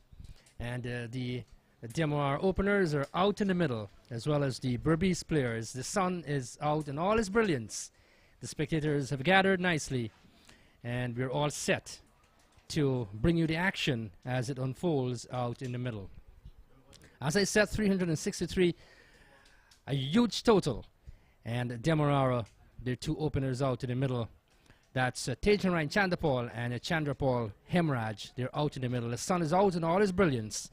And it looks as though Romario Shepherd will pick up the attack from this, the commentary box end or the Regent Street end. Those of you who are familiar with this famous ground here at Bourda. Good afternoon to you, Roderick, and we're in, no doubt, for a lovely treat this afternoon. Good afternoon, Anthony, and good afternoon to all of those who would have rejoined us for this live stream coverage of this important first-round game between the arch rivals Berbice and Demerara. Indeed, it's a daunting total there. 300 when you look up and see 363, and with the bowling attack that Berbice possesses, it will be some getting there for the Demerara batsmen. The wicket, as we have seen, as the day progresses, would have started to dry out and played a bit like a typical Bourda wicket. It would be a difficult wicket to bat on, but once the batsmen allow themselves time in the middle, they should dig in and get a score. What Demerara needs now is for these two opening batsmen in Tejanrai Chandrapal and Chandrapal Hemraj to give them a good foundation. If they really had two batters to go at this total, these are the two out in the middle. Hemraj along with Chandapal. So they've got lots of experience at this level, and no doubt they'll be highly dependent on as the Demerara team looks to overall this massive score here put up by Berbice. If I can just recap for you. Well, we start with Shepherd. I'll come back to you in a bit. First ball. Full pitch delivery. And it might have struck on the pad. We'll just await the signal from umpire Jafet Prasad. Well, in fact, they just took the bat to the bottom. So they're on their way. They're 1 for no wicket. Yes, immediately some swing where you saw there from Shepherd operating from the bottom end there. It was full. Chandrapal came across looking to whip it, just got an edge, went fine, got a single, and he's up and running. So is Demerara. Yes, they have a huge task. They need to score at 8+ runs per over from here onwards. But they have to play smart cricket and play it very quickly. This is a full-blooded drive, knocked down by the fielder there at mid-on. That's Moti. They'll get a second run. And good positive intent from the Demerara batsman, Chandrapal Hemraj. Got one from Shepherd, full of a length, swinging a bit, turn it in the onside and set off immediately for a single and put the pressure on Moti on a bit of the fielder of Moti on a bit of pressure at mid-on, misfield, and created the opportunity for a second run. Yes, you get the feeling that Hemraj will go hard very early. Chandapal might be a little bit more sedate. He struck on the pad. There's an appeal. He's out leg before. Well, well, well. There's no chance of the review. We'll watch the replay in a bit. But I think that was pretty much straight. Here we go with the replay. Yes, that one he was just going back. Yeah. That one pitches on just about the middle stump, moving into Chandrapal Hemraj. We would have seen Shepherd from the very first couple of deliveries was getting the ball to come back into the left-handers. And this one, Chandrapal playing back when you would want to think he should have been a bit forward to miss the ball, cannon into the pad. Umpire Javed Prasad raised that dreaded finger, and Demerara in early trouble, losing the first wicket of Chandrapal Hemraj. So what a way to start. And Berbice, with their tails up already, they have a massive score. And to get a wicket, and to get a wicket of Hemraj in the first over, That's a plus. That's a bonus for you. The captain, that's Leon Johnson, comes out in the middle. He comes to replace, in fact, correction, that's Imlak. And he comes to replace Hemraj, who was moments ago LBW of the bowling of Shepherd. And Berbice with the tails up, as I said, Roderick. Yes, the confidence out with them from the minute they stepped off at 363, they know they have to defend.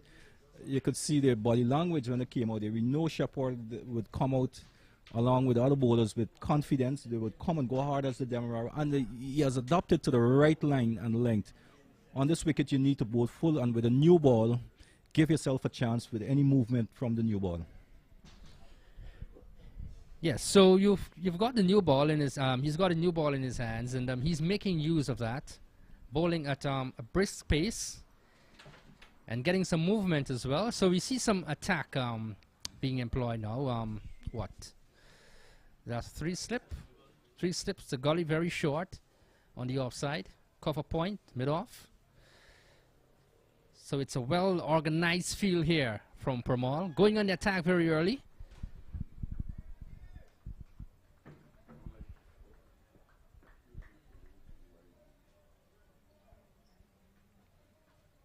What? That is some movement from Shepherd.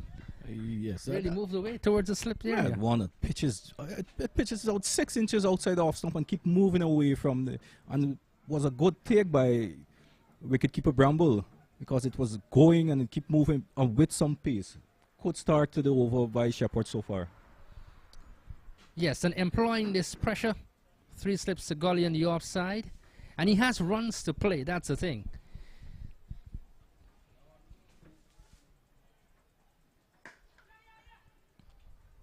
Imlak stands up straight, gets his first run. So he's off the mark. Demerara, they're 4 for the loss of 1. We're in the first over. Bit straighter there from Shepherd to Hemlock. This one, they're not that much of a movement like the previous delivery on Hemlock. Just eased it out to the offside and got his forced run. They will need to pick up the singles very early. Turn the strike over. Get the odd boundary. Running has to be pretty good between the wickets.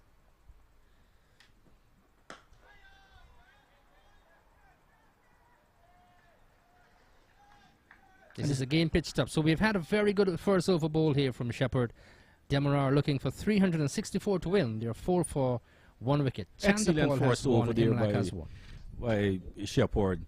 One where we haven't seen any short of a length bowling. One was just on that good length there of the batsman playing at all.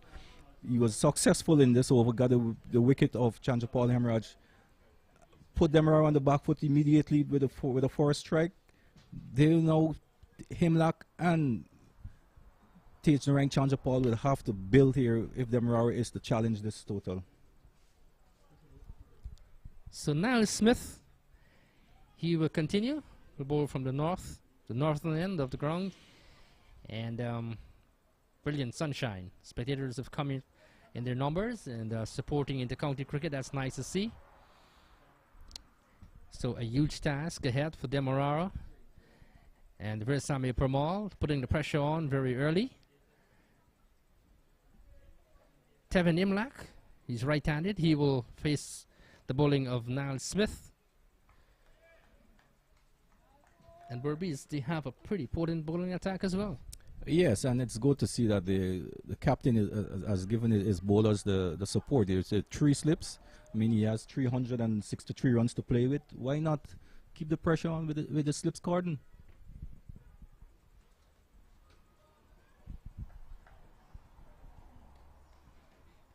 That's wide outside the off stump. Wide signal by the umpire, Ryan Banwari. So one more goes into the Demerara total, 5 for 1. Yes, and what Niall Smith needs to focus on is keeping it a bit closer to the wicket. I think what he's seen in front of him there, the 3 slips, so he's trying to get a bit wider to bring those three fielders into play. But his main focus is to establish a line and length and focus on making the batsman play first. Yes, once you've got 3 slips, you want to bring it closer to the body of the batter. That was well pitched up. That was a pretty good delivery. In behind though. Stabs the ball out into the offside. Much better ball in there from Niall Smith. Get closer. One that came in a bit to him like that good line, good length. He had to play at it there, and that's what's needed for Niall Smith. What Demerara will be assured of is that there will not be too much of a bad bowling from this bowling attack.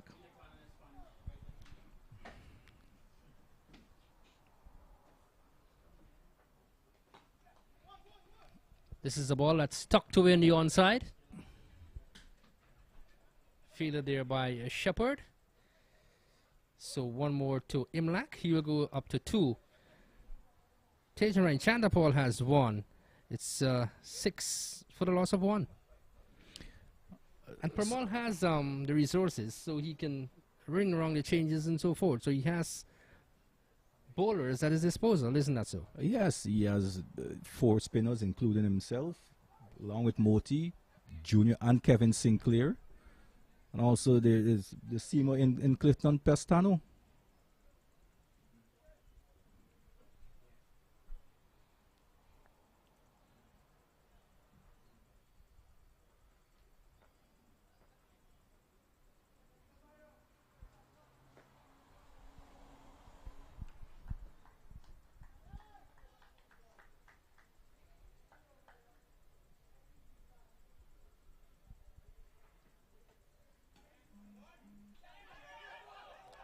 They're attempting a single, and the return will go towards the non-striker's end. And that's Imlach, who is run out. My word. The ball was beaten outside the off stump, and they were looking for a single. We look at the replay now. It came down to a second slip position. I don't know where Imlach was going. Probably running towards the commentary box. My word, no. You just lost the first wicket in the first over. The ball came to a bit wide. The keeper didn't take it well. It was parried to the second slip. But for some unexplicable reason, Hemlock came charging down, looking for a single that was never there. And so found themselves very short of getting back into his crease there. And no, and these things, and what caused these things to Kemraj is the scoreboard pressure. You know, you think that you always have to score, but you still have to be smart. But there was a small reason, there was a small area of indecisiveness.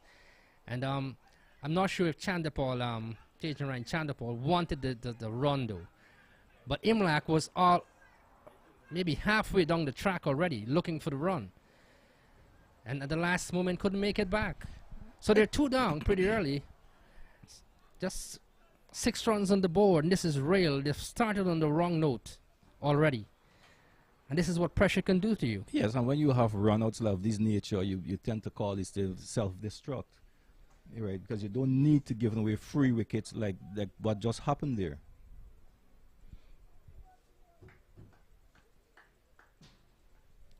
Well, from the get-go this morning, Berbice had the advantage, and they continue to be tasting this advantage throughout the course of the match. That's a lovely delivery there from Smith, forcing the left-hander, and at the last moment it just moved away. Yes, well, Bo, one pitches just about the middle stump and move away, where the breeze had come across, blowing from the eastern to the western side. Well used of that part of it there by Smith there, Chandapal.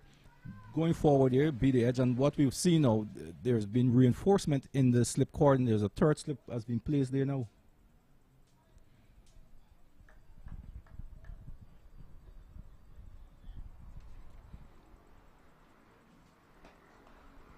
This is nicely flicked. This will go into the boundary for 4 by Tejan Chandapal. So he gets the boundary. That's going to be welcome by Demerara. The score will push up to 10 for the loss of 2. There's a forced boundary and welcome boundary. What Chandapal did there is created that move, that you get across a bit, take that swing away, so you got full flood of the ball and just whipped it through the onside behind square for 4 welcome runs for Demerara. I'm not hearing much from the fans who are supporting Demerara because they realize Demerara on the back foot. And they'll need a partnership here for sure. And a really big one. And where are those fans, Anthony? This is another good delivery outside the off stump. So a well-planned over, well-executed over finish there from Niall Smith. And the score reads 10 for 2. Chandapal has 5. Johnson hasn't scored as yet. We've had 2 overs bowled. Yes, and then from Berbice would feel confident after these two overs, 2 wickets, 1 in each over, 1 via the run-out route, 1 via the LBW route, and what we will see here, they will try their utmost to keep that stronger hold on Demerara, not allow Demerara to build partnerships. Although we know that Leon Johnson, with a vast experience on taking rank Chandra Paul there, Leon Johnson playing on his home ground here, a lot will be expected of him now if Demerara is to get anywhere close to challenge this 363. Well, I guess they have to build small targets. Maybe look at the scores of 50, then 100 maybe. But to get there, that's not going to be an easy task. I know Versame Pramal, he's doing a pretty good job bringing the changes around. He's already had 2 wickets. And the pressure started for Demerara. They'll need to score quickly as well too. So at the same point, you know, losing wickets and scoring quickly, it's not easy. Yes, they have to be smart. When the field as well, there's a man field in at the fine or leg slip position there now for Shepherd bowling to Johnson, and you could clearly see where they're going to bowl, because you see 5 on the onside, the leg slip, fine leg, square leg, just short mid wicket on the mid on. Clearly that the intention is to bowl close to Leon Johnson's pad. Perhaps to tuck him up as well, because Shimron Hetmai is very short here as well as that leg slip position. So they have a plan, and they're bowling towards that. This is good captaincy so far from Versame Pramal. 11 for 2. Chandapal has 5. Johnson hasn't scored as yet. He taps away.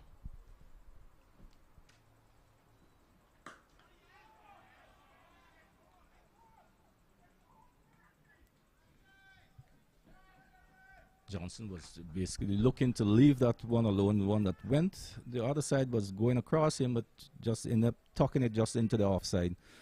And you can see very well they would have done their homework for Leon Johnson. If you looked at the field placing, previously they were bowling with 3 slips. Now they've dispensed of 2. There's 1 slip and a field down there at the leg slip region. This is a drive outside the off stump, misses, taken by the keeper. 11 for the loss of 2. And importantly, where the skipper is, he's very short in, not to the full mid-off. So also they're trying to deny him the single, tries to keep him to face as much delivery when Shepherd is bowling. Now we see the fielder from the leg slip move, he comes into a short gully region.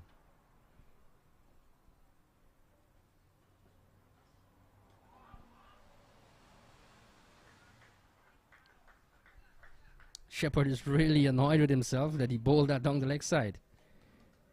Really wanted to use outside the off stump, isn't that so? Yes, and I think he's starting a bit too straight. What he needs to do is start just about like 4 inches from outside the off stump and get Leon to play Johnson.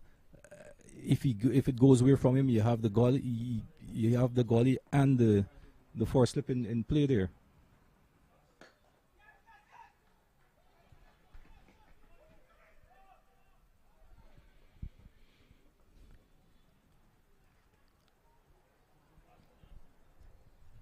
And the thing is, with Roderick, it is amazing. You know, it's amazing what a wicket or 2 can do, in the spirit, for the spirit of the fielding team, isn't that so? Yes, it energizes the entire team when you can get a wicket. More so if you get a wicket early, like what happened in the first over, and then there was a second in the second over, so that energy would always be there with the team.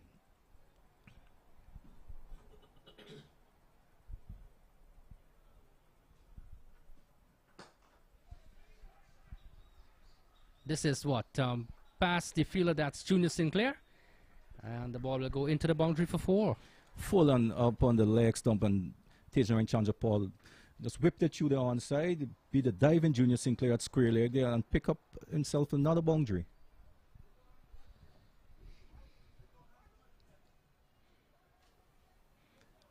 What is happening? I think Shepard is just a bit guilty of bowling a bit too straight. I know he's looking for that in swing, but if he needs that, he needs to start somewhere just about like 6 inches outside the off stump there. Yes, once he bowls outside the off stump, he's forcing the batters to play. And there is where he's far more effective as a bowler.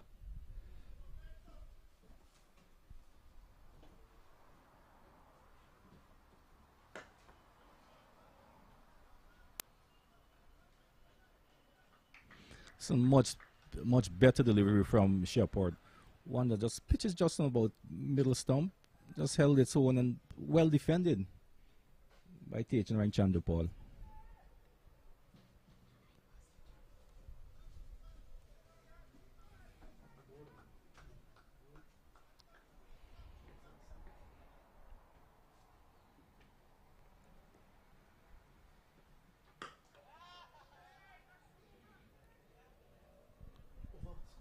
Good. So we have had, what, 3 overs bowled, and the Demerara are looking to get 364 to win.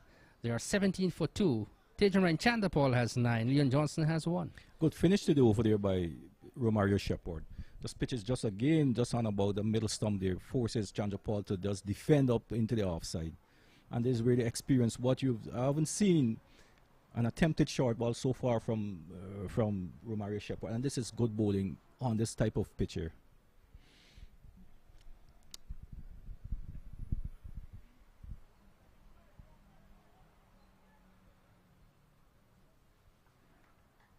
So Smith will continue from the top end or the northern end of the ground. 17 for 2. And the pressure all around here on the Demerara. Yeah, with him coming from the top end or the north road, and he's still bowling with operating with the 3 slips to Leon Johnson.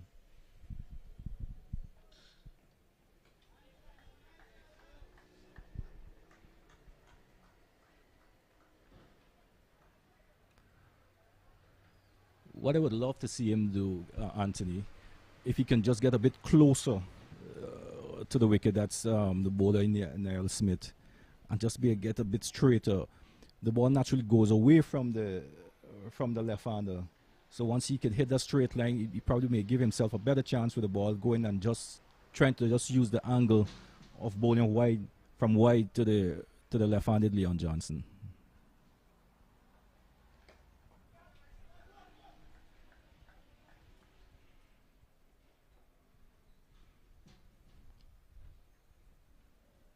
That was well bowled. Came just a tad closer. Was a little bit straighter. Took the outer part of Leon's, but was well controlled also by Leon Johnson, and soft hands, and it went away to the third man region, and he got himself a single. And as you said, once he can bring it closer, then you're going to have the 2 slips in play, or the 3 slips that he's employing. That's Pramal. So you would put pressure there on the batter.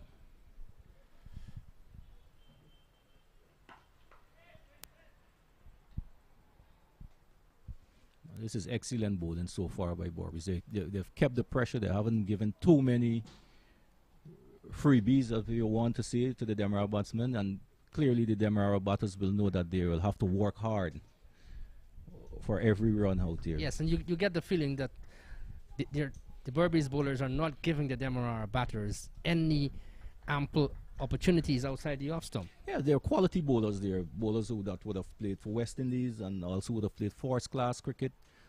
Even Niall Smith is on the fringe of probably breaking into the West Indies team.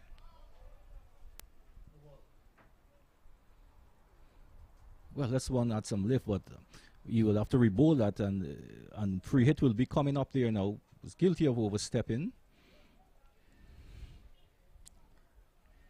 Perhaps tried a little bit more for some extra pace and overstepping the front line. When you bowl such a good delivery, the last thing you'd want to know is the umpire calling a no ball. That one definitely made some height. It got big on Tejan Chandapal. had it been a gully or a torch slip there, probably it would have carried it to them, but it would have make any sense because it was already a no ball call. But now Demerara is winning a chance to cash in. Let's see what Leon Johnson will do with this free hit.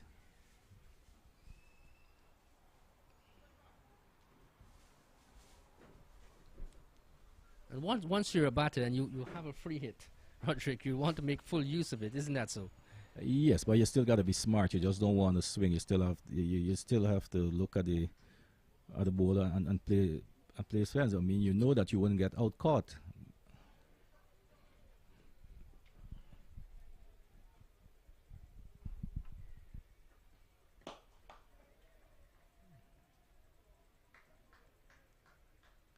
I think Niall Smith will feel vindicated here, having not been punished with a no ball. Well bowled. He saw Leon Johnson just trying to give himself room to open that offside. Went full and wide, and he just managed to end it out to the field at mid-off there. And I've noticed something interesting. I think I saw it on Crick Info, where I think the batter with a free hit went back and stepped on his wicket. Just to play, and they were saying there's something there we have to look at. We'll get back to that after we look at Smith bowler's delivery.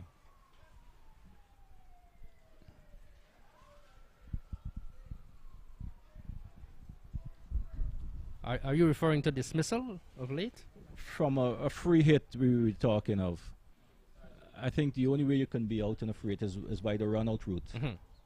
Right, so batsmen get deep in the batsman get deep in his crease and disturb the stumps.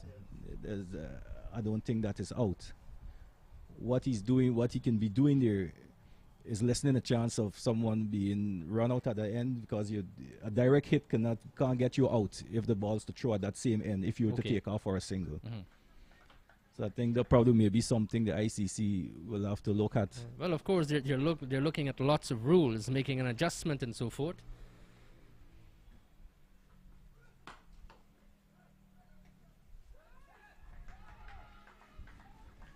And there you see it. Brilliant fielding here from Berbice, putting the pressure, or keeping the pressure on Demerara. We've had, 4 overs bowled, 22 for 2. Chandapal has 11, and Johnson has 3. It's always heartening to see when the bowlers are being supported in the field by the fielders there. And even though they score 363, their energy level is very much high out there. And this is what is needed when you're playing as a team on a mission. And it's definitely...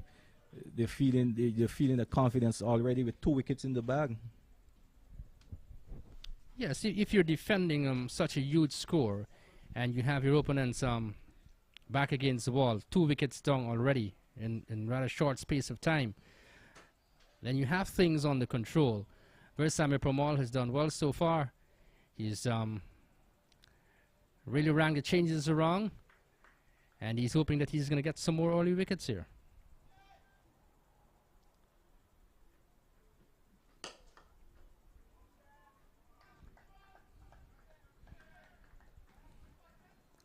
As well bowled by Shepherd, and equally well played also by Chandapal. Given the way, the history of Tejan Chandapal, one senses that he would want to stay there for a pretty long time. So I guess the other batters will have to bat around him. Yeah, staying there for staying there for a long time, but you just don't want to stay there. You still have to stay and score, and because if you stay there and not scoring, pressure will be put on the other batters.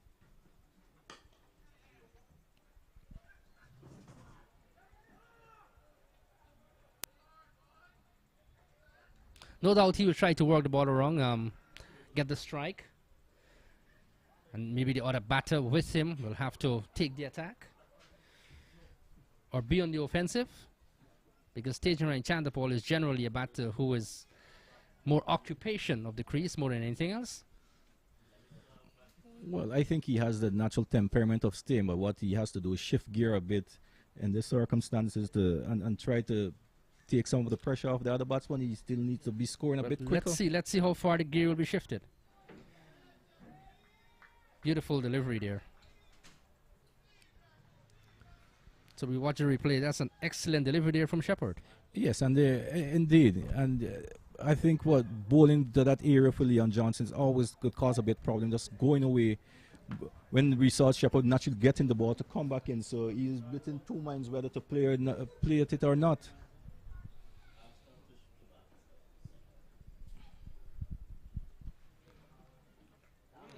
This is edged and put down by Bramble. He was going to his left. We'll watch the replay.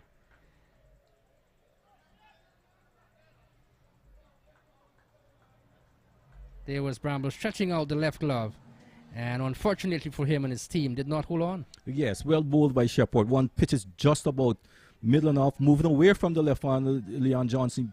He had to play it. He played the edge, was found. It was a sharp chance to the left of Bramble there. Had he left it, maybe it would have gone to full at 4 slip, but Leon lived on to fight another day.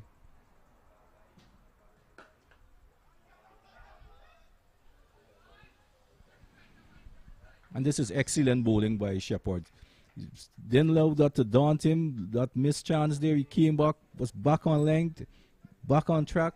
This is what you need. You don't want when a chance go begging to let it get into your head and make you flustered. You just need to come back and switch on and get the job done. Stick to what he's doing. And he did that excellently again there just now. This is cutaway.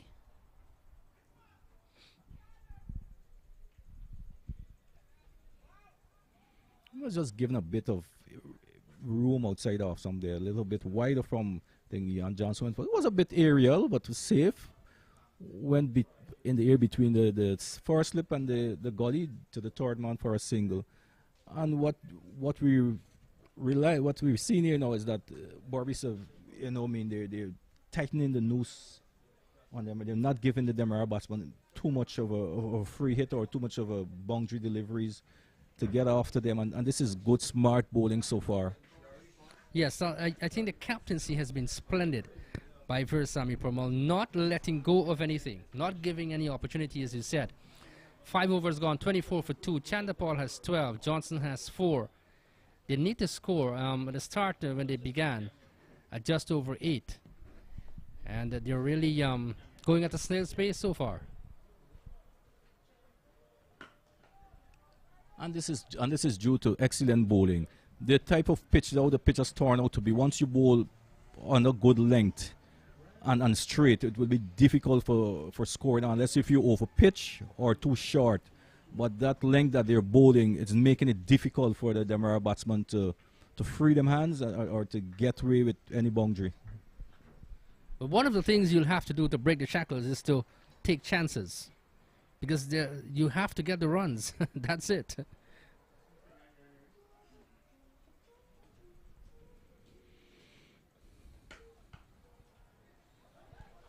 This is superbly knocked down by Moti.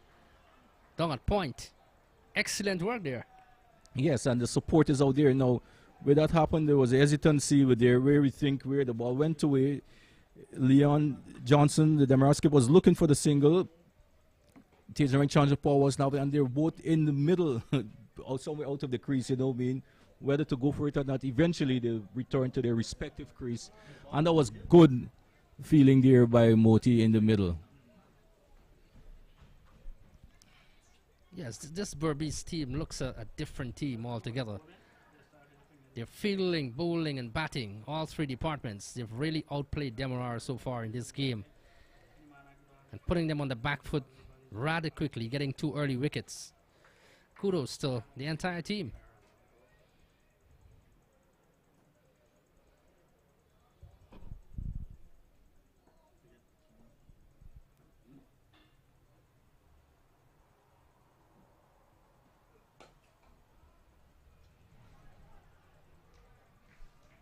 This time, this one was a bit wider, and Al Johnson had to get some bat on it, and he squeezed it through to the left of the gully, to the right of the field at point, and there was no chance Shepherd coming around on the third man fence to save that. So 4 good-looking runs to Leon Johnson.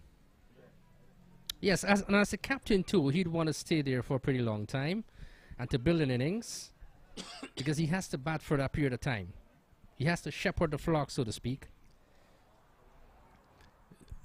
Staying is just part of it, Anthony. The rotation, strike rotation is important. Keeping up with the scoring rate is the biggest part of it too.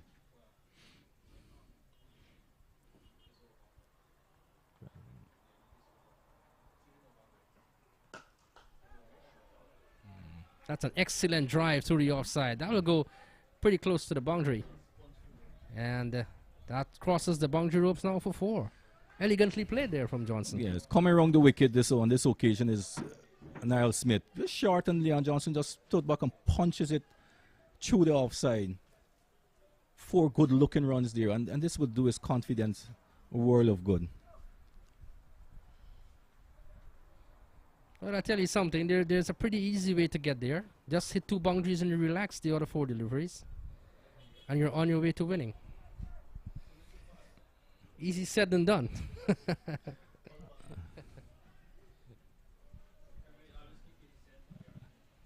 So if you mean you just see the 2 boundaries and what about the singles? You still need to keep a momentum. You can get the singles.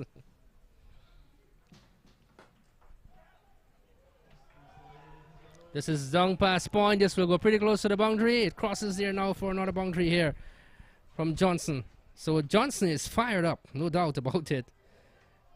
And it's 33. I make it for the loss of 2. By far the most productive over for Demerara so far. I think Niall Smith was doing a good job from over the wicket. From the minute he switched to come round the wicket, he would have to change his length, and by the time then he was a bit short, and the first one was punched through the extra cover region for 4. On this occasion, it was full outside the off stump, and it was squeezed through the offside by Leon Johnson, using the pace mostly of it. So he has created some sort of pressure on himself there in Niall Smith.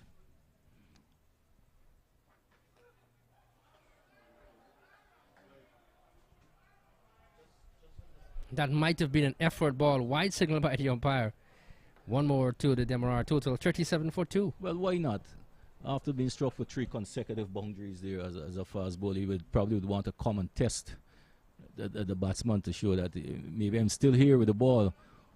But that one went way over the head of Leon Johnson. No harm done. Wide signal by the umpire.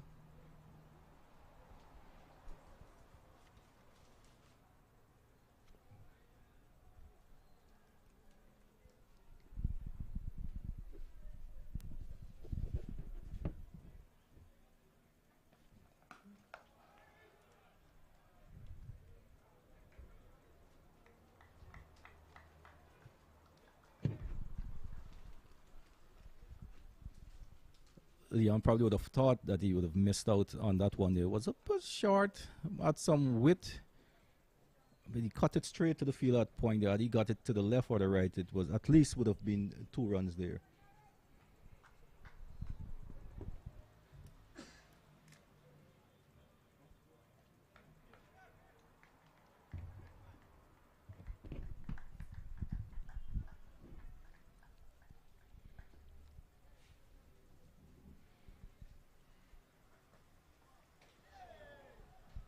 Well, this is another no ball delivered there by Smith again. He's having some problems now, no doubt about it. And more, lads, I would have think that. I would want to think he created that problem. He was bowling well. All he just had to be a bit patient from bowling over the wicket with the ball, give himself a chance. But the minute he decided to switch around the wicket, he got stuck for 2 consecutive boundaries. He came back over the wicket and now overstepped and presented a free hit to Leon Johnson and the Demerara team. 39 for 2. Chandapal has 12. Johnson has 16. This is a nice little period here for Demerara. They've been able to score some runs.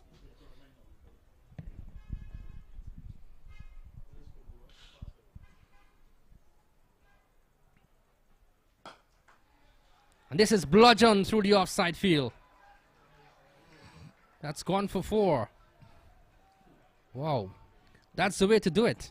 Well, Leon Johnson have made the full use of this this free hit this time. It was a well-played shot. It was more of a cricketing shot. He came, opened the offside a bit, and it was full. It got it through the extra cover region, and once it got out there, it ran away for 4. By far the more productive over for Demerara so far, and they will need a lot more of this to stay in without losing wickets. 6 overs gone, 43 for 2. Chandapal has 12. Johnson has 20. The magical figure for Demerara, they need to get 364 to win. And to go away with a win in this one of these first round games.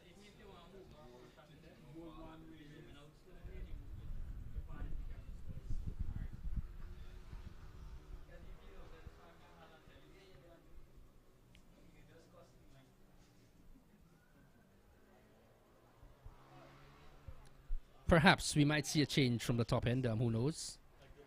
Maybe spin.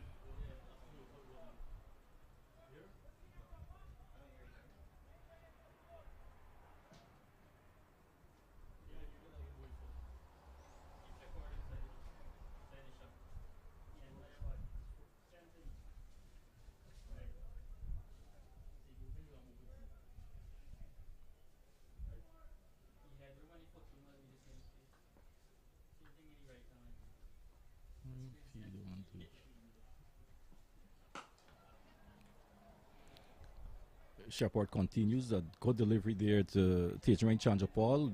We're bang on middle and off there. Just forces a defensive shot there from Tejaring Chanjapal. You will look at the field now. There's a different field placing now that would have been there with the first couple of overs that Shepard would have bowled. The dispense of the two slips there, just the one slip there still. The point, the extra cover, the mid-off, and the third man on the offside.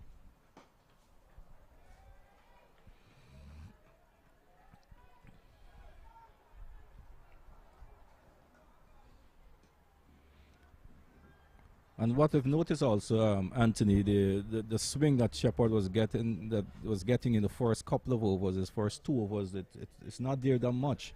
But what he has done, I think he recognizes that, and he's decided now that he's going to keep straight or more closer to the batsman and not giving him too much.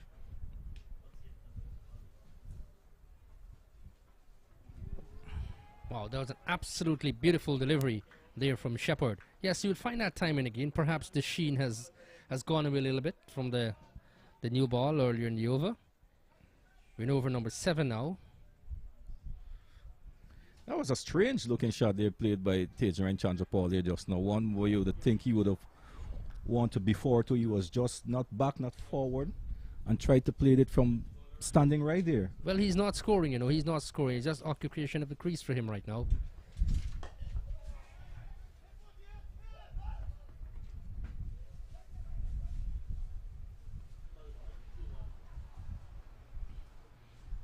Well, a sharp single turner, the results in an overthrow there.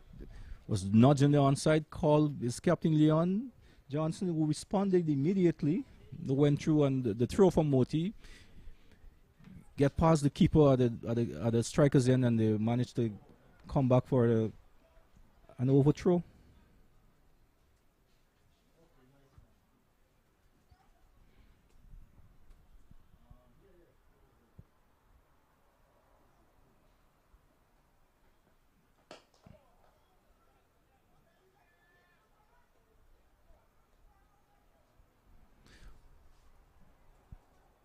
The Demerara scoring rate, it's not a bad scoring rate. 45 for 2 in 6.5 overs.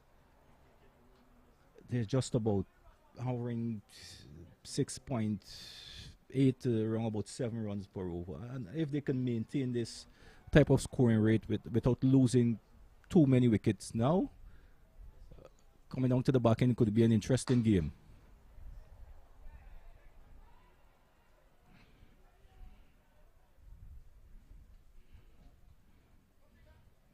Another bit of misfeeling there in the field by this time Shimran Etmaya that resulting in Tejaring Chanjapal getting a single. Yes, and I did mention it, Roderick. I think what's going to be the ploy here, Tejaring Chanjapal, he would want to stay there for a pretty long time. He'd want to occupy the crease. So we look at the scoring rate of the comparison basically between Berbice and Demerara. It just goes to show that Berbice, they're way ahead in terms of their scoring, and they have maintained that ascendancy during the course of their innings. Demerara 46 for 2, Chanjapal 15, Johnson 20. It just goes to show the worm there. And interestingly, after losing those first 2 wickets, it's a good partnership developing here for the 3rd wicket between skipper Leon Johnson and Tejaring Chanjapal. And this is what will be needed for the Demerara. If these two can keep going at 6-7 runs per over, that will be good once they're still in the middle there. They'll give themselves a chance. We know the bowling, Berbice have quality bowlers to come. I think they still have to, singles will be important for them at this point to keep rotating of the rotation of the strike and keep the momentum going. So as we call it, Kevin Sinclair will continue from the north road end, or the top end here at Bourda. And we'll start over number 8, 46-4-2. So Niall Smith has been taken off the attack. Brilliant sunshine, as I said to you earlier. Fair amount of spectators have come out to support good inter-county cricket here at Bourda. And the action is truly out in the middle. And the Demerara with a huge task. But cricket is a funny game. You never know what can happen. Once you have a partnership, as you said, strange things can happen. And the wicket, there's no devil, as you want to say, in the pitch out there. It's just need to be smart batting.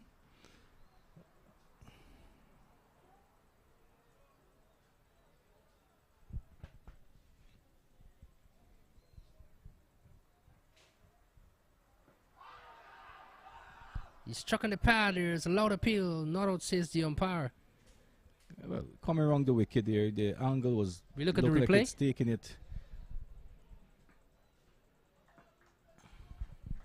Perhaps going down a little bit.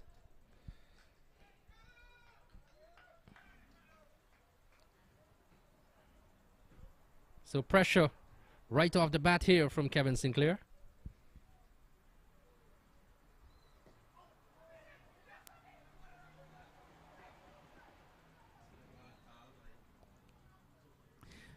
Good sharp single taken there by Leon Johnson, recognizing that Shepard was a good fielder, but not the quickest in the field. The ball didn't go too fast to him there down at the short, fine leg region there, and and the response was right away from Tejaring Chandrapal. And this is what is needed, smart cricket. Running between the wicket. The singles will be very important there. Every opportunity the batsman get, they should look to score. Yes, they've got to turn the ones into twos, simple as that. Look for the odd boundary.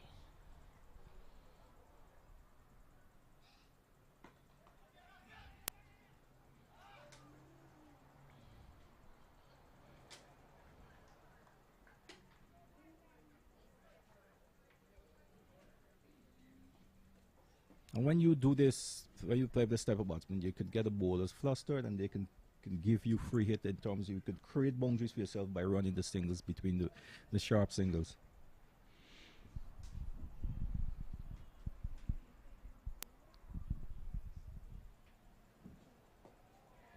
And I get the feeling that this is going to be a very interesting phase of play here with the spinners coming into play.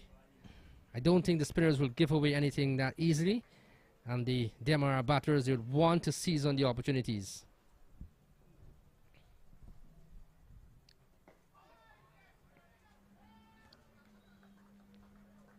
A pretty good over so far by Kevin Sinclair. He has come, he started around the wicket.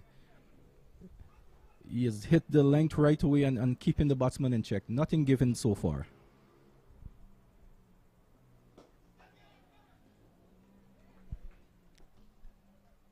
So there you go, a fine over, a first over there from Kevin Sinclair. 48 for 2, Chandrapal has 16, 21 is Johnson. We've had 8 overs bowled. Yes, and this was definitely being expected when you look at the Berbice bowling lineup. Not much will be given to you, and it will be a double change. As we can see, some footballers is being warmed up over at the GFC ground there. Maybe there's a game this afternoon. Oh yes, and I would remember. I think GDF will be playing this evening over the GFC ground. I think these are games that would be played in the GFA league competition. Good. So we see some players there, football, demonstrating their footballing skills. Anthony, may I ask, are you a football fan? Yes. I'm a huge football fan. So the English Premier League, which is your team? Not really the English Premier League. I would more so support Brazil when they're playing in the World Cup and all of that. Okay, so mean you're a football fan every 4 years. Neymar and company. Not basically every 4 years, but I'm more so not a fan of the Premier League. But I'll just support when Messi is in action, Cristiano Ronaldo, and company.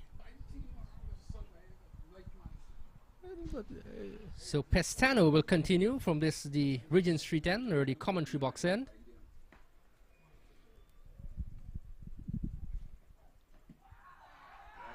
Struck on the pad, there is a lot of appeal there. Might have pitched outside the leg stump. We'll just await the replay coming up now.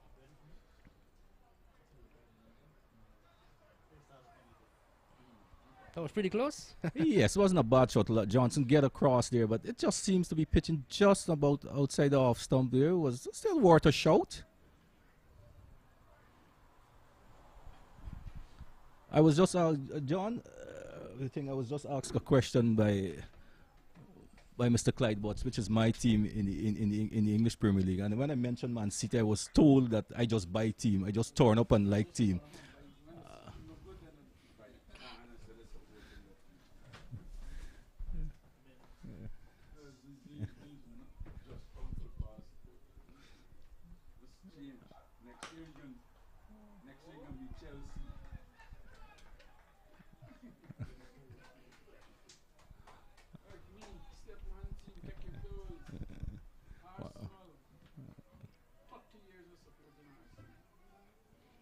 That's good of you, Mr. Butts, to know that you're supporting Arsenal for 30 years.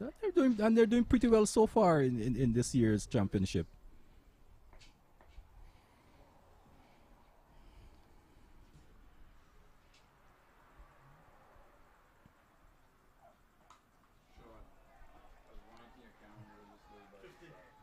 And this is pulled away.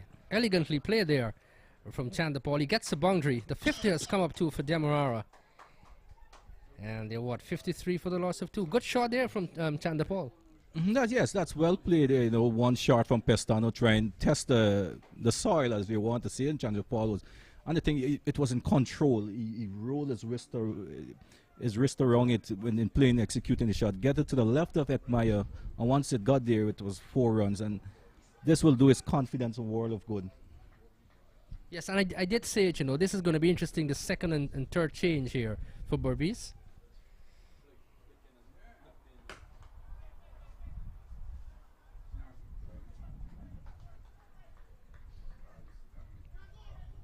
Chandapal is very experienced as well as Johnson, and they wouldn't want to just, you know, throw it away.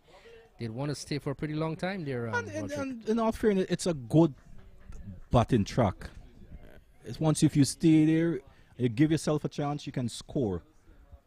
You'll have the scoreboard pressure, but you have to just focus on what's there. Stay in the moment. Stay out there and work it out.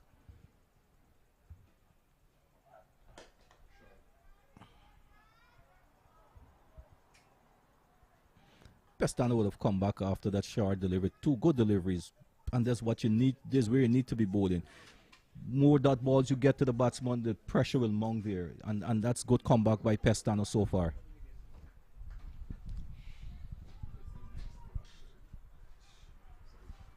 Yes, after going for a boundary pretty early, he has come back nicely in this over.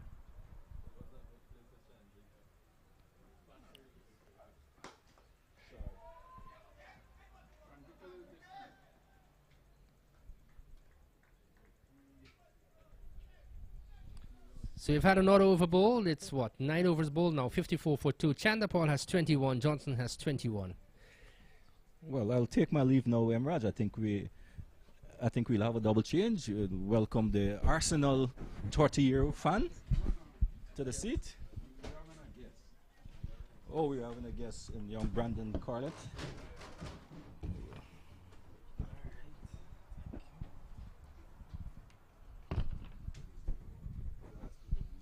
9 gone. That's the end of the first power play in the Demerara innings. Right, Chandapal still there. 31 deliveries for him, 21. You've seen the fall of Hemraj, leg before Shepherd 2. Imlak run out 2. So both batters at the crease on 21. Johnson just faced 20 deliveries, 4 fours, all in 1 over. 8 extras, 3 no balls, 4 wides and 1 leg by. 54 after 9. The target 364 for Demerara if they're going to get the first win in this year's tournament. This is match number 1 between the heavyweights, Demerara and perhaps the longest defending champions, Berbice. men's senior intercounty returning after a long time, a break since 2014 would have been the last tournament. Sinclair is going to continue. 1 over for him, 2 runs conceded.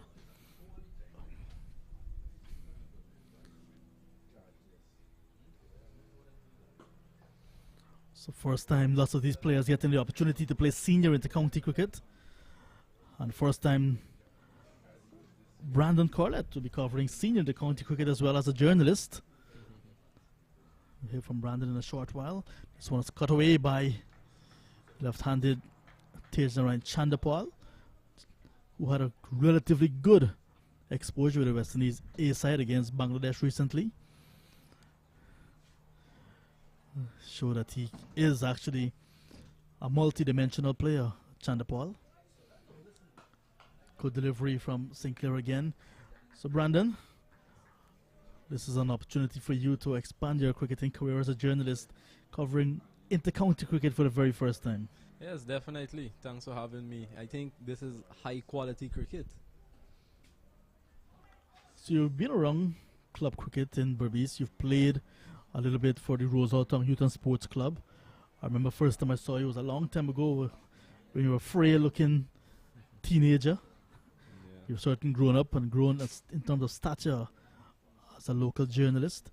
But how does it feel to be covering your teammates as they play senior cricket? Yes, definitely. I'm actually proud of most of the guys. I played cricket with Kevin Sinclair, Junior Sinclair, and these guys, and I'm really proud, especially of Junior Sinclair. I remember him being a wicket-keeper batsman, and now he's a versatile off-spinner. We've seen that he can bat as well. Definitely. So when he was playing with you, was he good with the bat? Yeah, well, he opened the batting while keeping wicket. So he showed promise at a tender age. And Sinclair, the other Sinclair, Kevin, who's bowling at the moment. So these Sinclairs, are they related? Well, Kevin Sinclair and Junior Sinclair, those guys are cousins. And Jason Sinclair, the other Sinclair in the Berbice squad, the wicketkeeper, him and Junior Sinclair are brothers. Yeah, lots of persons have been asking about the connection with the Sinclairs.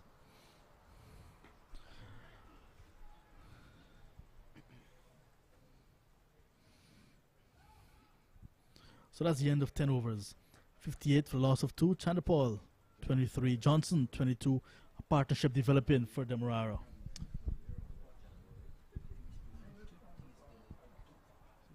It's a 52-run partnership so far for the third wicket. Definitely, I think this is an important partnership with the 2 senior men for Demerara, the captain and the vice captain. So these guys will be looking to go deep and set that platform for Christopher Barnwell and Ronaldo Ali Mohammed and others to come and chase this total down. A nice little crowd here. You can see Mr. Claude St. John sitting on where what used to be the Kenny Richard stand. Now we see some persons in the members pavilion. This is really a good sign for cricket. Cricket has returned at this level. We can see spectators returning as well. And as a journalist covering cricket, this must be a pleasing sign for you. Cherry and Fraser. The West Indies female player there and former Guyana senior player Stephen Jacobs as well there. Yes, some of the big names in attendance here today at Bourda. It used to be lovely on the radio to hear back to Bourda. So cricket is back at Bourda. This is a nice on drive from Chandapal. We get just a single, so it's good running between the wickets. But a good partnership here. They needed this. Definitely, I think they must respect the good deliveries and score off the good deliveries as well, working the ball around, and boundaries will come. I mean, it's a fairly small outfield, and I think boundaries can come. Fit-looking Pestano, much different than what you saw earlier this year in the regional 4-day tournament. Slow ball to Johnson. Yeah, back to Clinton Pestano. He actually did a lot of work. I had a conversation with him, and he told me it was self-preparation for this tournament. You know, running on the hills, on the highway. Yeah, he works. He lives up there, so he did a lot of running there. In Demerara. Definitely. Because you know he plays for Berbice. Yeah. Started his career in Berbice. That's interesting to know that he's living on the hills now.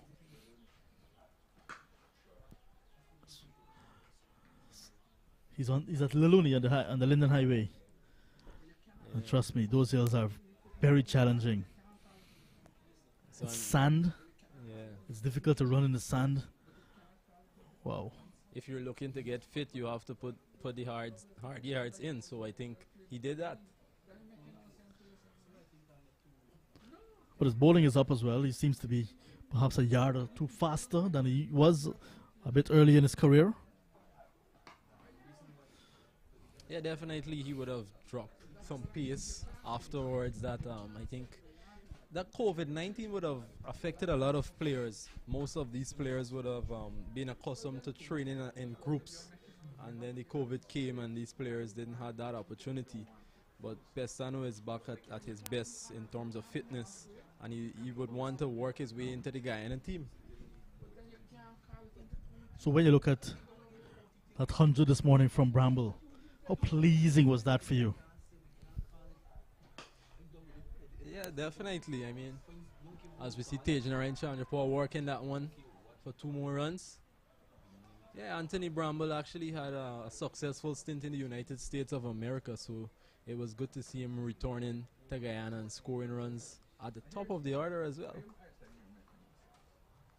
14 fours and 2 sixes. Brilliant innings there from the big Berbice, the lad from Skeldon. He himself looking a bit trimmer than he was earlier this year. Is he living on the hills too? Definitely not. So final delivery of the 11th over. 64 for 2. I would have covered some of these fitness assessments firsthand, and I would have seen improvements from most of the players, and that was pleasing as well, because we know the importance of fitness as it relates to West Indies cricket. We know it's been an issue, so to speak. So these players are realizing the importance of getting fit, not waiting for camps to be held, and just getting fit individually. So we'll have a little bit of a drinks break now and give us an opportunity to assess what's happening. So Demerara set a target of 364 to win from 45 overs. After 11 overs, 64 for 2. Tejenrai Chandapal, he's still there. He started with Hemraj. He's on 27 from 40 balls, 3 fours. Leon Johnson with him, 24 from 23 with 4 fours. Hemraj led before Shepard to Devon Imlak. Bad mix-up on his run out for 2. And we'll give you the bowling figures so far. Shepard 4 overs, 1 for 16. Niall Smith 3 overs, none for 30. Kevin Sinclair 2 overs, none for 6. And Pestano 2 overs, none for 11. It's an uphill task for Demerara.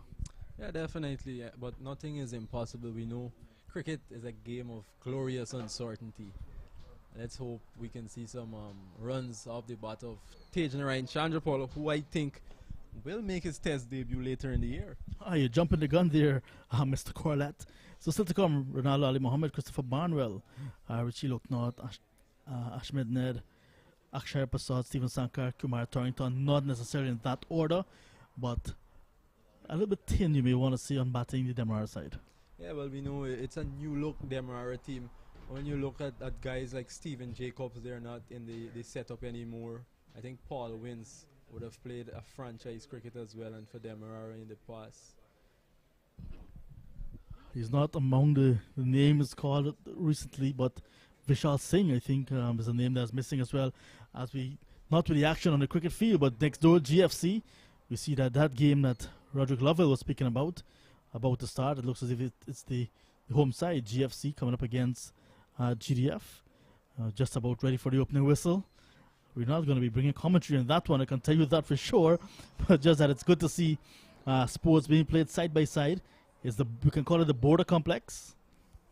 Definitely, that's pleasing. I mean, remember, it's a public holiday today here in Guyana, so a lot of spectators would want to come and catch some action later on. With that stripe, I think it might be Western Tigers. It's very difficult to understand who the players there, but I'm sure we can make a call or two. Could be Western Tigers. As we get ready to resume the action after the water break. 64 for the loss of 2. So the target, 364, is just 300 runs away. just 300 runs away. I mean, that's an uphill task for the Demerara team, but as I always say, cricket is a game of glorious uncertainty. So it's going to be Kevin Sinclair who's going to continue, and it will be Leon Johnson to take strike. And Leon Johnson, you mentioned the name Stephen Jacobs earlier, and they're part of what is called the Forest Change Construction Company. They're partners, they're business partners now, Leon Johnson and Stephen Jacobs. And Stephen Jacobs in the pavilion watching his partner. Definitely. What's pleasing as well is when these cricketers venture into business. I mean, there's life after cricket, and business is the way to go. Kevin Sinclair is the brand ambassador for Stephen Jacobs' jewelry store, Jacobs Jewelry and Pawn Shop. So, see that familiar big breath taken at the start of his bowling run up now, similar to what Chris Green has been doing over the years. You know, Sinclair played CPL this year, but just a couple of matches for the St. Kitts and Nevis Patriots, quite belated into the CPL. And you would have seen Chris Green for the Jamaica Tallowers. This one is swept away nicely by Leon Johnson. There'll be some runs, and no need to chase that one. It's going to go into the boundary. So right after the drinks break, you usually see wickets. This time, we're seeing a boundary. Definitely. I think Leon Johnson is coming into his own after that over where he smacked Niall Smith for 4 boundaries. Johnson needs a big one, needs to have an opportunity to give the selectors a chance to pick him again. He has 3 opportunities in this year's senior inter-county tournament. Down the track.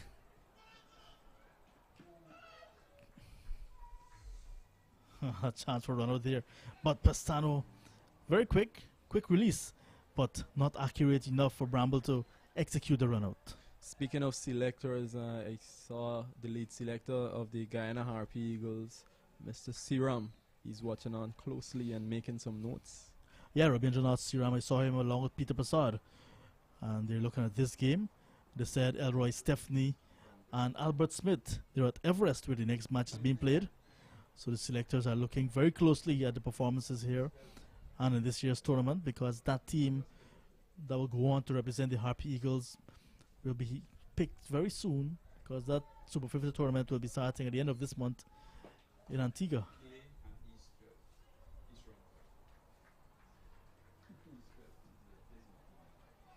So confirmation coming that as Pele against East Ronveld, the Eastveld football teams. So that's the end of the first over after the drinks break. So 12 gone, 6-9 for 2. Yeah, that one crimped there in the surface from Kevin Sinclair. And when you talk about matchups, the off spinners against the left-handers, I'm sure he's enjoying this matchup, Kevin Sinclair. So the required run rate is quite high now for Demerara. You can see the worms separating. So the Berbice side, they're way up ahead at this stage. Demerara got a lot of work to do to catch up. But there's that middle part of the Demerara, of the Berbice innings, that they were a bit slow, but then they eventually got a big finish as well. So still lots of work for Demerara to do. Definitely, as we see Clinton Pestano bowling to Leon Johnson, who defend that one. Anthony Bramble behind the wickets. Your thoughts on him? Yeah, I have a lot of time for him. I think since he came into the Guyana side in the year 2013 or thereabout, I felt that he was really one for the future. And he cemented his place after taking over from Darwin Christian, who was the incumbent at that time, and never looked back. I remember this year being under a bit of a pressure with Imlak coming in. Imlak had to play as a batsman because it was very difficult to displace him. And I think he has done a lot as well to keep his position in that Super 50 side.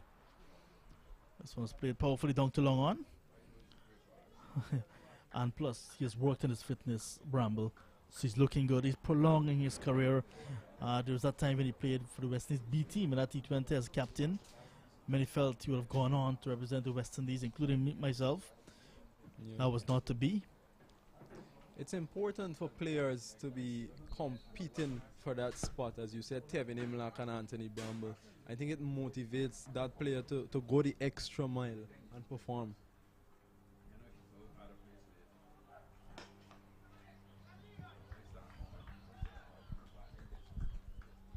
So I'm sure in and around the cricketing circles in Berbice, you would have been excited to know that Intercounty was playing senior Intercounty, but then when you started as a journalist, there was no senior Intercounty. But now, coming back and you're seeing it, it must be a good feeling. Very happy, very happy. I heard a lot in the past about Intercounty tournaments. There's just some innovation being shown by Chanderpaul, and we get the boundary. Oh, lovely shot from the young left-hander.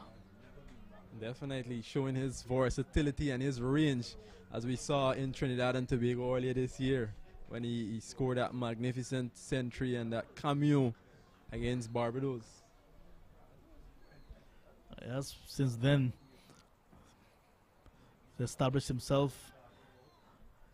Had a good outing with the West Indies A team against Bangladesh, and I think you're looking at your crystal ball. You're saying that he may make his debut in Australia for the West Indies senior side. Yeah, definitely. I think he grew from strength to strength since that. He had a bad patch prior to the restart of the regional 40, but since then, he turned the tide.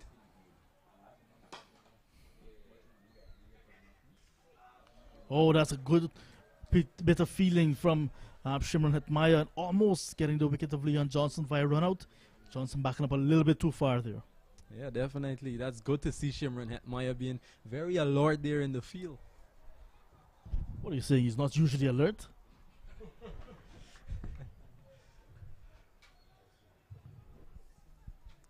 That's a new number on his back. Usually 189, sometimes number 2.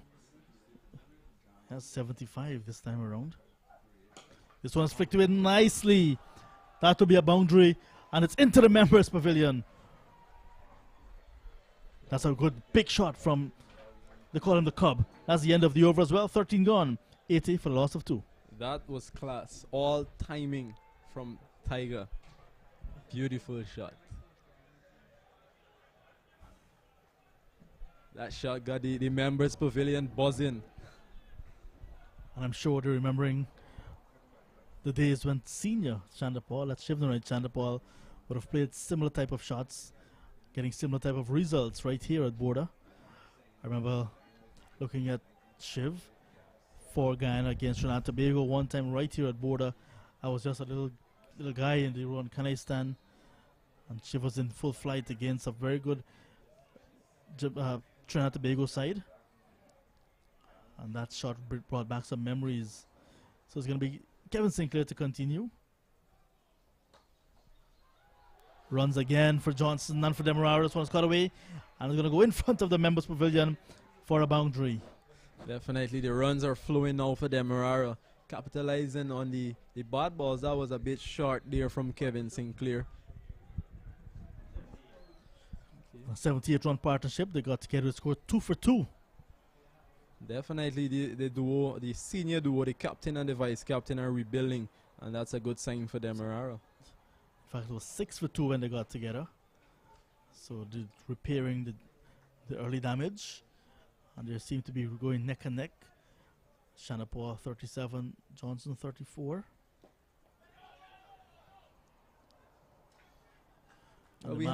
We haven't seen the introduction of Junior Sinclair as yet, and if you speak of matchups, we know he's an off spinner as well. Yeah, when you look at the 2 left-arm spinners as well, Gurakesh Moti and Captain Veerasamy Parmar still to be introduced.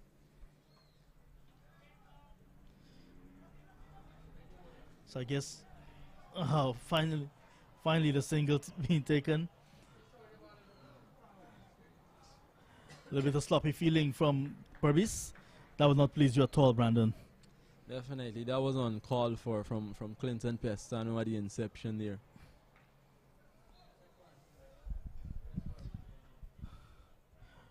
Kevin Sinclair into his 4th over now. None for 16. Pestano the other end. 3 overs, none for 22.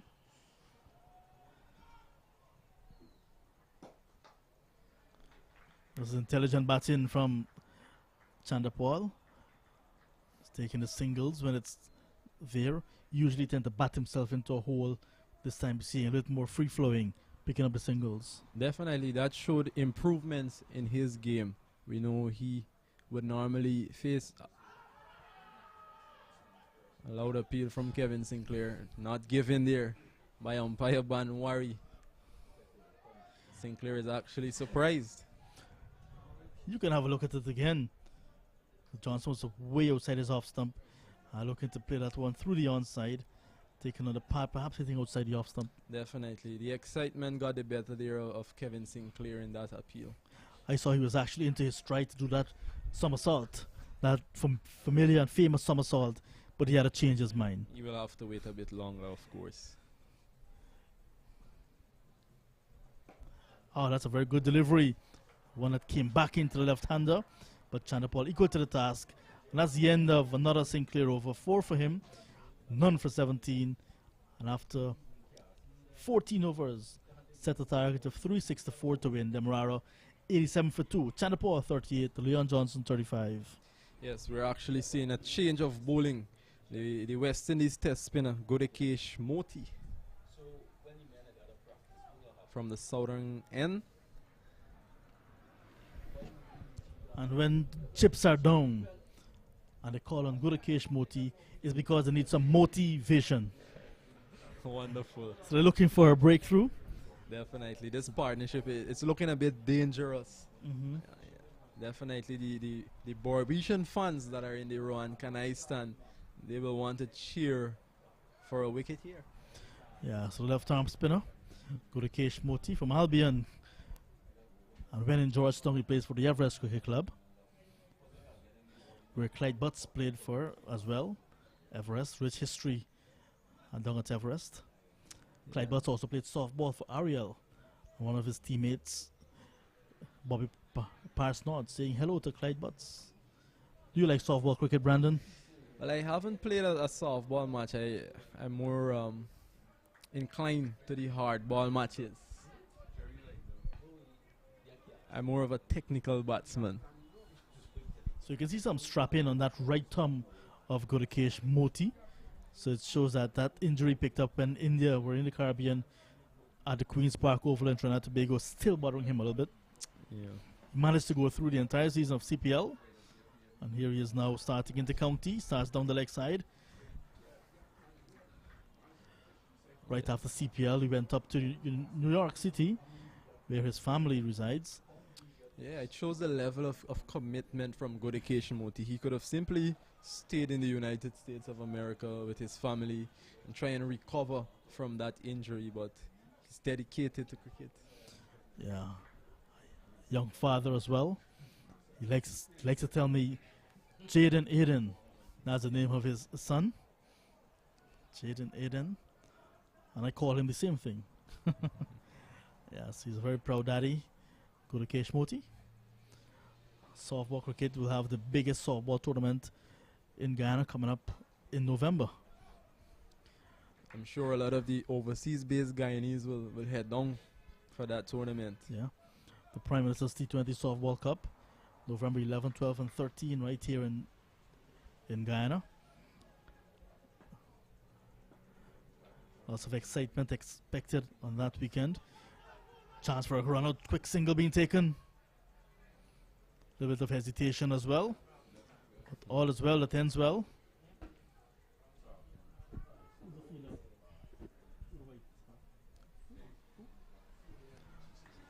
Jonathan Fu as well. Is he living on the highway? He's been looking much fitter, Jonathan Fu, these days.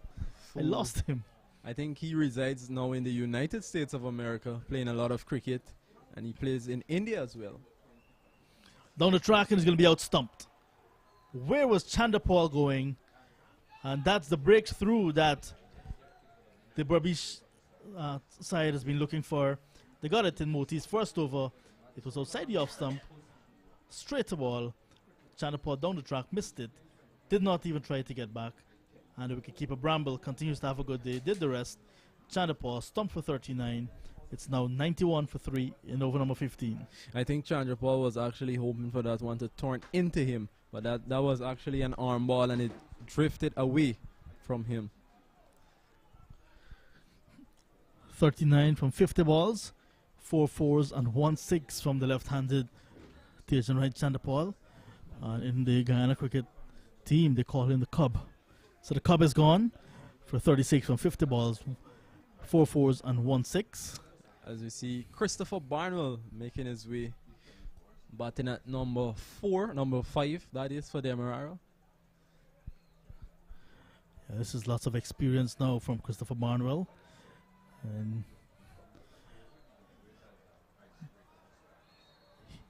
one season good flight as well, Barnwell. No total is big enough for him, but he needs a start, he needs to bat long, and Berbice will be happy to see the back of Barnwell very early. Definitely. Barnwell, I think, is one of the better regional Super 50 batsmen for Guyana in recent years. He would have scored his maiden century, I think it was last season of the regional Super 50. So he has been growing from strength to strength, and he's now more into the wide ball aspect of it. He's not into the regional 4-day setup. We haven't seen him this season, but the last season he played for Guyana Jaguars, that is, he was in the runs. He's right-handed, plays for the Demerara Cricket Club, which is just up the road here from GCC. Gets a delivery outside his off stump, too close to cut, but managed to squeeze it out down towards Sinclair at backward point. So motivation for Berbice in the form of Gudakesh Moti, already in the wickets column. Barnwell off the mark with 1, but it's going to be rebuilt again for Demerara. But they've lost one of the set batters in Chandapal. So Johnson is still there, the captain. He'll be looking to get a good partner in Barnwell. They still would like to get to 364. Definitely. I think Christopher Barnwell, if he gets going, definitely Demerara will get close to that target.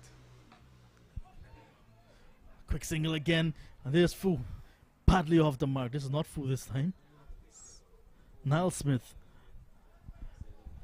So, single to end the over. 15 gone. A successful over for Gudakesh Moti, over which he got the wicket of Tejan Chanapur, stumped by Bramble for 39. It's now 93 for 3. They've lost 3, but an established pair, set batters, capable batters are at the crease. As you can see, the Manhattans, the Berbice side, red dominating the blue, despite blue having a couple of fairly good overs, but it seems to be red dominating so far. Yeah, so far it's been Berbice, despite some runs from Leon Johnson and Tejan and Chandra Paul. I think Berbice are still on top. Christopher Barnwell as well would have played some cricket in the United States of America, so off a successful stint there as a batsman. Although there was a big discussion about football earlier, Christopher Barnwell named his child Chelsea after his favorite his football team. Sinclair to continue. A single taken by Johnson early in the over. So what are your memories of Bourda? You probably would have heard a lot about Bourda in your younger days. Yeah, definitely. I didn't experience the packed Bourda where school children are all on the trees and so on. I would have enjoyed that, but I was young, very young. But you have covered some matches here at Bourda. Yes, definitely. I played some matches here at Bourda as well. Oh, really? Inter-county level a few years ago.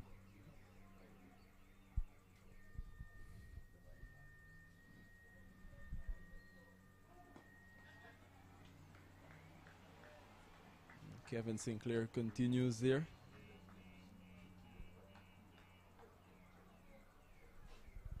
I think it's just a matter of time before the other Sinclair comes into the attack. That's Junior Sinclair. They call him Junie. Yeah, Berbice, a lot of bowling options. The skipper, Versami Perumal, has not yet introduced himself. We know he can be a handful. And that is one of the challenges of a bowler being captain. Sometimes you tend to under-bowl yourself or even over-bowl yourself. I remember Courtney Walsh, when he was captain of the West Indies test side, bowling long spells, trying to tie up one end. And now we're seeing Versami Perumal under-bowling himself maybe. Because in previous situations, you would have seen Pamal already into the attack. But I think he's giving his bowlers the opportunity, realizing that he has it under control so far. Sent back by Barnwell. There was Johnson looking for a single that was not on. Good fielding from Hetmeyer. Yeah, Hetmeyer looking dangerous there. Very alert in the covers.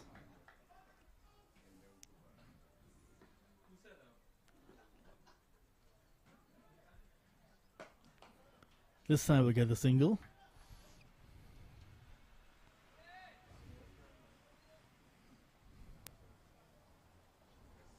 I think much emphasis is being placed on matchups these days. Yeah. We had Tejan Chandrapal and Leon Johnson at the crease, both left-handers. I think Versamy Perumal was inclined to go in with the off-spinner instead of introducing Gudakesh Moti earlier or himself.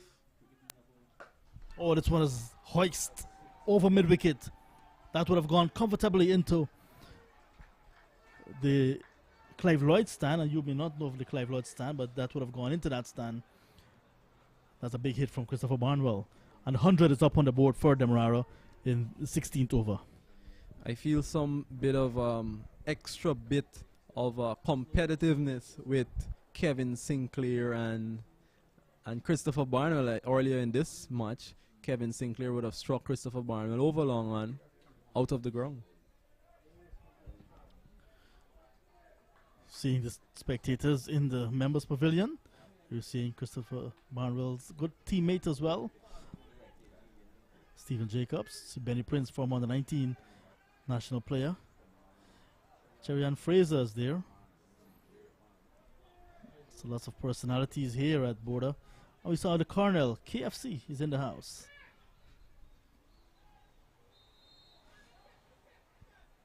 So 16 gone, the 100 on the board for Demerara, 102 for the loss of 3. Moti is going to continue. His first over picking up a wicket. So he's going to be bowling now, the second over. A little bit of byplay because he was not with the ball in hand.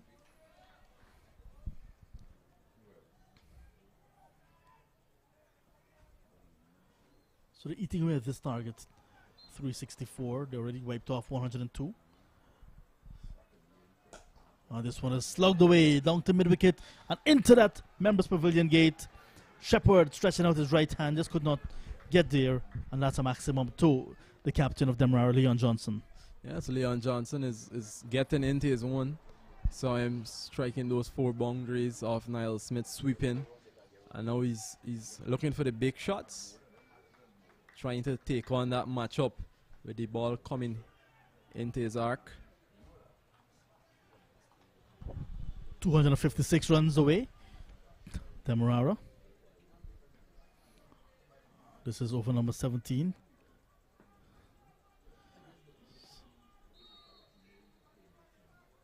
We saw umpire Javed Prasad having a look there at the ball.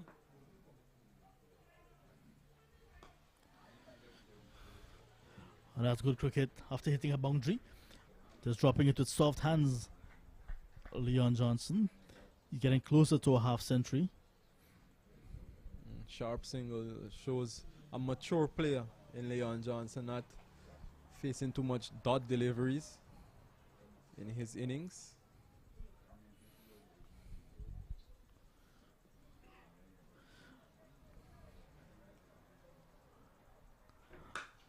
Short. Just a bit too short for Moti. Kevin Sinclair is at long off. I think the Berbice side, you're looking to place players in strategic positions as well. Sinclair, very strong, very athletic, and tall as well. Good position to have him at long off. Yeah, definitely you'll have the athletic players in the hot spots. As we see Romario Shepherd placed at deep mid-wicket, Junior Sinclair at deep square. So the more athletic fielders are in the hot positions. The high traffic areas. This one is placed to short mid-wicket. Shimron Hetmeyer's in the way. 17 overs gone. And that's the end of your little spell here, Brandon. It's 110 for 3. Demerara looking to get 364. Thank you, Brandon.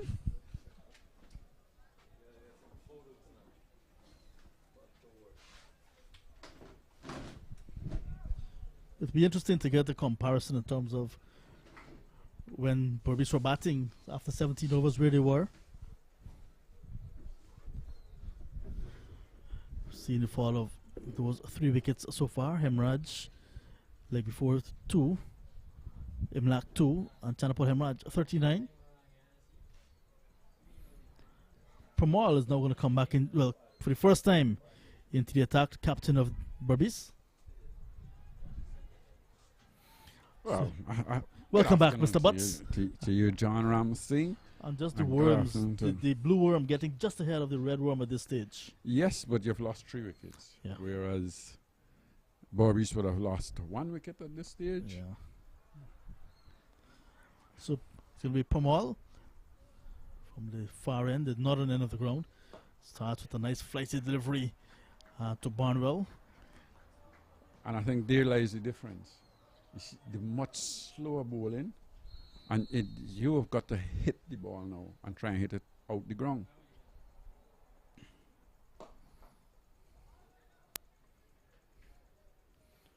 But it was a nice partnership between Johnson and Tejenara and Chandapal. After they got to get at 6 for a loss of 2, they repaired the damage. And then when Chandapal was looking well set, ran down the track and lost his stump. Lost his wicket. He stumped. It would have been interesting had we done a chart of Chandrapal innings to see where he scored his runs. I think most of his runs would have come on the leg side. 90% of it would have come on the leg side. He tends to walk across his stump, work the balls on the onside a lot. Maybe at times he's got to be careful with that. This could be 50 for Leon Johnson. It is 50. That one is going to go into the boundary. And the captain of Demerara will raise his bat to the spectators here at Bourda. A well-played half-century to Leon Johnson. And the left-handed batsman gets there with another boundary. Yeah, and Leon Johnson obviously saying to Berbice, this is not going to be a walkover. I know you all have scored a lot of runs, but we've got the batting too. We've got a good pitch out here, and the field is not, maybe you would say this is a good size cricket field, not a huge field, and the runs can come. 3 deliveries for his 50, 7 fours and 1 6. Looking to reverse sweep the very next ball is a big appeal. Now, when you look at that, you would have think that he was hit outside the off stump. He was reverse sweeping, but he was going outside the off stump. As you see, he was playing a shot, so there's no way you can give that out. He's playing a shot, and the ball is pitched and hit outside the off stump. But he played conventional shots and got runs. This time he went for a reverse sweep, missed it, and he had a nervous look at the umpire because I think he felt the umpire sometime they can give you out. Or he probably felt he was close. He was close. But it was outside off stump. See some innovation sometimes in a limited overs game. There was just one example of it from Johnson. So Moti's first over comes to an end. 7 Moti. runs. Sorry, That's Pramal. Pramal. Pramal's first over. I'm just wondering about you sometimes. No, this is my last over of my spell, so I need a drink of some blue waters. Sure? Is that what you're thinking about? That's what exactly it is. So it's neck and neck at this stage, and I'm going to leave you now with the capable voice of Wadikar. 18 gone. Wadikar Anthony Kemraj. What a name, huh? A good guy. What a wonderful name. A former Indian captain name, Wadikar. Ajit Wadikar, was it? Former Indian test captain of years gone back in the 70s. Left-handed batsman, was he? Yes, Wadikar knows his namesake.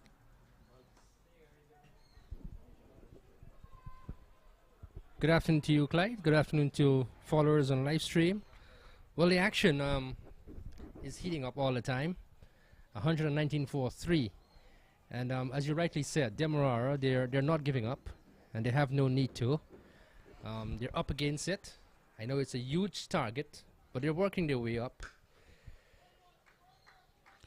I think Barnwell and Johnson, good partnership. this is the partnership. If they're going to get anywhere close to this partnership, needs to put on a decent score. Both Barnwell and Leon Johnson can score and score quickly.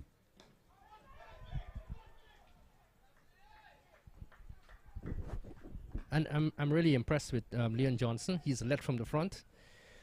A well-played 50, and I think it's a well-calculated innings, Clyde. Yeah, he has played well. He's been very positive. At times we tend to think that he's not a positive enough player.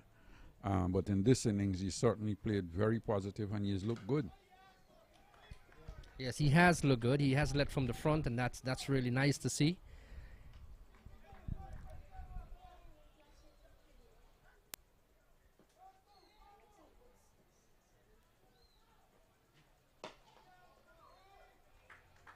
Moti just bowling the good length at the moment, just bowling, not pitching it right up, not using a lot of pace either, but bowling that tantalizing length. If the batsman wants to get him, he'll have to use his feet. That was a little quicker delivery and was worked on the onside for an easy single.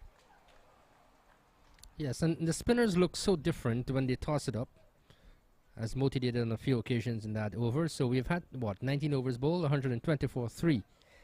Johnson has 51 from 45. Barnwell has 14 from 15. And the magical figure, 364. But I guess they won't have that right now on their mind. What they'll need to do is to build a partnership.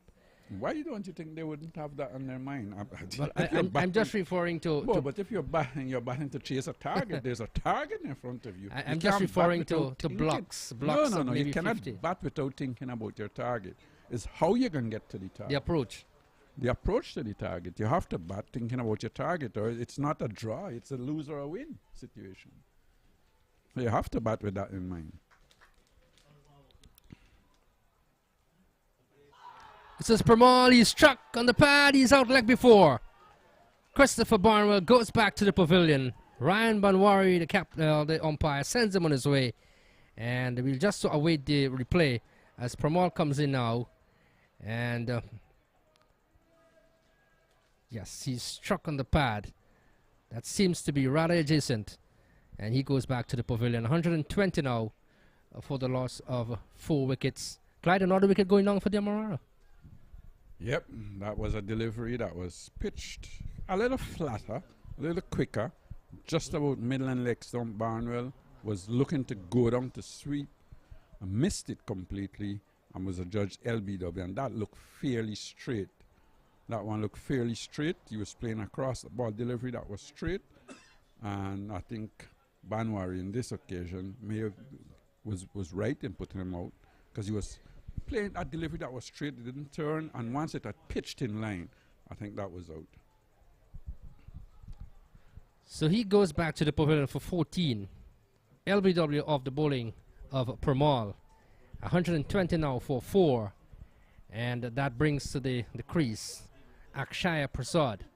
And these two now, Clyde, will have to build again from here. Well, the thing is, rebuild? They have to keep scoring, because at the end of the day, it's either a winner or a loser. You're not going to be in between.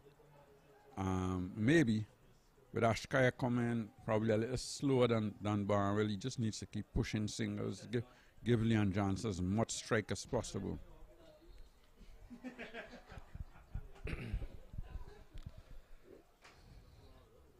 $124. We've just lost the sunshine a little bit here at Bourda. And the action is just really steaming up. I like what I like about the Berbice spinners. They've bowled much slower than the Demerara spinners. One would have thought if the Demerara spinner had bowled with this sort of pace and their 4 innings, they probably would have been better off. Especially the leg spinner. When you're a leg spinner, you need to tempt batsmen to hit you over the top straight, over extra cover, rather than have them sweeping you and pulling you and so on. This is Prasad. He's beaten first delivery taken by Bramble. Of course, the Berbice spinners are much more experienced than the spinners from Demerara, and sometimes these things you pay to learn, and you hope that you would learn from your mistakes and improve in the next game.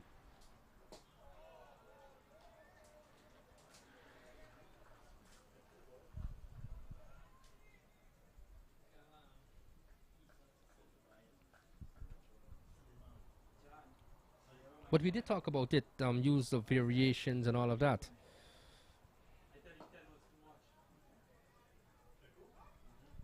I always say to any spinner that I speak to that us spinners are supposed to be brain people.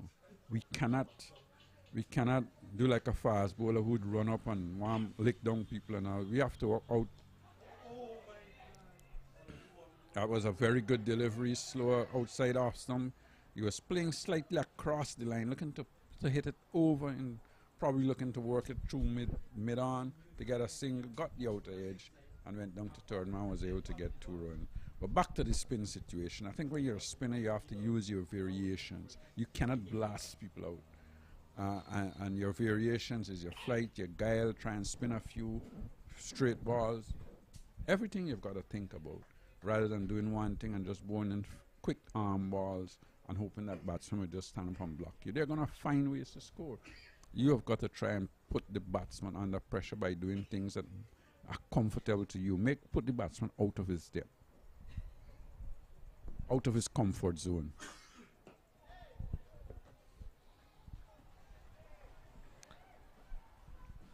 So Permal bowling a really tight over there. We've had 20 overs bowled. Demerara 122 for 4. Ashaya Prasad, he's on 2. And Leon Johnson has 51. Yeah, Berbice spinners certainly putting a lot of pressure on the Demerara batsmen. And you look at that worm, it's about even Stevens, just like Demerara has lost 4 wickets, which is much more than what Berbice had lost at this time.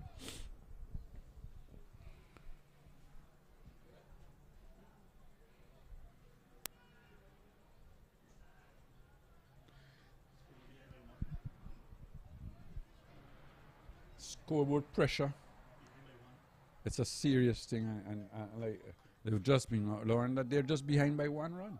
But you've lost 4 wickets. He's struck on the pad. He's out leg before. So there you go. The captain goes back to the pavilion. And what a blow now, being struck by Berbice. We watch the replay. You cannot really fault him for this because he was looking to score all the time. I think he was playing that sweep shot. This time it was a little quicker. Probably just going to hit leg stump. And the umpire judged that would have probably hit leg stump halfway up. So he goes back for a well-played innings of 51. We look at the replay. Yes. That's definitely out. Probably going to hit middle and leg stump halfway up. So and that's what scoreboard pressure does to you, though, because every time you look at that scoreboard, you're telling yourself, if we are going to win, we have to keep scoring. And that's what it does to you.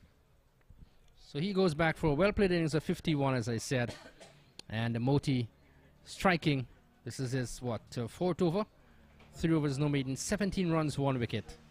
And together with Permal in tandem, they bowled well. They put a lot of pressure on the Demerara. And it just goes to show what pressure can do. As you said, Clyde, scoreboard pressure, 122 for 5. Yeah, and you cannot compare a Permal Moti combination against what Demerara had to offer. I think it's a vast difference. You had young Ashned and others, but they're all inexperienced spinners that compared to the Berbice spinners. So Ronaldo Ali Mohammed comes in to replace his captain. Moments ago, being LBW of the bowling of Moti. As I said, we have just lost the sunshine. And it's rather cooler now, out in the middle. Moti continues. Well, it's coming down to the end of the year as well, and place gets dark a little earlier. Faster than you expect. Faster, yes. When you spin around, if there's a few clouds around, it's dark.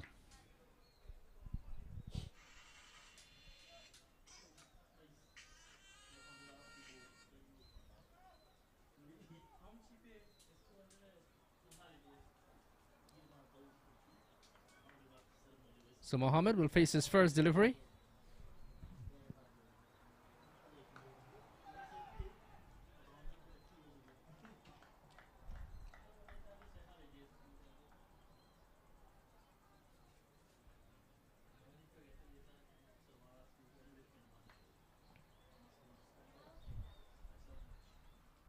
But do you think too, Clyde, that using of the feet by the batters can negate at least the spin if ever the bowlers would flight it? Well, that's what batting is all about.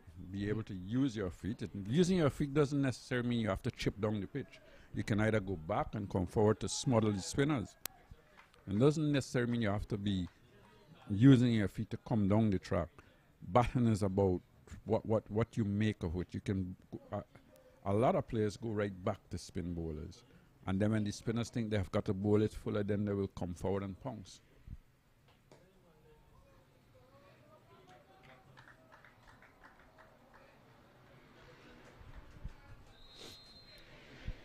So the pressure is really on. 122 for 5. Ashaya has 2. Mohammed hasn't scored as yet in over number 21.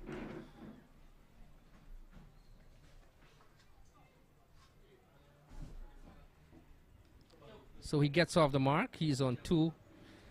And over number 21 completed. Demerara Chase looking to get 364. They're 121 for 5. Not a good over from Moti. Bowling in the corridor. It's not really getting a lot of spin, but bowling in that corridor of uncertainty, just slightly short of a length. Bowling with a pitch that is not probably bouncing as high as one would expect an old Bourda pitch to be. So if you're going back, you have to look to play with a straight bat rather than with a cross-batted shot.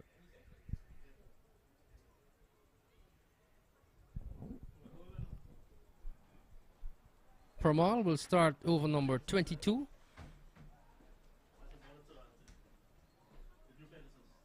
Good, so we see lots of different views. And we look across the new Pegasus there. Lots to look at, lots to enjoy here in Guyana.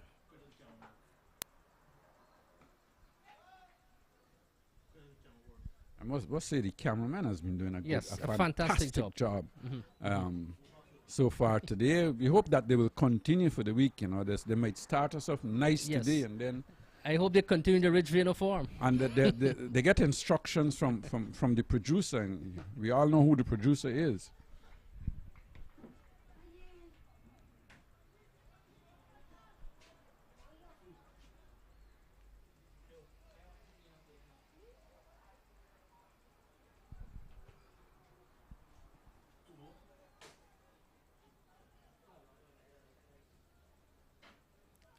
So first, Sami Permal ringing the changes around and making sure that everything is fine-tuned.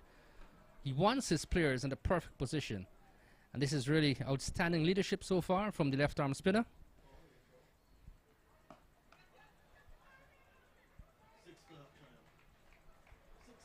6-6, so that's 6 to Ashaya. And that will be a welcome one here for Demerara, as it was tossed up on the leg stump, Clyde.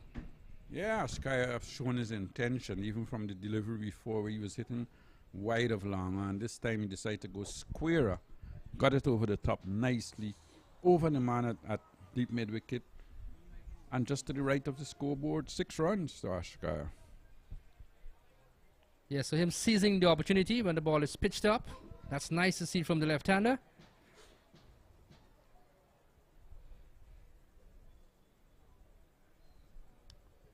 That has brought about a few changes in the field.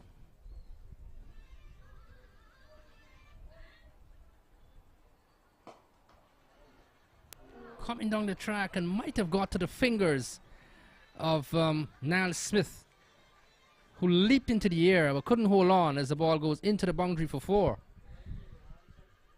Well, his intention was clear. He's probably looking to clear the mid-off who was in the circle, and just got it over his head for 4, but the intent of Ashkaya was the right one, looking to hit and hit where the gaps are. The man in, hit over his head, 4 runs. So Ashaya taking the attack to the bowlers, the Berbice bowlers. He's moved up to 14 in very fast time.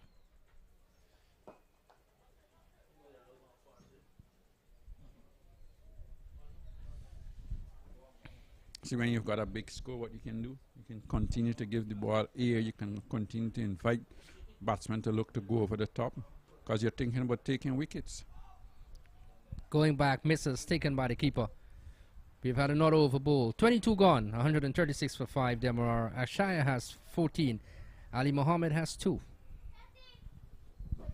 Yeah, good over for Demerara, that one. A 6, a 4, and a 2. So I think they got 12 runs in that over. They must be thinking, well, still getting with a chance, still in with a fighting chance. Young Ali Mohammed can bat. He's a good all-round cricketer. Good in the field, good batsman, bowls medium pace.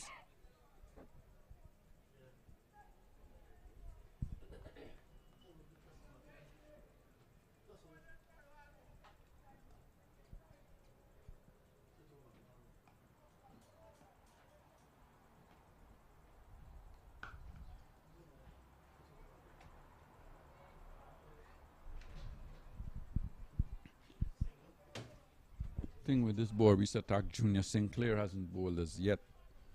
I don't know if Jonathan Fu still bowls. So there's still some bowling to come. Yes, they do have lots of resources to turn to. As you said, Junior hasn't bowled as yet. Maybe Jonathan can bring his arm around. So they've got options. Pramal.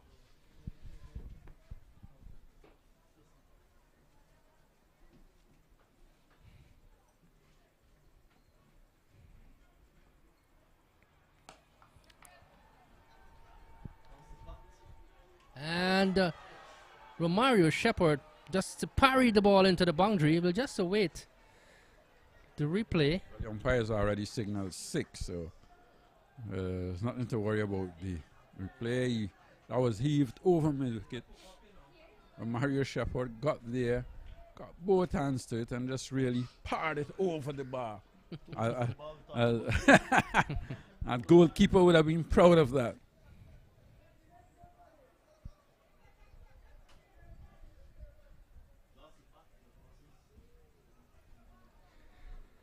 Well, well, well.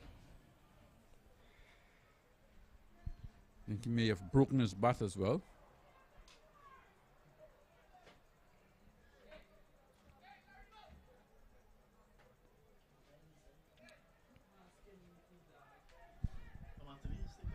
Good. So 130, what? 7 I make it for 5? Is that the 143 for the loss of 5? Akshaya with that boundary goes up to 20. Ali Mohammed has 3. And in over number 23, it's 143 as I said for 5. But bad miss there on the boundary, Clyde. Certainly was. I think those are catches you have to take if you're an international player. Maybe he didn't realize he was in that far in the boundary and maybe could have taken another step backwards, but certainly that catch should have been taken. Yes, I thought that would have been taken pretty easily. But in the end, it wasn't so. And he got a boundary, Demerara. So there's a little delay in play as Ashaya might just be needing a new bat. He'll get out in a moment. But we can just go through back the Demerara innings. Looking to get 364 to start. Losing Hemraj for 2. Tejaran Chandapal 39, Imlak 2, Barnwell 14, and Johnson 51. Chandapal, Clyde, and Johnson getting started with what not going on. I thought both played pretty well. Chandapal was timing the ball nicely while he was out there, especially against the faster bowlers. And when the spinners come on, he was working the ball around a little as well. He just that delivery from Moti just came charging down the wicket. Moti saw him and bowled it wide. I think what has happened here with the batsman, maybe the gloves, not his bat grip. The rubber in his bat has damaged, so he's just getting a new one put on to the bat. So just have to wait and see how quickly they could get that on. Some time's being wasted, yes, but it's important that he gets himself right. It's before he takes the next delivery. Yes, you were reflecting on Chandapal's innings. I thought he played well. He played very well. His time 4 was fours, good. 1 6 in his innings. Hit a lot of deliveries through the onside nicely. I can't remember him really playing a shot through the offside where he actually scored. runs, but was very good through the onside, clipped some nice shots. Leon Johnson was positive in his innings, looked good. I had one over from Smith where he hit him for 4 fours, and I thought he played very well. Looked much more positive than I've seen him in the past, and batted pretty well. Yeah, he played a fine hand of 51 until he was LBW of the bowling of Moti. Since then, these two have come together, Akshaya and Ali Mohammed. And they're taking the attack to the Berbice bowlers, no doubt about that. In rather cool conditions now, as Moti continues.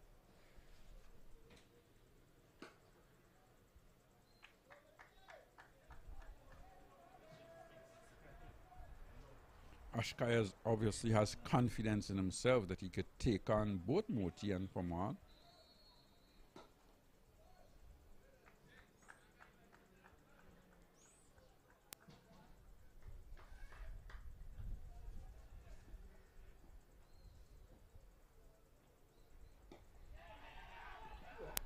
Well, he's looking for a non-existent single.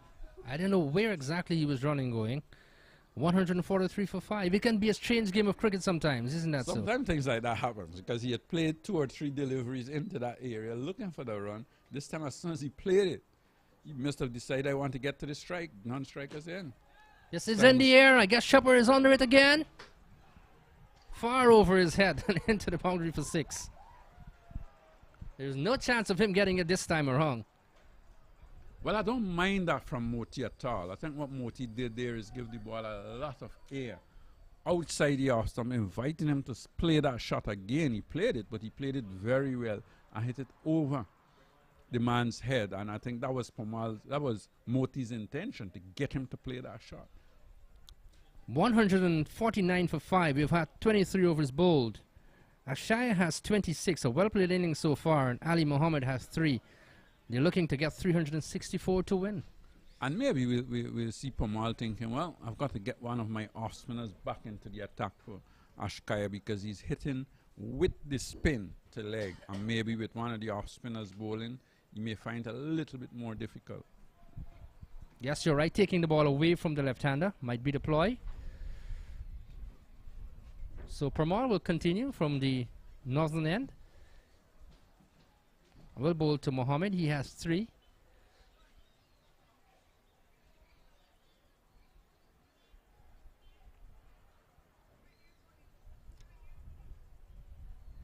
Good afternoon for sports in Guyana. Nice, cool afternoon. Love to see Lovell out on the field.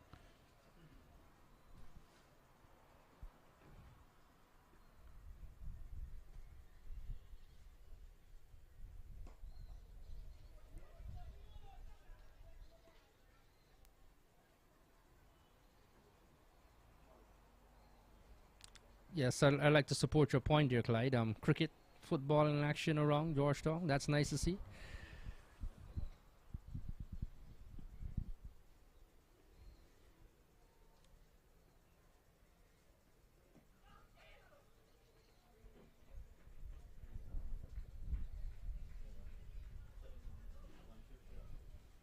So the 150 has come up for Demerara in over number 24. For those of you who would like to keep your stats, 150 for 5.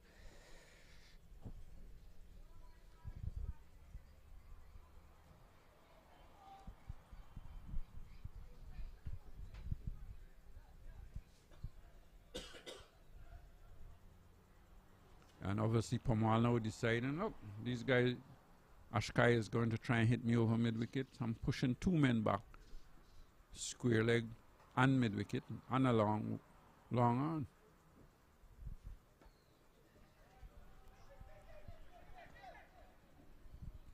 That was delicately played and got a single. Down to 3rd man. 151 for 5 now. Think about it, 151 for 5. And you still got to get 200 plus more runs. In a 45 over game, it's a lot of runs. Is it dropped? Short delivery, going back, looking to cut. I guess we'll look at a replay. I think he got the edge and the wicketkeeper failed to hold on to it.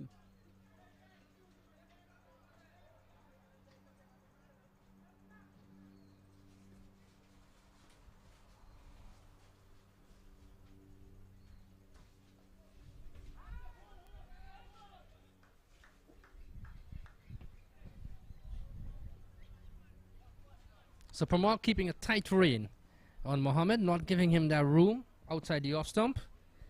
He remains on 4. 151 for 5.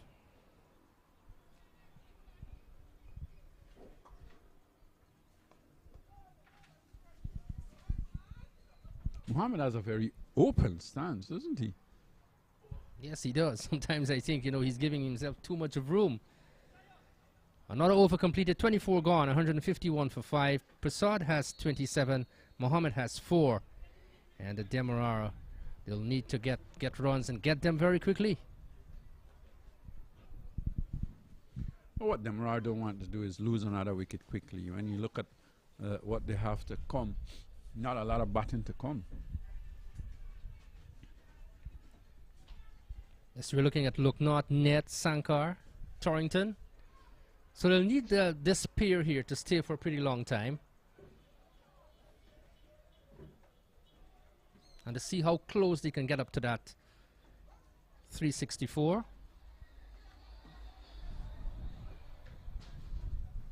So Kevin Sinclair has been switched around, and he will continue from the commentary box end, or the Regent Street end.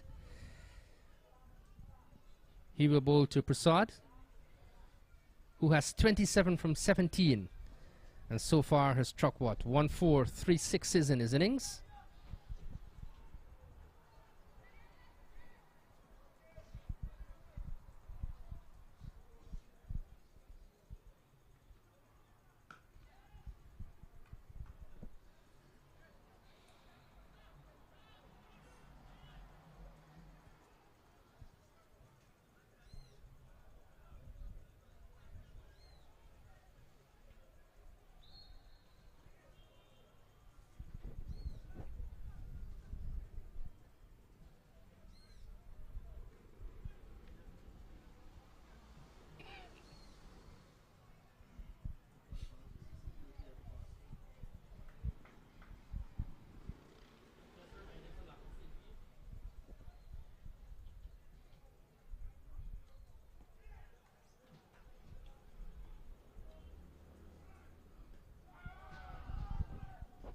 Wide signal by the umpire. 153 for 5. Slipping down the leg side here, Clyde. Yeah, flat, quick delivery, going down leg side.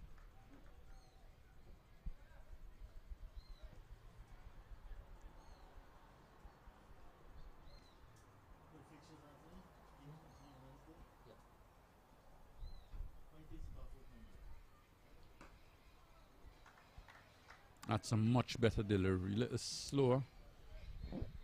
Right on target, right outside off stump.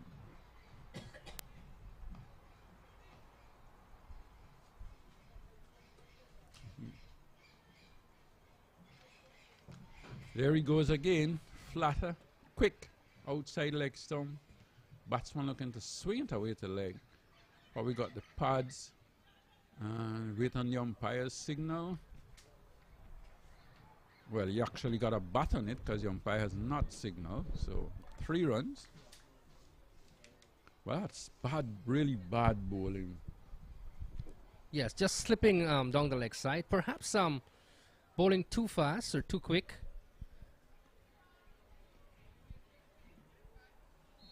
So just want to remind viewers again, following us on live stream, that the action continues on Wednesday.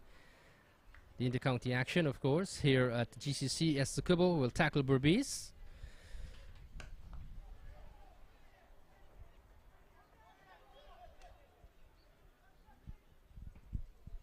This guy seems to love that slug sweep. That's the only positive he shots he has really played in this innings so far. Majority of his shots have been on the onside. He had one shot over mid-off where he's hit a 4. but certainly he loves that slug sweep.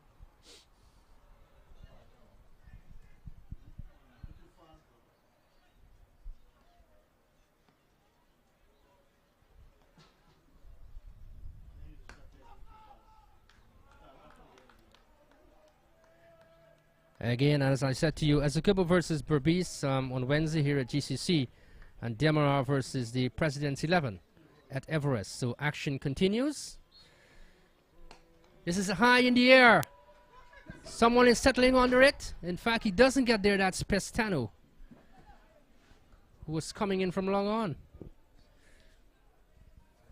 Another over completed, 25 gone, 158 for 5.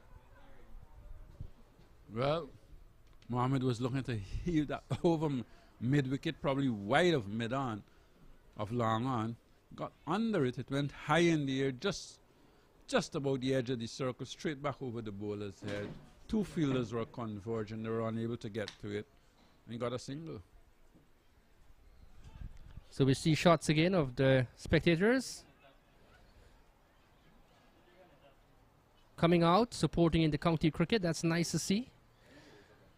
Shots of the members' pavilion and all of that.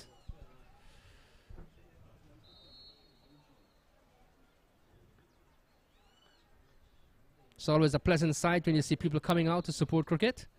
Permal continues.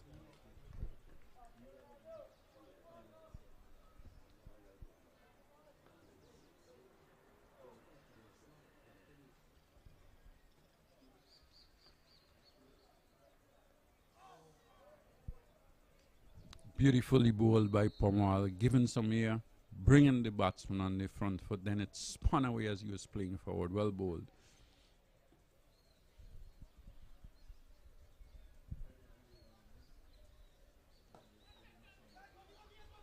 Coming forward, this is a very quick single. As the return comes in to Anthony Bramble, who doesn't collect cleanly from Moti and the covers. And they get another single, 159 for the loss of 5 wickets. They're pretty far away, though, from the winning target. Akshay has 29, Mohammed has 9. And we're over number 26. So it has been Berbice from the start, dominating proceedings here at Bourda.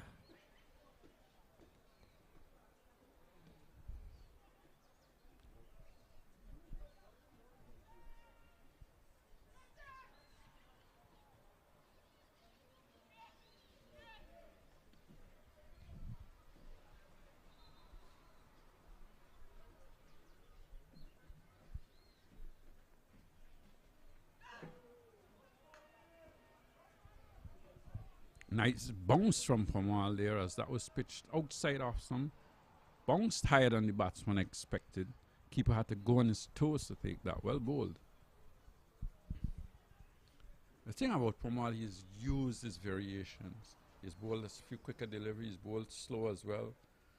This one is quicker, flatter again. Batsman stroking it out on the offside. Yes, and I guess with all the experience he has, that's coming to the fore.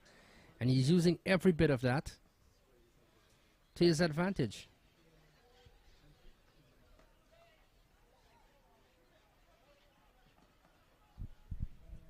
Well bowled again by Permal. Slower, this time not giving him the length to go under it. And it spun back. And he had to play it off the stumps through the offside. Again, well bowled and well played as well, because he didn't try to force it hard. Just watched it all onto the bat and then push it out on the offside. Good. So we have a look at the worm. And it just goes to show that the Demerara batting is slipping away a little bit. So Berbice have the ascendancy like they have had throughout the course of the match.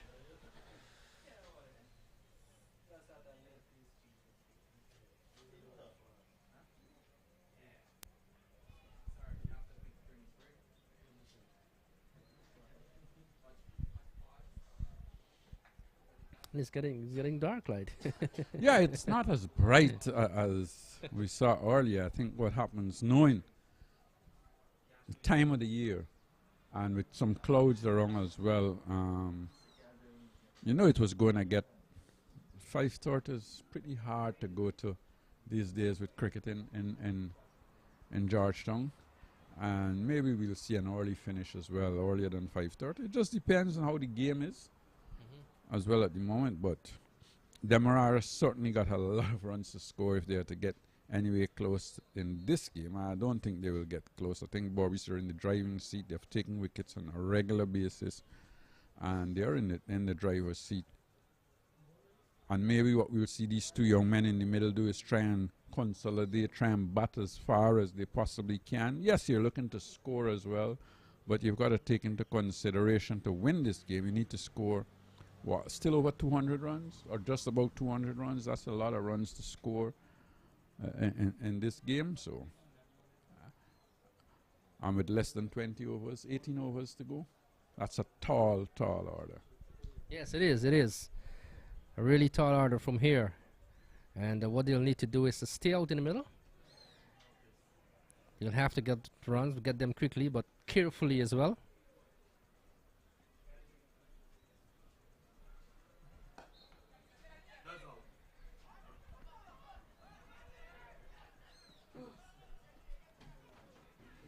So that's Hetmai on the boundary. For a moment I thought he would have got into it, but it was way too far from him for his reach. 161 for 5. Akshaya has 31. Mohammed has 9 in over number 27. Demerara battling away out in the middle.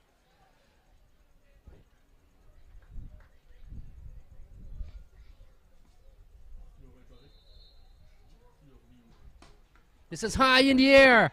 Let's see if someone is settling under it. That's Hetmai, takes a catch. And another wicket goes back to the pavilion. That's Mohammed, who falls to the ball which was given generous flight. And he goes back to the pavilion for 9. 161 now for 6. Well, this is the second time we see Mohammed looking to go over the top, getting underneath the ball, probably too much so, and ending up hitting the ball high in the air. This time it went out too long off.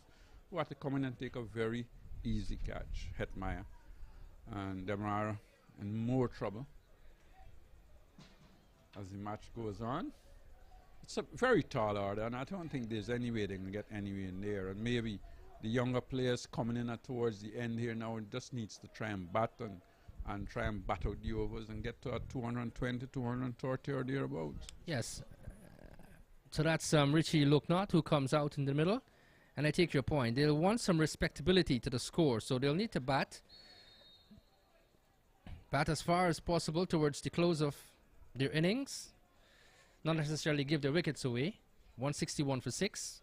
But I know Berbice, they'll be happy enough if they can get the remaining wickets.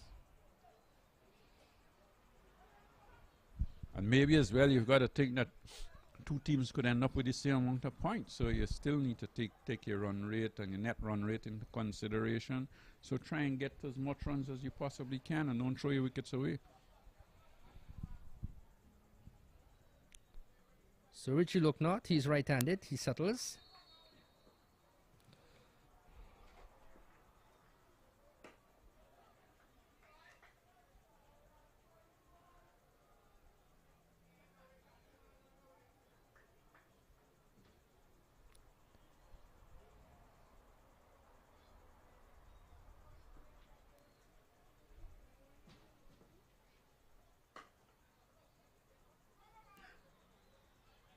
Do you think Sinclair from this end, Clyde, the commentary box end has been much more tighter in terms of his line? Well, Kevin, when he has come on, he's bowled to different batsmen, lower order batsmen or, well, probably a little bit more inexperienced players as well. So what he's done, he's bowled much slower.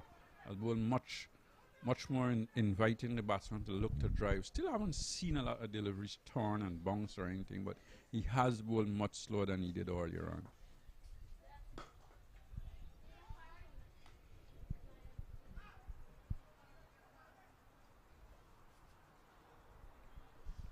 Good. So the spinners get through their overs very quickly. We've had another over bowl. 27 gone, 162 for 6. Akshaya has 31 and Lucknott has 1. Yeah, And as Roderick Lovell comes into the commentary booth to partner John Ramsey, and the boy from the west side. And certainly, the game seems to be really out of Demerara's reach at the moment. Well, thank you very much, Clyde Butts. I'm just temporarily on the west side. Started in Campbellville, William Street, like you would know as well. Yeah, the Worms now separating themselves now as Pamal continues. Pamal, before this, 5 overs, 1 for 25. And the target, 364. It's 202 runs away. 4 wickets in hand. Yes, and its mountain is getting higher and steeper for the Demerara team to climb. This one is worked away nicely by Richie Looknott. And he will get his first boundary. It's Pamal with 1 slip in play. Fighting on the line of the leg stump, and was swept away nicely. Good connection from Looknott. Yes, and it's good. And there it will do his confidence some good. He maybe come for the next game, but where Demerara would have lost the plot, John, in the run chase is losing those only 2 quick wickets there in the first 2 overs. Yeah. We always knew that it would have been a steep chase to get to 364 and farthest, but to give yourself a chance, you didn't want to lose wickets that early. Yeah, that hemorrhage like before set them back very early, and then Imlach run out needlessly for 2. Those are 2 batters that we're looking to get some production from. We got a nice partnership between Johnson, the captain, and Tejanara and Chandapal, but at that point, still a lot of work to do. Scoreboard pressure started to tell after that. Barnwell perished. Ali Mohammed did not last too long either. And it was always a chance when you see the way of Barnwell and Leon Johnson went sweeping LB. There was always a chance playing the sweep shot on this type of wicket.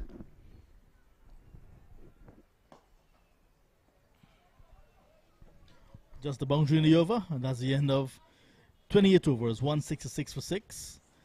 So it's now 198 to get. With some 4 wickets and 17 overs. Even if we calculated by balls as how many deliveries remain, it still would be a tall order. And I think now that the Berbice team would have been sensing now that they're fully in control of this game here, will just go through and see. But what is important for the Demerara batters is still to try to keep the wickets intact. The net run rate and so can be a factor going forward in this competition, John. This one is hit over long on. Akshay Prasad not rolling over and die. That one is hit into the run. Can I stand? Prasad moves up to 37. Yes, and what you see, he favored that shot, that leg side, that slug, that hike over the onside. Sinclair just flighted that one, give it a bit more flight outside the off stump, and his arms was fully extended there. So he get a full swing at it, John, and he made good connection. And once he made good connection there, it was sailing out of the ground. And that one is actually stuck on the run. Can I stand? There's nobody in the upper deck on the roof there. So a new box of ball, a new ball is going to be needed. Stefan Josiah, the third umpire, coming out with a box. And this is about the 4th ball that was changed in this entire game for the day, John? About that. But that was a well hit shot. We were remarking earlier off air that Bourda back in the days used to be a difficult ground to clear. It used to be a big ground back then. But now, these bats and the might of these batters as well makes Bourda look like a very small ground. Yeah, the bat is I think is 60% of the strength of the batters these days, John. Sinclair has a new ball. This one's hit straight up in the air. Sinclair is asking for it. He's running back. He's pedaling. He kept his eyes on it. And that's the fall of Akshay Prasad. Will we see the somersault? No. Somersault not coming out today. But he gets a wicket. 172 for the loss of 7. Akshay Prasad caught and bowled Sinclair for 37. And what is good about that delivery, that comeback delivery from thing, it was a bit straight, closer to the batsman than the previous one. It was given the flight. Ashkaya looking to repeat the same shot that brought him the 6 previously. But this time he got a top edge and the ball went very high in the air. Those catches are not easy, John. But Sinclair, safe pair of hand, kept his eyes on it, backpedaled and held it comfortably in the end. And you could see the elation of him after being struck for the previous delivery in the celebration. And probably said something to the batsman, because I can see the umpire was there admonishing him for a bit whilst the batsman was walking off. 37 from 25 balls. 1 4 and 4 sixes. And Steven Sankar is making his way onto the sward.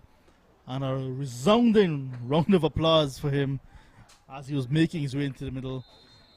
Like many of these players, he's also on debut, so I'm not sure what that applause was about. Well, I think maybe his debut applause, and he has his own fan club somewhere down at the bottom in Iran. Can I stand?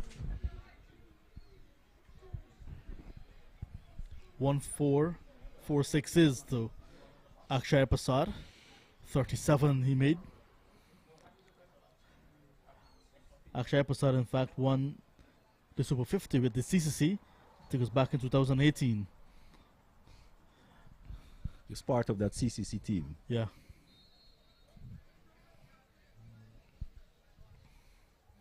And we saw Sinclair winning in 2019 with the West Indies emerging players. Sinclair continues, and first delivery to Sankar again. Loud round of applause. Norman, the juice man, is in the row on Kanistan, and he's leading the applause.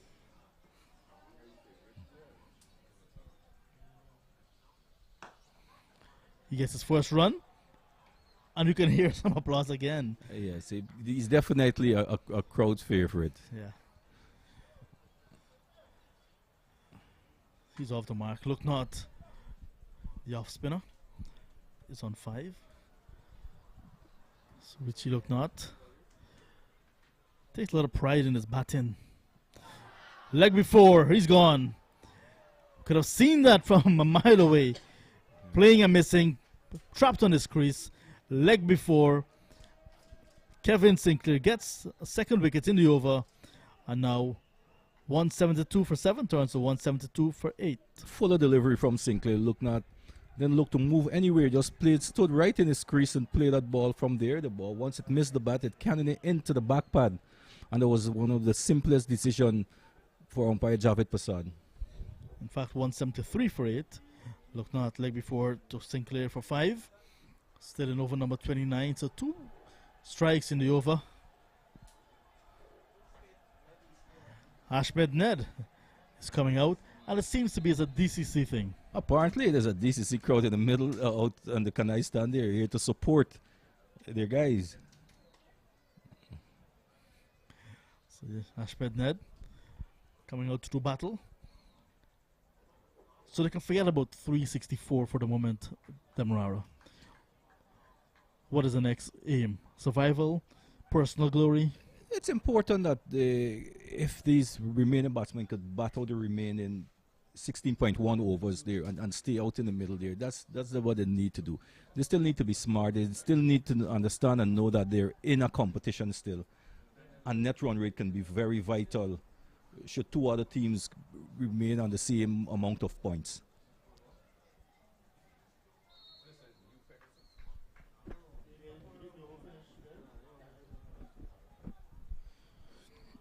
So after that double blow in the over from Sinclair, it's going to be Pamal to continue.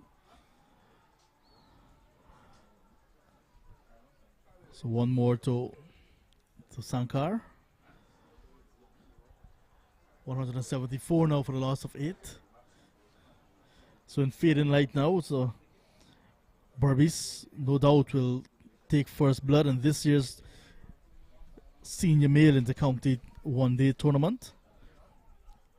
They're having their first of 3 matches right here at GCC in the preliminary stage, and if they go on to the final, it will be 4 matches here at Bourda Edge taking a slip. Ahmed Ned giving slip practice to, catching practice to Shimon Hetmaya at first slip. He takes it. And that's another wicket to Pamal. One more to Berbice as well. It's 174 now for a loss of 9.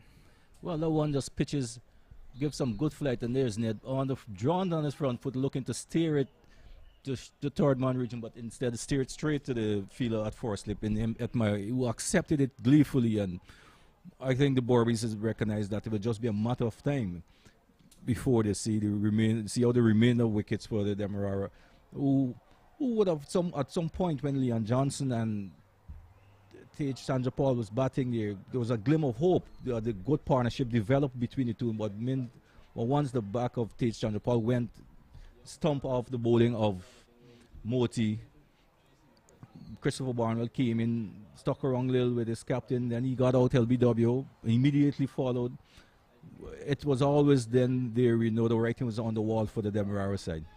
But I think they're generally outplayed because with the ball, they had no chance as well against this powerful Berbice lineup. As we see Kumar Tarrington, the final player for Demerara, making his way into the middle. Slightly less quiet, resounding applause, but he's a DCC man as well. Oh, yes. And yes, I think the Demerara bowlers up front then utilized the little moist in the wicket. They were guilty of bowling too short and to the Berbice batsman and give them a confident booster in making them having a good start at the top of their innings, and that set the platform for the Berbice teams, and they had important partnership right through their innings too. So Escobar will be the next opponents for Berbice right here at GCC on Wednesday. Torrington is bowled. First ball. That's the end of the game. So Berbice winning this one quite comfortably by 189 runs. 189 runs. Quite a resounding victory. Pamal finishing 3 for 30 from 6.3 overs. Sinclair 3 for 42. 189 run victory for Berbice. Demerara 174 all out in the 30th over. I was just saying Escobar will be the next opponents, and then Demerara will have to take on the President's 11 also on Wednesday, but at Everest. Well, that was a big hike from Torrington, who came out there, showed no intention of sticking around there. And being a non-striker, I could imagine how the non-striker would have felt. You wanted be left to come and try at least to play with a straight, but nevertheless, it was a team end for the Demerara team. I mean, a game that they were totally outplayed in with both bat and ball by the Berbice team, who looked very organized in their approach. Their batting was up par there. They got to 6-3, mainly due to some important partnership, a brilliant 100 from Anthony Bramble, who opened the batting, set the tone for them. He was ably supported by Shimon Hetmaya with a half century. And some other important knocks there that got him today. And so it was always a challenging total. Even if it was a 50-over game, 3-6-3 would have been a challenging total, much less a 4-5 overs the side game. So totally it was Berbice dominance from the beginning to the end. 174 all out from 29.3 overs. Look at that batting card. Chandapal, that's station right Chandapal, 39. Chandapal Hemraj, 2. Tiffany Mlak, 2. Leon Johnson, half century, 51. Christopher Barnwell, 14. Akshay Prasad, 37. Ronaldo Ali Mohammed, 9. Richie Lucknott, 5. Ahmed Ned, first ball duck. Kumar Turrington, first ball duck. Stephen Sankar, not out 2 in the end. Sorry looking scorecard. Yes, and especially when there's a total of 3-6-3 at the end. They never got the start that they probably had wanted, and from since then they were on the back foot in their run chase. Good innings from Leon Johnson, the captain, but there wasn't much support coming from the other batsmen. Tage 9, Paul, 39. You would have needed but 3 or 4 of your top order batsmen, John, to come big and come good if Demerara were to chase down this 3-6-3. And then in the bowling department, Romario Shepherd, 4 overs, 1 for 16. Niall Smith, 3 overs, none for 30. Kevin Sinclair, 8 overs, 3 for 42. Clinton Pestano, 3 overs, none for 22. Gulikesh Moti, 5 overs, 2 for 32. Veerasamy Pamal, 6 overs and 3 balls, 3 for 30. 3 wickets each for Veerasamy Pamal and for Kevin Sinclair. dominance as well with the ball for Berbice. Yes, and if you look, the Berbice spinners were the one who did most of the damage in the bowling department for them. As you said, Premal 3, Sinclair 3, Moti 2. Yes, that's the experience that made a big difference. So the tournament will continue on Wednesday. 2 more matches at Bourda. Essequibo will be the next opponents for Berbice. And at Everest, Demerara will have to take on the President's 11. President's 11 and Essequibo are locked in battle right now at Everest. And that ends our broadcast for today. We thank you very much for joining us. And we certainly enjoyed presenting it to you on behalf of Clyde Butts, Roderick Lovell, Warakar Anthony Kemraj, and our technical team led by Durat Singh. We have Ronaldo, Sion, Sunil, and Little Shazad. My name is John Ramsing. Thank you for your company and invite you to join us on Wednesday from 9 o'clock for round 2. Until then, goodbye.